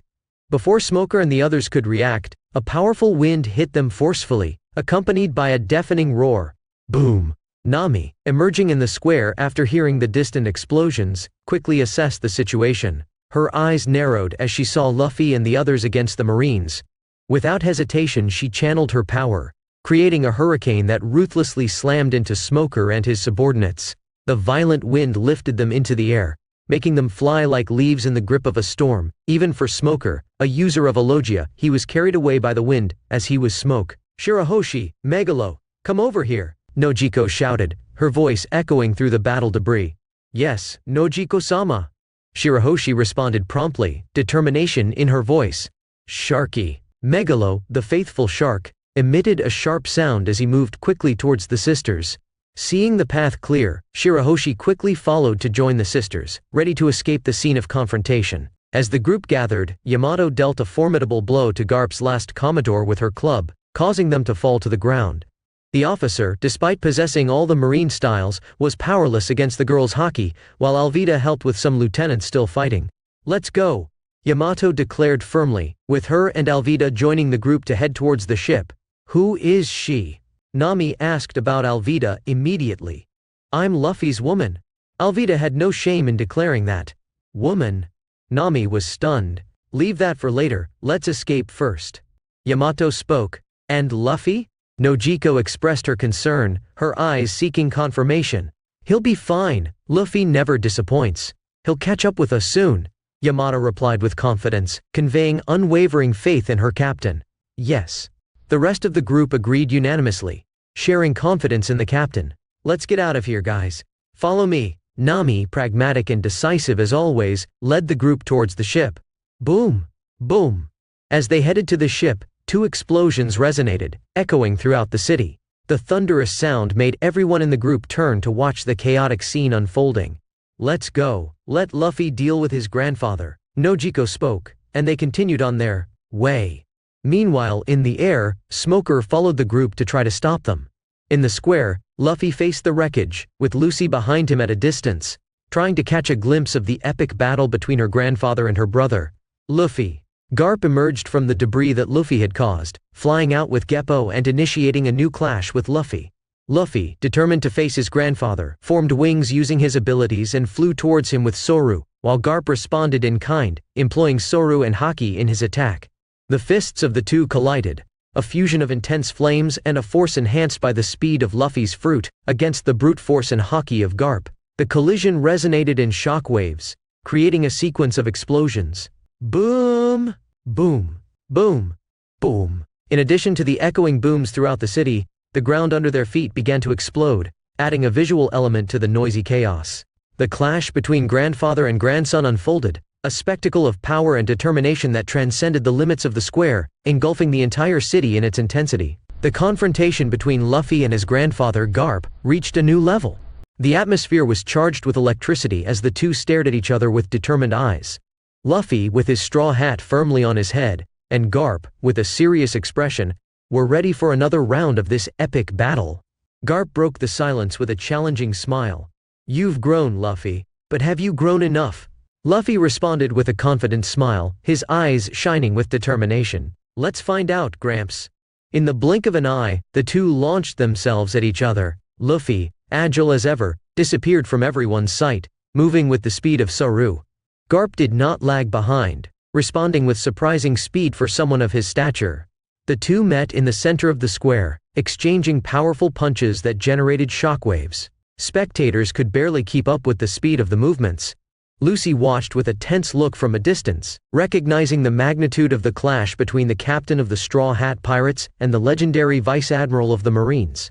Luffy's fists were enveloped in flames, a manifestation of the power of his devil fruit. Each punch was an explosion of energy, leaving trails of fire in the air.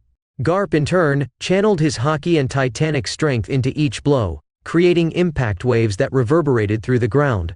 The square became the stage for a dance of speed and power, with Luffy and Garp launching into a dizzying succession of punches, dodges, and counterattacks. Some spectators who were far away and a few conscious Marines were now witnesses to a display of skill and strength, while the square vibrated with the intensity of the confrontation. Suddenly, Luffy threw a punch charged with flames, seeking to break through Garp's defense. The Vice Admiral responded with a powerful block, but the flames began to encircle his resistance. A fire explosion illuminated the square as Luffy's punch collided with Garp's defense, creating a tense moment that seemed to freeze time. The smoke slowly dissipated, revealing Luffy and Garp on opposite sides of the impact. Luffy was a little breathless, but his eyes reflected unwavering determination to continue the duel. "Grandpa, you're so strong, I don't even stand a chance against you right now," Luffy declared, wiping the blood from his forehead and mouth with the sleeve of his coat. Garp, serious and imposing, retorted with a determined tone, "I'll detain you here, you rebellious brat." Luffy, keeping his cool, smiled casually. "But Grandpa, I don't think that's going to happen." "What do you mean, brat?" Garp narrowed his eyes, suspicious. "Dad just arrived, I doubt you can handle him and me here," Luffy replied, his confidence shining through his words. Initially skeptical, Garp mocked the suggestion. "What are you talking about now? Are you going to say he's after me too? Do you think your grandfather will fall for this again?" However, before Garp could continue with his mockery, a striking voice resonated behind him, surprising even the experienced Vice Admiral. "He's right." Garp turned abruptly, his eyes almost popping out of their sockets as he faced the imposing figure of Monkey D. Dragon. The leader of the Revolutionary Army was there, observing the scene with an arrogant smile. "Did Dragon?" Garp exclaimed, surprise evident in his expression. Dragon, with his imposing presence, remained unshaken. He stared at his father and sons amidst the destruction, revealing a smile laden with meanings. The atmosphere in the square instantly changed, charged with the imminent turn of events. The confrontation now was not just between grandfather and grandson, but also between generations of a family destined to shape the future of the world. The tense silence that followed seemed to foreshadow the storm that was about to unleash. "Who is he? And why did Luffy call him Dad?" Lucy murmured to herself, her eyes fixed on the imposing figure of Dragon. Chapter Logtown Monkey Family, third-person POV. Logtown, East Blue. Dragon was behind Garp, enveloped in his cloak that swayed with a gentle breeze, but his face was unrecognizable, especially with his distinctive tattoos. "Who is he?" Lucy asked curiously. Garp, the powerful and indomitable grandfather, looked at his descendants with a mix of determination and concern. "Luffy, you've grown strong, too strong, I have to stop you here." But now, with Dragon appearing, Garp grumbled, assessing the situation. "Dragon, how dare you appear here?" Garp growled because he knew things were getting complicated on his side. Dragon, with a calm and calculating posture, replied, "Father, it's been many years since I've seen you. You remain the same." His gaze shifted from the Vice Admiral of the Navy to the boys and girls in the distance, his own children. "You've all grown, especially you, Luffy," he said in a neutral tone. Luffy nodded a bit, but Lucy remained confused by this. People around, especially the Navy officers who had their eyes on the battle after the Straw Hats escaped, now couldn't help but exclaim at Dragon's sudden appearance in Logtown Square. "Who is that?" "He's Dragon. Dragon, the leader of the Revolutionary Army. He's here. The world's greatest criminal. His bounty surpasses the highest Yonkou with billion. What will happen? Will the city be destroyed? Why is he in this sea? What the hell is happening for such a big shot to appear in the middle of Garp and his grandson's fight? Have faith in Garp. He fought against the King of Pirates in his era, now he can deal with them. They're talking among themselves, I can't hear, but it's strange." As people expressed their thoughts and fears, Luffy looked at his grandfather and father, in a relaxed manner for a family reunion.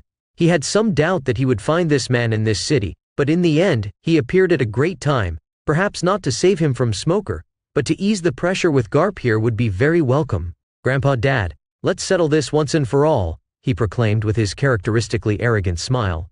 Lucy, who didn't know her father, was surprised to hear the mention of the dad. "Dad? You have a dad, Luffy?" she asked, her eyes widening in surprise. "You have one too, after all, we're twin siblings, remember, silly girl?" Luffy smiled at his little sister, finding amusement in her expression. "So, he's my dad too? I have a dad?" she said, surprised but with a comedic touch in her expression. Dragon opened a smile for this. His daughter was quite peculiar, but his son showed a wit he didn't expect from his descendant. Keeping track of everything his son pulled off in this sea wasn't exactly small stuff, and Luffy was dominating the entire East Blue within a month of becoming a pirate and even messing with the geopolitical structure of this sea. "Dragon, what are you doing here?" Garp inquired again, his posture even more rigid. Dragon, remaining calm, explained, "I came to see my children and help Luffy escape, father. You can't take your grandson while I'm here." Garp huffed, frustrated with the unexpected turn of events. "You just complicate things, Dragon. But I'll make sure to use the fists of love on both my grandson and my own son." Luffy, displaying a radiant smile, intervened enthusiastically. "Dad, it took you long enough, huh?" "I was running out of steam against Grandpa." Lucy, still a bit confused but maintaining Luffy's original characteristic energy, added with enthusiasm after Luffy's words, "So you really are my dad? Your name is Dragon? That's pretty confusing, but I like it." Logtown Square was immersed in a tense atmosphere, with the monkey family now divided between conflicting loyalties. Dragon, with a subtle smile, confirmed the surprising revelation to Lucy. "You're so peculiar, Lucy. But yes, I am your father." Luffy, a challenging look in his eyes, directed his attention to Garp. "Grandpa, are you really willing to take us down with the fists of love?" Garp growled in response, but his determination was unwavering. "Of course I am. Don't think I'll go easy on you, you brats. Father and Luffy are against Grandpa, who should I root for? But I am also a Marine." Meanwhile, Lucy, still confused and torn in her loyalties, murmured to herself. Dragon, with his calm posture, addressed Garp. "Father, you always try to resolve things with violence." Garp, inflating his fists with conviction, replied, "Sits the fist of love. Only love is in them." Preparing for the imminent confrontation, Garp cast a sharp glance. "Let's end this now. I intend to arrest you two troublemakers." Lucy, feeling the responsibility of her position as a Marine, jumped to Garp's side. Even though they were family, she was willing to stand against them. "I'll help too. Shihishishishishi. Luffy, I'll arrest you," she announced with a smile, showing her determination. Luffy, now emanating his power and covered in Ifrit flames and phase, laughed with enthusiasm, challenging his opponents. "Let's fight, Lucy, Grandpa." Without wasting any more time, Lucy was the first to act as she gracefully leaped toward Luffy, her hand stretched out to deliver a powerful blow. "Take this, brother. Gomu Gomu no pistol." Luffy skillfully dodged, avoiding the impact of the punch that made the ground tremble upon landing. Boom! In the blink of an eye, using his Soru technique, Luffy reappeared in front of a surprised Lucy. He punched his sister, his fist not enveloped in flames this time, just using it to push her away. "Sorry Lucy, but you're not strong enough to be here," Luffy said apologetically. Lucy was still surprised by her brother trying to create distance between them. However, in the midst of this split second, Garp, the protective grandfather, intervened to shield his granddaughter from her brother's onslaught. Garp blocked Luffy's punch aimed at Lucy. "You won't hurt your sister so easily, brat." The force of Garp's fist of love collided with Luffy's attack, creating a shockwave that reverberated through the square. Lucy, still stunned by the rapid unfolding of events, looked at Garp with a mix of surprise and gratitude. "Grandpa," she spoke with a joyful smile. Luffy in turn stepped back a few paces, his challenging smile remaining unchanged. "Grandpa, you're still as fast as ever." As Garp prepared to deliver a powerful punch toward Luffy, with the fist of love surrounded by an aura of intensity, it was about to clash with his grandson, but before the blow could be completed, a swift and electrified shadow appeared by his side. "Father, you can't take your eyes off your opponent, you taught me that yourself," spoke the voice in the electric shadow. With surprising speed, Dragon appeared next to Garp, his hands charged with electricity. In an agile and calculated movement, Dragon landed a direct punch to Garp's torso, interrupting the momentum of the fist of love that dissipated in the air. The thunderous sound echoed through the square, blending with the noise of debris. Garp, momentarily surprised by his own son's attack, was forced to assume a defensive position to avoid being knocked down by the impact. But that wasn't enough, as the Vice Admiral recoiled like a projectile and collided with the ground. Boom! Taking advantage of the resulting chaos from this surprise attack, Luffy, still in the air, didn't hesitate to act. He swiftly approached his sister again, Lucy still suspended as well, and delivered a punch that propelled her to the other side of the square. "Lucy, I hope that the next time we meet, you'll be stronger," Luffy spoke, expressing a mix of apologies and determination, as his sister moved away with the force of the impact. "Luffy," her voice echoed, filled with indignation and confusion, as she was propelled away. In the aftermath of the explosion where Garp fell, debris stirred, revealing the robust and defiant figure of the Vice Admiral emerging from the dust. A trickle of blood adorned his face. His hardened and determined gaze indicated that, despite setbacks, he was not about to back down. Next to his father, Luffy descended with characteristic grace, the burning energy of purple flames surrounding his body intensifying even more. The flames, vibrant and wild, seemed to have a life of their own, dancing in harmony with the young pirate's inner strength. At the same time, Dragon emitted pulsating electricity, an aura of intensity adding an electric dimension to the imminent conflict. "Damn brats, I'll have to take this more seriously," resonated Garp's authoritative voice, a clear sign that the Vice Admiral was about to elevate the level of the confrontation. Luffy and Dragon seemed to respond to their grandfather's change in posture, the elements surrounding the father and son duo coming even more to life. Luffy couldn't help but smile despite the nervousness. "This is going to be the toughest fight I've had so far. I'm nervous, but I'm excited too.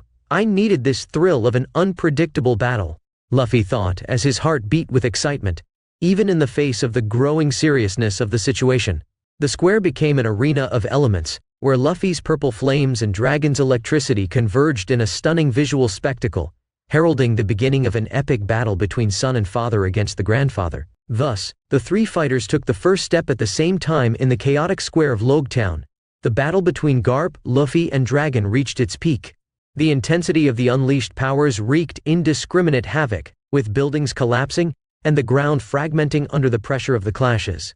Garp, propelled by fierce determination, charged against Luffy with formidable force.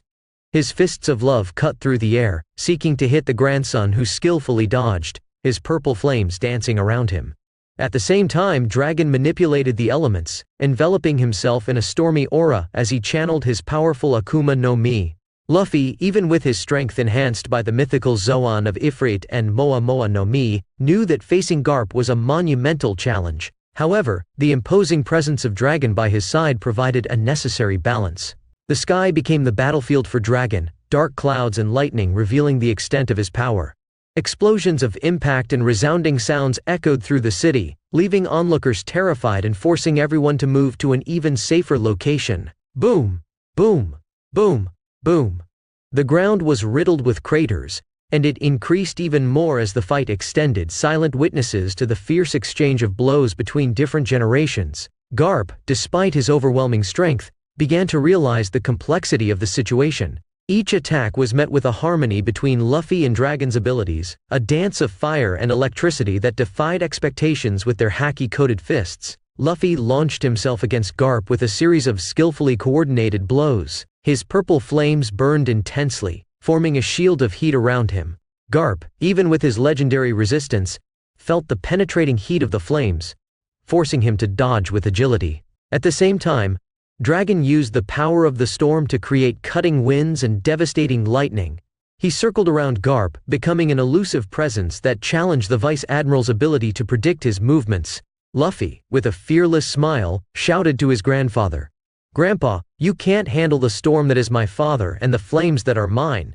His voice resonated with confidence, challenging Garp to adapt to this new dynamic. As the battle continued, Logtown was shrouded in an aura of destruction and power. The monkey family, united by blood and circumstances, fought fiercely in a battle that transcended family boundaries. The outcome remained uncertain, but the city would witness the magnitude of this epic confrontation between son, father, and grandfather. Chapter: Logtown. Third-person POV. Logtown, East Blue. A palpable tension hung in the air over Logtown, a city that had long witnessed the departure and arrival of many pirates. The calm atmosphere of the streets was abruptly interrupted by the thunderous sounds of explosions echoing through the old and historic buildings. Somewhere in the distant marine fort, a command room was permeated by the tense atmosphere as news of chaotic events in Logtown were transmitted. Sengoku, a prominent figure in the Marines, listened with a serious expression as his mind processed the gravity of the situation. "What are you saying?" Sengoku growled, concern evident in his voice. "Fleet Admiral, Vice Admiral Garp is in the midst of a battle against Dragon and Luffy in the square," the Commodore reported on a direct line, his words thundering through the command room. Boom! A new explosion shook the foundations of the city, the noise penetrating even the considerable distance to Marine Fort, reinforcing the intensity of the conflict in Logtown. Damn, did he have to show up right now? Sengoku expressed his frustration, recognizing the complexity Garp's presence added to the situation. "We don't have many options. We can't send an admiral to the East Blue. The only thing we can do is prevent civilians from getting hurt in the midst of this chaos." Sengoku had no choice but to minimize the damage. Boom! Another sound of an explosion accompanied the officer's speech, indicating that the situation was out of control. Lightning. Boom! Flames. Boom! Boom! Another explosion stood out, echoing in the background. Boom! Boom! Boom! While the officer communicated with his superior, explosions continued to shake the square, turning it into a furious battlefield. Lightning cut through the dark sky, forming hurricanes swirling in a chaotic dance, causing chaotic winds to run through all the streets of the city. The deafening sound of explosions and the impact of forces colliding filled the air. "Yes, Fleet Admiral. We will do our duty," the officer responded with determination, maintaining composure amidst the turmoil. Boom! A building near the square exploded in flames, hurling burning debris through the night skies. "And the rest of the crew?" Sengoku inquired, his concern extending beyond what he initially expected. With Dragon in Logtown, everything would be complicated, and he couldn't send reinforcements so quickly to another sea. Boom! Lightning illuminated the dark sky. Boom! A powerful burst of lightning struck the middle of the square, illuminating it with impressive electric flashes, leaving everyone stunned. "We can't stop them. There's a tall woman with white hair and strong horns among them. I'd say she has the strength of a vice admiral. And there's an orange-haired woman who can create hurricanes with some devil fruit powers.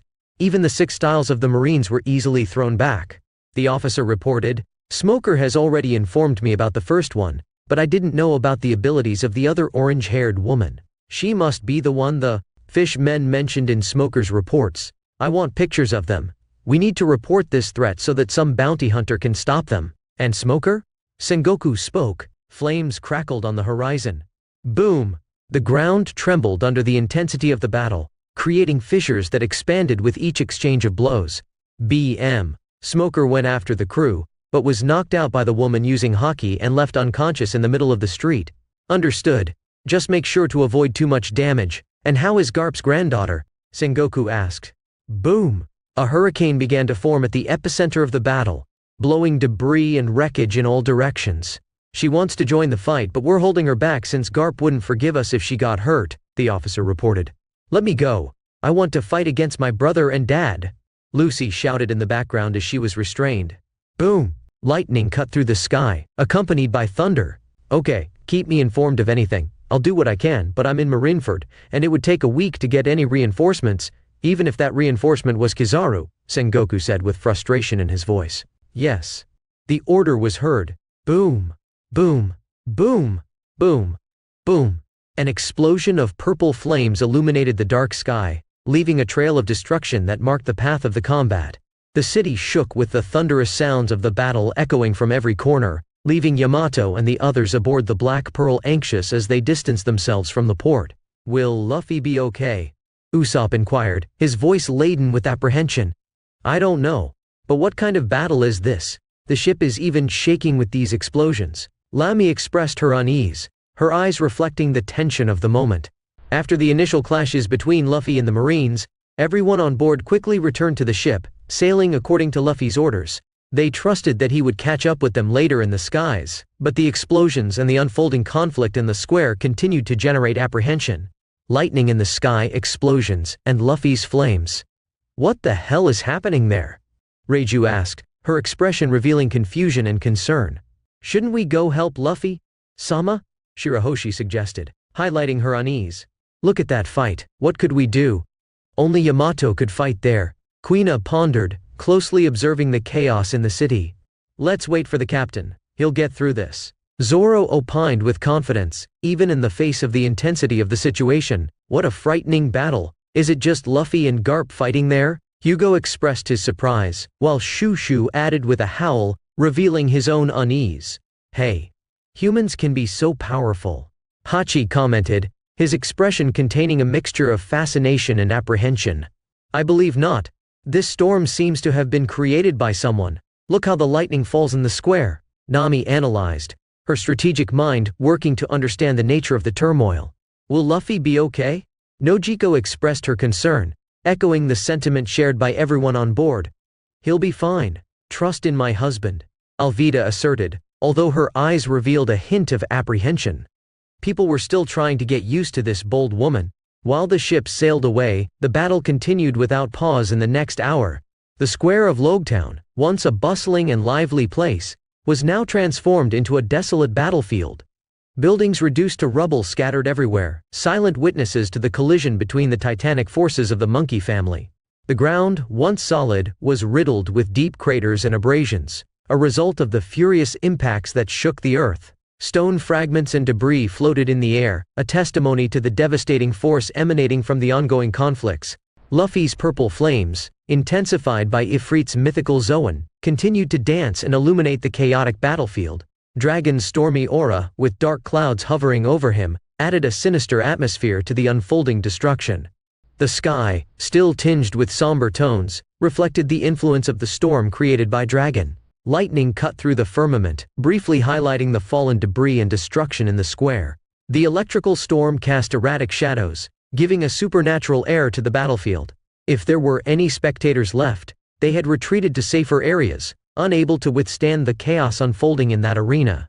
The sound of explosions and collisions echoed throughout the city every minute in the last hour. Garp, Luffy, and Dragon remained at the epicenter of this power storm, each showcasing their extraordinary abilities. The unstable ground beneath their feet was a physical extension of the tension filling the air. The winds, stirred by the storm, gained increasing fury, affecting the entire city, dragging debris and wreckage through the air. Dust and stone fragments swirled in a turbulent vortex, obscuring visibility and creating an atmosphere charged with electricity. After an hour of intense battle, Garp, Dragon, and Lucy displayed diverse physical states, reflecting the wear and tear caused by the confrontation. Garp, the legendary vice admiral, showed signs of fatigue, but his unyielding resilience still kept him standing. Sweat lines marked his face, and the marine uniform was in tatters, displaying the musculature of a man despite his age. Blood streaks marked his face, The fight was in a deadlock with neither side gaining the upper hand. Despite the Fist of Love, his characteristic technique showing signs of wear, he remained determined to face his descendants, and his fierce eyes indicated he was far from giving in. Dragon, leader of the Revolutionary Army, seemed slightly less affected by the battle. His calm demeanor and unwavering expression indicated mastery in conserving energy. However, even he did not escape unscathed. His usually serene eyes now revealed a hint of fatigue, and the electricity surrounding him pulsed less intensely. Luffy, on the other hand, showed more evident signs of exhaustion. His body bore various cuts and bruises, and the purple flames surrounding him flickered irregularly. Labored breaths indicated he was on the brink of exhaustion. Even with the tenacity characteristic of the Monkey D lineage, the intensity of the battle was beginning to take its toll. "I won't last much longer," Luffy murmured, his voice escaping between panting breaths. He recognized the disparity between his grandfather and himself. Even with his father's presence, the confrontation seemed like a draw, and the Straw Hat's endurance was fading. He had used a significant portion of his healing energy to treat the damage caused by Garp, consuming a considerable amount of his vitality. "You don't look well, Luffy. It would be better if you stepped back," Dragon said, concerned, as he approached his son. "I guess so. Can you hold him off for a bit?" Luffy asked his father, seeking a temporary solution. "Yes. Go to the sea, find your crew. We'll meet again under better circumstances."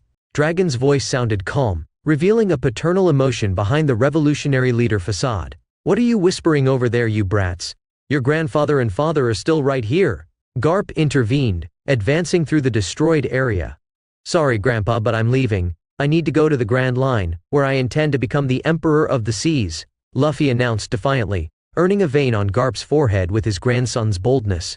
Garp frowned at Luffy's bold words. "You talk as if you can escape my punches." Luffy smiled at his grandfather, ignoring him, and began to bid farewell right there. "Goodbye, Grandpa. It was good to see you. I hope to meet you again soon.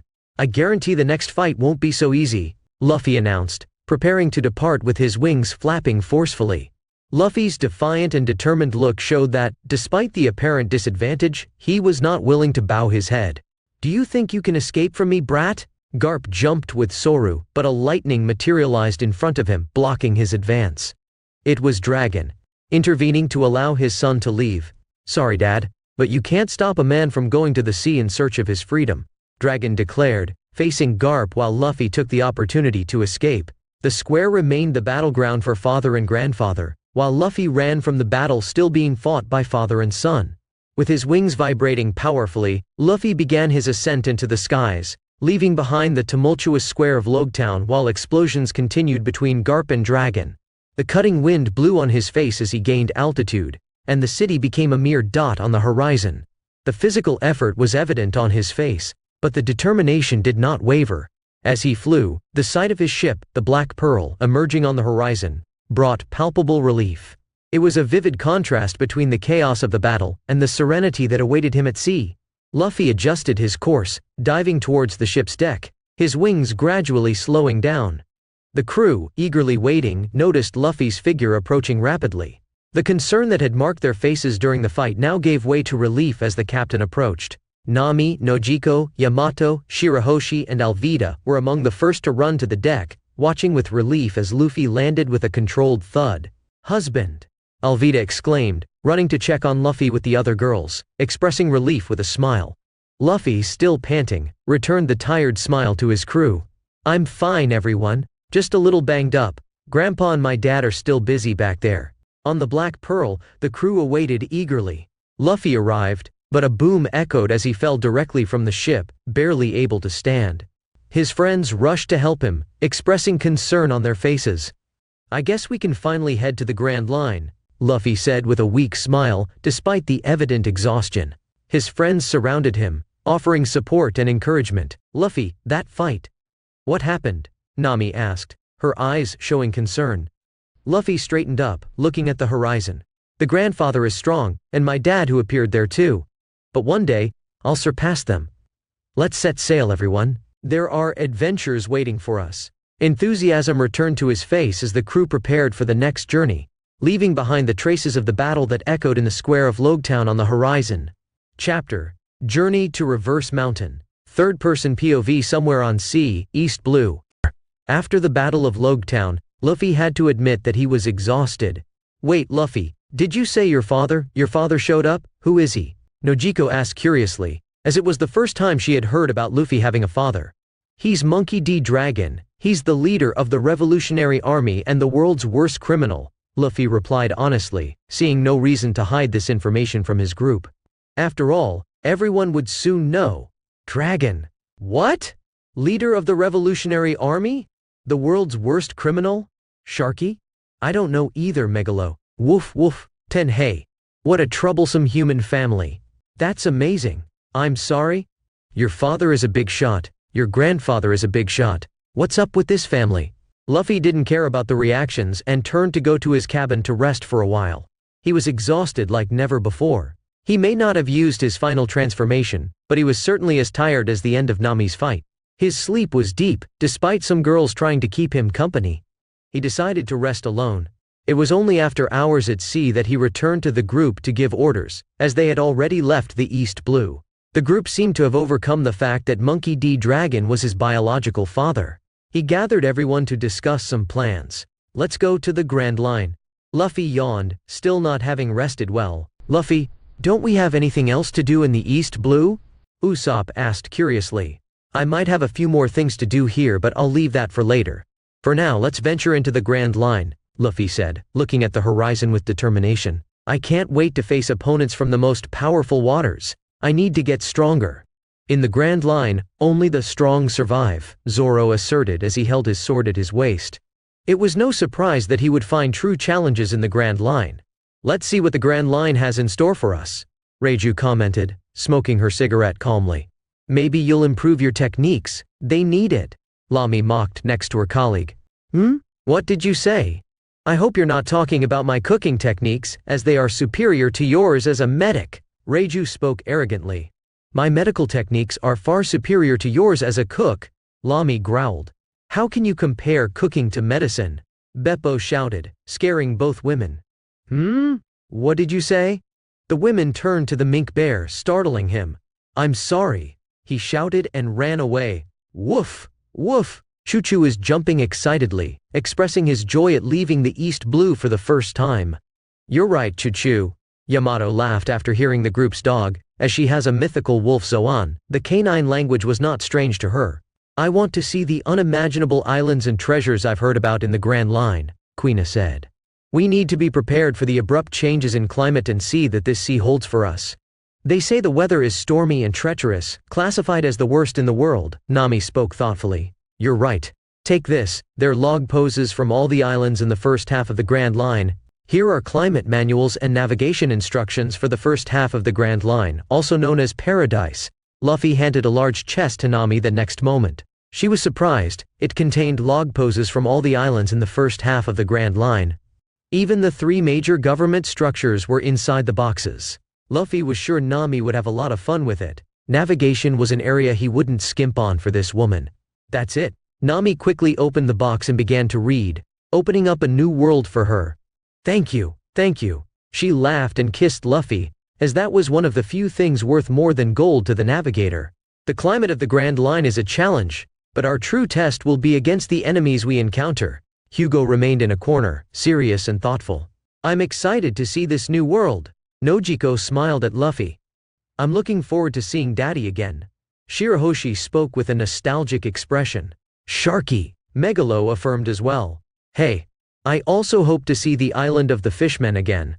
The Grand Line is just the tip of the iceberg, and in the new world we'll face real dangers. Yamato spoke with a surprisingly serious tone, her gaze fixed on the horizon full of expectation. She was happy to have finally left Wano and visited the East Blue. Now she would see the first half of the Grand Line and soon return to that sea. Nevertheless, Luffy displayed a mysterious and confident smile. Still, I'm sure we'll find quite interesting things when we cross into this weaker part of the Grand Line. And don't underestimate our enemies. There are powerful people on this side of the sea too. Luffy warned. Next to Luffy, Alvida looked at him with admiration. Let's conquer the Grand Line together, my love.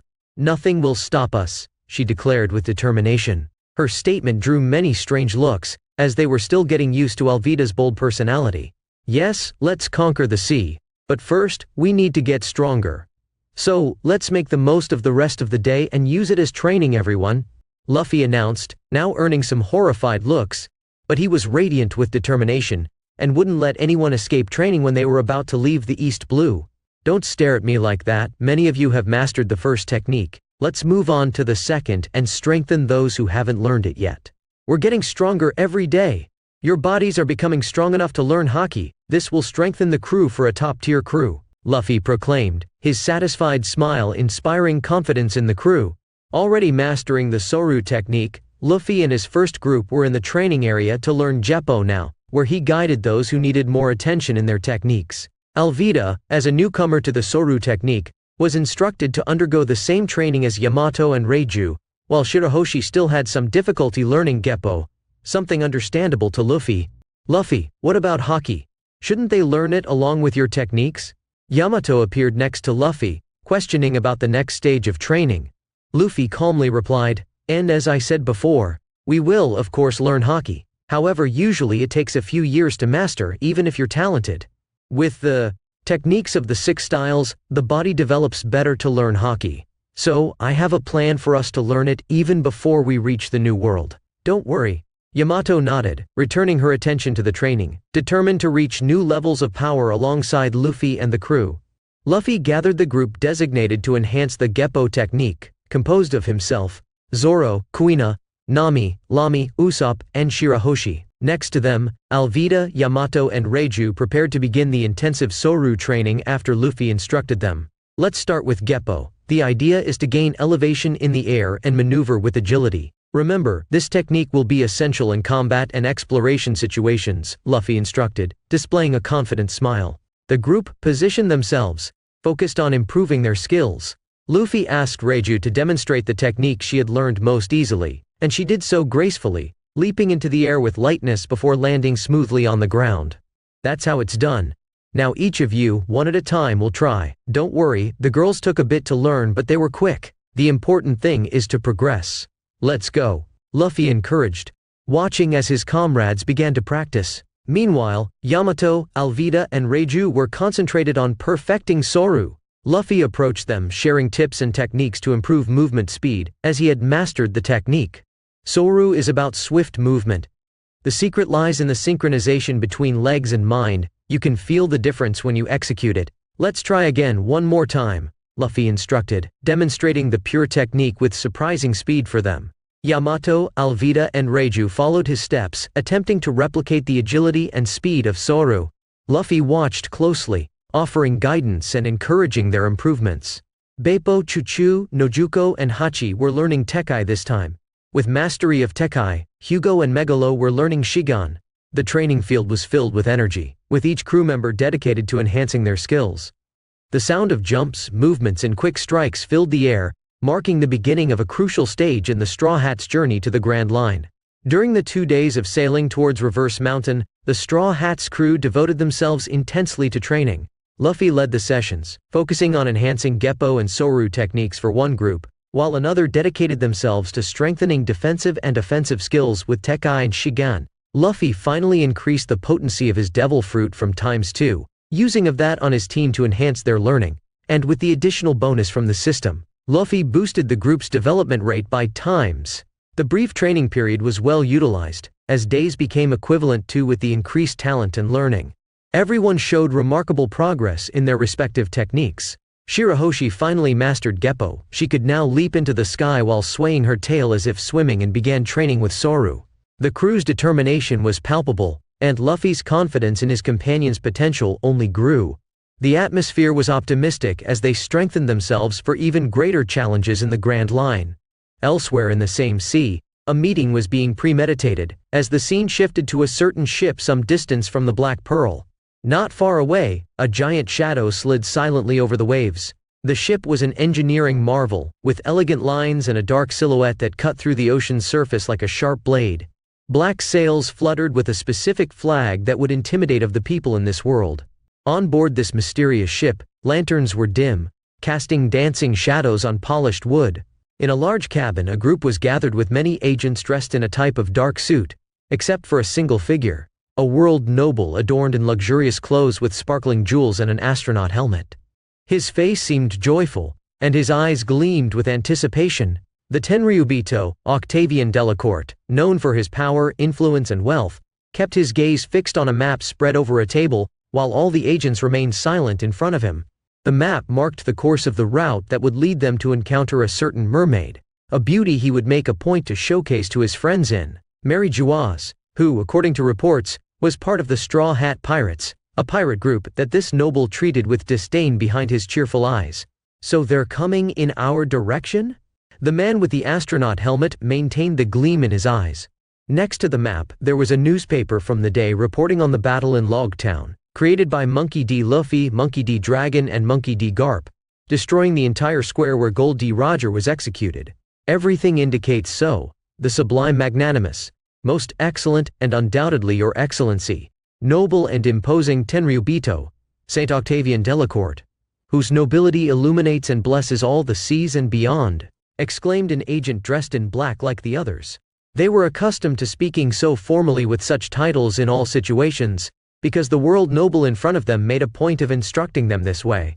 Each Tenryubito has their own peculiarities, and this one likes the lengthy name with titles that feed his ego. Perfect. I want that mermaid. I can't wait to see St. Charles's expression when he witnesses my newest acquisition. The excitement in Lord Octavian's eyes revealed his anticipation for triumph. Octavian Delacourt is a world noble shrouded in arrogance, fervently believing in his supremacy over his peers in the noble earth, and wanting once again to prove that he can acquire a better slave than his colleagues and rivals. Yes, and I humbly bow before the sublime magnanimous, most excellent and undoubtedly your excellency, noble and imposing Tenryubito, Saint Octavian Delacourt, whose nobility illuminates and blesses all the seas and beyond. But we must act with caution. These individuals do not seem as malleable as the common pirates of the Grand Line. The agent expressed, aware that all of Luffy's exploits had been meticulously examined. I won't call for reinforcements, as you've said. I don't want anyone to be informed. I'll capture the mermaid and surprise everyone in the end, Octavian proclaimed. His excitement was evident. He imagined surprising everyone with his mermaid and boasting that he obtained it from a group of inferiors in the East Blue. As soon as I get the mermaid, I'll head to that insolent kingdom that dared to defy my will. Especially now that they have a new queen, I'll personally go and execute all the nobles of that country for such an affront to my presence, Octavian continued, ignoring the agent's concerns. Sublime magnanimous, most excellent and undoubtedly your excellency, noble and imposing Tenryubito, Saint Octavian Delacourt, whose nobility illuminates and blesses all the seas and beyond. The command was clear. We shouldn't act, especially because this is related to an emperor of the New World. The agent tried to warn with caution. No matter. I am a world noble, and everyone must obey my orders as if they were divine decrees. No one below my status will dare to challenge my demands, Lord Octavian snarled, confident that his will would be imposed on everyone. After capturing this mermaid, the sublime magnanimous, most excellent and undoubtedly your excellency, noble and imposing Tenryubito, Saint Octavian Delacourt, whose nobility illuminates and blesses all the seas and beyond. Just imagine the fame you'll have among the world nobles in Mary Juaz. It will be even greater, suggested one of the other agents, trying to further inflate his lord's ego. Oh yes, I'll be the center of attention. No world noble will have anything as extraordinary as this mermaid. She rivals the pirate empress in terms of appearance, Octavian replied with a malicious smile. But remember, the sublime magnanimous, most excellent and undoubtedly your excellency, noble and imposing Tenryubito, Saint Octavian Delacourt, whose nobility illuminates and blesses all the seas and beyond. We must be careful with the consequences. These pirates can be unpredictable, especially considering their captain. He has already challenged even the hero of the Navy Garp in Logtown and killed that king you contacted, warned the agent, trying to calm Lord Octavian's impulsive tendencies and at least ask for help to deal with this group. Bang! A bang echoed through the environment when Octavian brandished his weapon, firing a shot that reverberated near the agent's face. Although the intention was not to kill, the implicit threat was undeniable. Octavian's once radiant countenance transformed into a dark and cruel expression, his cutting speech echoing with the typical arrogance of a world noble. If you dare utter one more word of challenge, or dare to contradict me, know that the punishment will be instant and relentless. As a world noble, I hold the power to shape destiny at my will. Do not underestimate what I am capable of." Lord Octavian, now devoid of his previous joviality, exuded an aura of malice that sent shivers down the spines of the present agents. They were well acquainted with the sinister side of this world noble when he expressed his anger, having witnessed slaves being punished in more brutal ways by those malevolent eyes. Suddenly the cabin door swung open with an agent wearing a rather urgent expression. "The sublime magnanimous, most excellent and undoubtedly your excellency, noble and imposing Tenryubito, Saint Octavian Delacourt, whose nobility illuminates and blesses all the seas and beyond. The Straw Hat Pirate's ship has been spotted on the horizon." An agent conveyed the news urgently. Saint Octavian's dark countenance instantly transformed back into a cheerful and excited expression. "Finally, the moment to capture my mermaid has arrived," he exclaimed with enthusiasm, a trail of mucus running down his nose amid his unbridled joy. The world noble, oblivious to what awaited him, could barely conceive the unusual situation he was about to face. His minutes were numbered, but Octavian's unrestrained excitement overshadowed any foresight of the imminent challenges. Chapter: Journey to Reverse Mountain. Third-person POV. Somewhere on sea, East Blue. Under the vast blue sky of the East Blue, the Black Pearl ship cut through the waters with a grace that only a Straw Hat cruise ship could possess. The crew was lively after their training and rested on the deck before starting their new session in the training room. As Usopp gazed at the horizon, something caught his attention. A distant shadow was approaching rapidly. His sharp eyes focused on the approaching ship, and quickly, a glance was directed towards his crew. "Hey everyone, look at this!" Usopp drew his companion's attention, pointing in the direction of the approaching vessel. He didn't have his telescope, so he couldn't identify the ship yet. Most of the crew gathered in a corner of the deck quickly, curious to see what was approaching. As the distant ship revealed itself, it became evident that it was no ordinary vessel. An aura of mystery and hostility hung over it, leaving everyone intrigued as the ship sped towards the Black Pearl. "What is it, Luffy?" asked Nami, observing the approaching vessel with a discerning gaze. "No idea, but it looks like we'll have visitors who want to challenge us. Let's welcome them," Luffy replied, his pirate spirit undeterred by the threatening presence of the other ship. But as the ship approached, the flags fluttered in the wind, revealing the distinctive symbol of the world government, more specifically, the symbol of a Tenryubito. The atmosphere on the deck changed instantly, joy and casualness giving way to tension. "I think I've seen that symbol somewhere. Oh, it's from the Tenryubito. This can't be good, guys," Usopp shouted in alarm. "A world noble? What do they want here?" questioned Zoro, hand already on his sword. "World noble? I don't like this at all. These guys only bring trouble. Does it have something to do with Shirahoshi and that king in Goa?" Lami spoke with a grim expression. "What kind of world noble would come here? Looks like we're in for an unwelcome visit." Riju grumbled. I don't like this. Are they going to hurt us?" Shirahoshi said with a cry. "World nobles? These guys have already caused us trouble. We need to be prepared for anything," Nami warned in a serious tone, already familiar with the term after Luffy explained Shirahoshi's situation and the attempt to kidnap the mermaid. "Looks like it's the sponsor of the late King Starry. It's good to finally find out who's been after Shirahoshi all this time and be able to deal with him," Luffy affirmed, his expression serious contrasting with his usual carefree demeanor. "Hey, Luffy, you're not thinking of doing this, are you? We should leave and escape," Hachi spoke fearfully, fearing the idea of Luffy facing a world noble. Meanwhile, Hugo showed hatred in his eyes as he looked at the approaching ship, squeezing his fists so hard that blood began to trickle. Luffy was the only one who understood his situation so far, and noticed the abnormality about this man under his flag. "Hachi, you have to understand that we won't stand still when someone tries to harm us. This journey is about reaching our goals and dreams, and it's going to pit us against the world. But the important thing is to push through our enemies." Luffy spoke seriously, but many nodded, touched by his brief speech. Luffy really isn't afraid of anything. Usopp was amazed, wanting to have that courage too. "Wolf! Wolf!"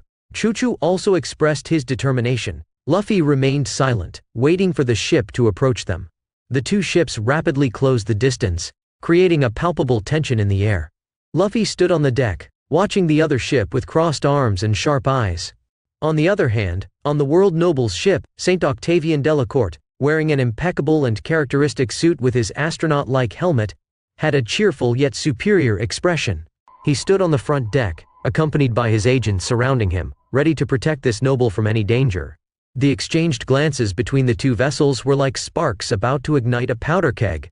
His observant eyes found Luffy on the other ship with crossed arms, despite a vein appearing on the noble's forehead. Seeing that man staring at him with that posture without kneeling before his presence, nevertheless, a self-assured smile formed on his lips with disdain in his eyes, as he was finally seeing his mermaid along with the other crew members on the opposite side of the ship. With an elegant and theatrical gesture, Saint Octavian raised his hand and waved in Luffy's direction.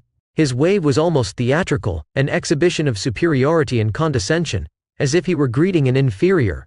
One of the agents stepped forward to speak for the world noble, as they were instructed. You, a worm and a small pirate. You are in the presence of the sublime magnanimous, excellently and unquestionably your excellency Tenryubito noble and imposing, Saint Octavian Delacourt, whose nobility illuminates and blesses all seas and beyond. I imagine you have already heard of the sublime magnanimous, excellently and unquestionably your excellency Tenryubito noble and imposing, Saint Octavian Delacourt, whose nobility illuminates and blesses all seas and beyond, the fawning agent declared. What the hell kind of name is that? Did you need to repeat it twice? It's annoying, even my ears hurt. Luffy quickly scratched his nose as he spoke these words, finding it bizarre. Why does someone have such a big name? It's ridiculous. Yamato spoke, trying to understand that entire name beside Luffy. This doesn't sound good at all. Are all these titles important, Luffy-sama? Shirahoshi said with a worried tone. Sharky. Megalo shared his friend's feelings. Looks like we're in for a fight, huh? Are these world nobles strong? Zoro asked. It seems I'm not the only one who finds this ridiculous. All these titles, it seems like he's trying to convince himself, Lami remarked. So many titles, he seems dangerous. Can we let them take Shirahoshi? Beppo shouted in fear. Wolf! Shuchu bared his teeth at the other ship. I think I'll make a portrait of this sublime magnanimous, excellently and unquestionably your excellency Tenryubito noble and imposing, just to remember how absurd it is. Usopp murmured. Do they really think pompous titles will impress us? Ridiculous. Nami crossed her arms. This world noble doesn't know who he's messing with. He'll regret crossing our path, Reiju said, smoking her cigarette. I hate this kind of people. Thinks they're above everyone just because of a title. Hugo spoke with eyes that could kill the noble at that moment. We won't allow them to take Shirahoshi. Let's show them what we're capable of. Nojiko spoke. Hey, I think we should still run away. Hachi spoke with a tone of fear. Ridiculous to hear all these titles. It seems like he's trying to compensate for something. Kuina just said. Do they think these titles will scare us? They're about to find out what happens when they mess with my husband. Alvida spoke as she slung her club over her shoulder. At the same time, on the world noble's ship, a silence took over the atmosphere of the Tenryubito and his agents. Everyone was stunned by these words and opinions from each member of that pirate crew. Some had normal reactions, but others were quite rude and bizarrely offensive. Did I hear that right? They're referring to the sublime magnanimous, excellently and unquestionably your excellency Tenryubito noble and imposing, Saint Octavian Delacourt, whose nobility illuminates and blesses all seas and beyond. Never thought that sublime magnanimous, excellently and unquestionably your excellency Tenryubito noble and imposing, Saint Octavian Delacourt, whose nobility illuminates and blesses all seas and beyond, would be ridiculed like this. These pirates have courage. How dare they speak ill of the sublime magnanimous, excellently and unquestionably your excellency Tenryubito noble and imposing, Saint Octavian Delacourt, whose nobility illuminates and blesses all seas and beyond.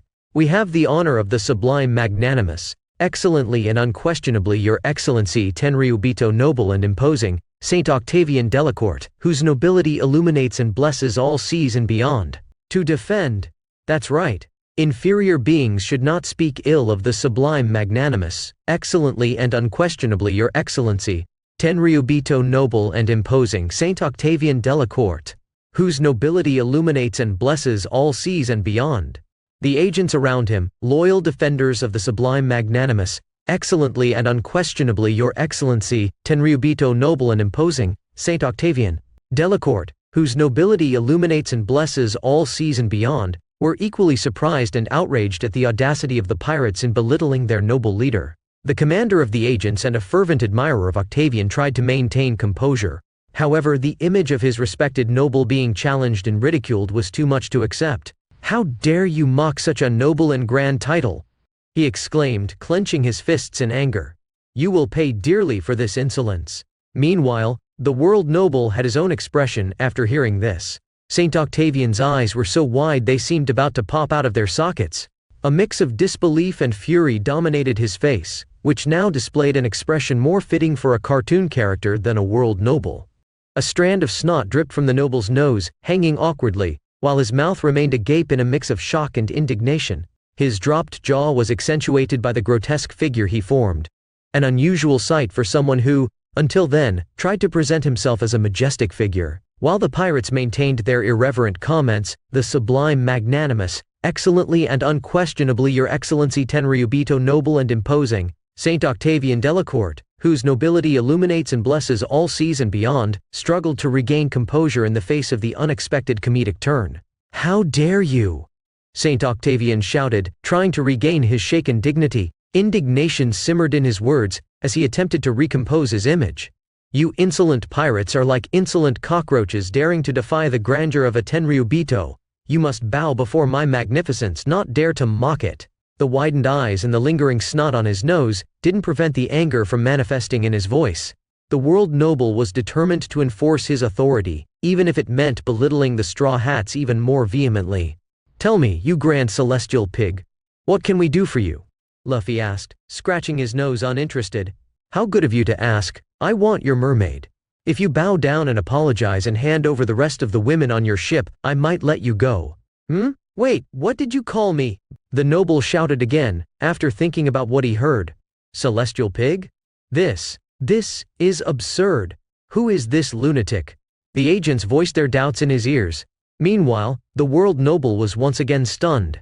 On the Black Pearl, the Straw Hat crew watched with varied expressions. Usopp showed disbelief at the world noble's audacity, and Luffy still wore a carefree smile. Hugo emanated hatred in his eyes, and Zoro maintained a cautious look, while many other members of the Straw Hats had their own expressions. The tension in the air intensified as the confrontation between these two distinct worlds unfolded. This Tenryubito wasted no more time with these inferior beings. He wanted to grab the mermaid to take her back to his home and show her off to his colleagues after passing through the Goa Kingdom. "Do you know who I am? I am the sublime magnanimous, excellently and unquestionably your excellency Tenryubito noble and imposing, Saint Octavian Delacourt, whose nobility illuminates and blesses all seas and beyond. Surrender your mermaid and women." "Why do you celestial pigs have so many titles like that? And why would I do that?" Luffy asked with crossed arms in a challenging gesture. "What did you say?" Now, Saint Octavian had a dark expression, unable to believe what was happening. This man was mocking him and challenging him. Something that should never happen. Attack them, kill everyone, and bring the women. The order came from the lips of the world noble, his face displaying a despicable villainy that starkly contrasted with his pompous titles, casting a sinister shadow over the deck. "Looks like we don't have much to talk about. Come on, kill them all too." Luffy gave the order with his typical calmness before leaping from the ship toward the world noble. The action surprised everyone, and the noble himself was perplexed by the role reversal. The figure of the Tenryubito was now in a defensive position before being able to attack, with this pirate taking the initiative to openly assault him, challenging all established norms. Luffy drew his pistol mid-air, displaying surprising dexterity, and with agility he used the Geppo technique. The pirate's rapid learning was notorious, demonstrating exceptional proficiency in the jumping technique he began learning just a few days ago. Bang! Bang! Bang! Skillfully shooting at the agents gathered next to the world noble, the shots echoed in the air, momentarily interrupting the impending chaos. His shots were much more potent than conventional firearms, to the point that even those agents couldn't react. The sound of agents' bodies falling onto the ship's deck became the disturbing symphony accompanying Luffy's audacious actions. Seeing the first bodies fall, the world noble's expression transformed into pure terror. "Stop him! Protect me! Don't let him get close to me!" he shouted, losing composure and revealing the true vulnerability behind the facade of superiority. "He can use Geppo? Let's attack him in the air!" exclaimed an agent surprised by this technique being used by a pirate in these seas. A group of agents quickly jumped from the ship toward Luffy in the air, shooting, while others remained on the ship, realizing that the pirates decided to attack, and they needed to protect the world noble. Yamato, Reiju, and Nami, sensing the opportunity, joined the imminent aerial battle, jumping into the air to form a group with Luffy against their adversaries. The sky confrontation began to unfold, with the agents skilled in the Geppo technique facing the resistance of the pirates. This seems like a good show and good real training. Let's fight, attack them all. Luffy sprouted wings on his back now, as his mastery of Geppo was still in development after only 2 days of training. Facing dozens of skilled agents in an aerial technique not fully developed was a challenge, so he used the power of his Zoan to have more mobility in the air. It seems the orders were clear. On the ship, Zoro spoke, opening a smile. The tension from before changed to excitement. If their captain ordered to attack a world noble, he would do it with a smile. Yes, let's go, Lami said and used her room to teleport herself, Zoro, Hugo, Beppo, and Quina to the world noble ship. In the air, Luffy, with his confident smile, flew agilely, exchanging precise shots with his pistol and skillfully avoiding the agents' attacks. His relaxed expression contrasted with the intensity of the aerial battle. Beside him, Yamato and Reiju moved with grace, using the Soru and Geppo techniques to defy gravity. Their silhouettes intertwined as they delivered quick and evasive strikes, keeping the agents in constant disadvantage. Nami, with her white wings and a spear Luffy gave her, manipulated the air currents, creating winds and tornadoes that disoriented the agents. Their movements were a dance with nature, as air pressure manifested in the sky, and turbulent winds diverted opponents, causing them to fall rapidly. The agents, despite their mastery in Geppo and other techniques, were increasingly pressured by the diversity of the pirates' attacks. Some tried to regroup to form more effective strategies, but the coordination and anticipation of the Straw Hats were impressive and too powerful for them to handle.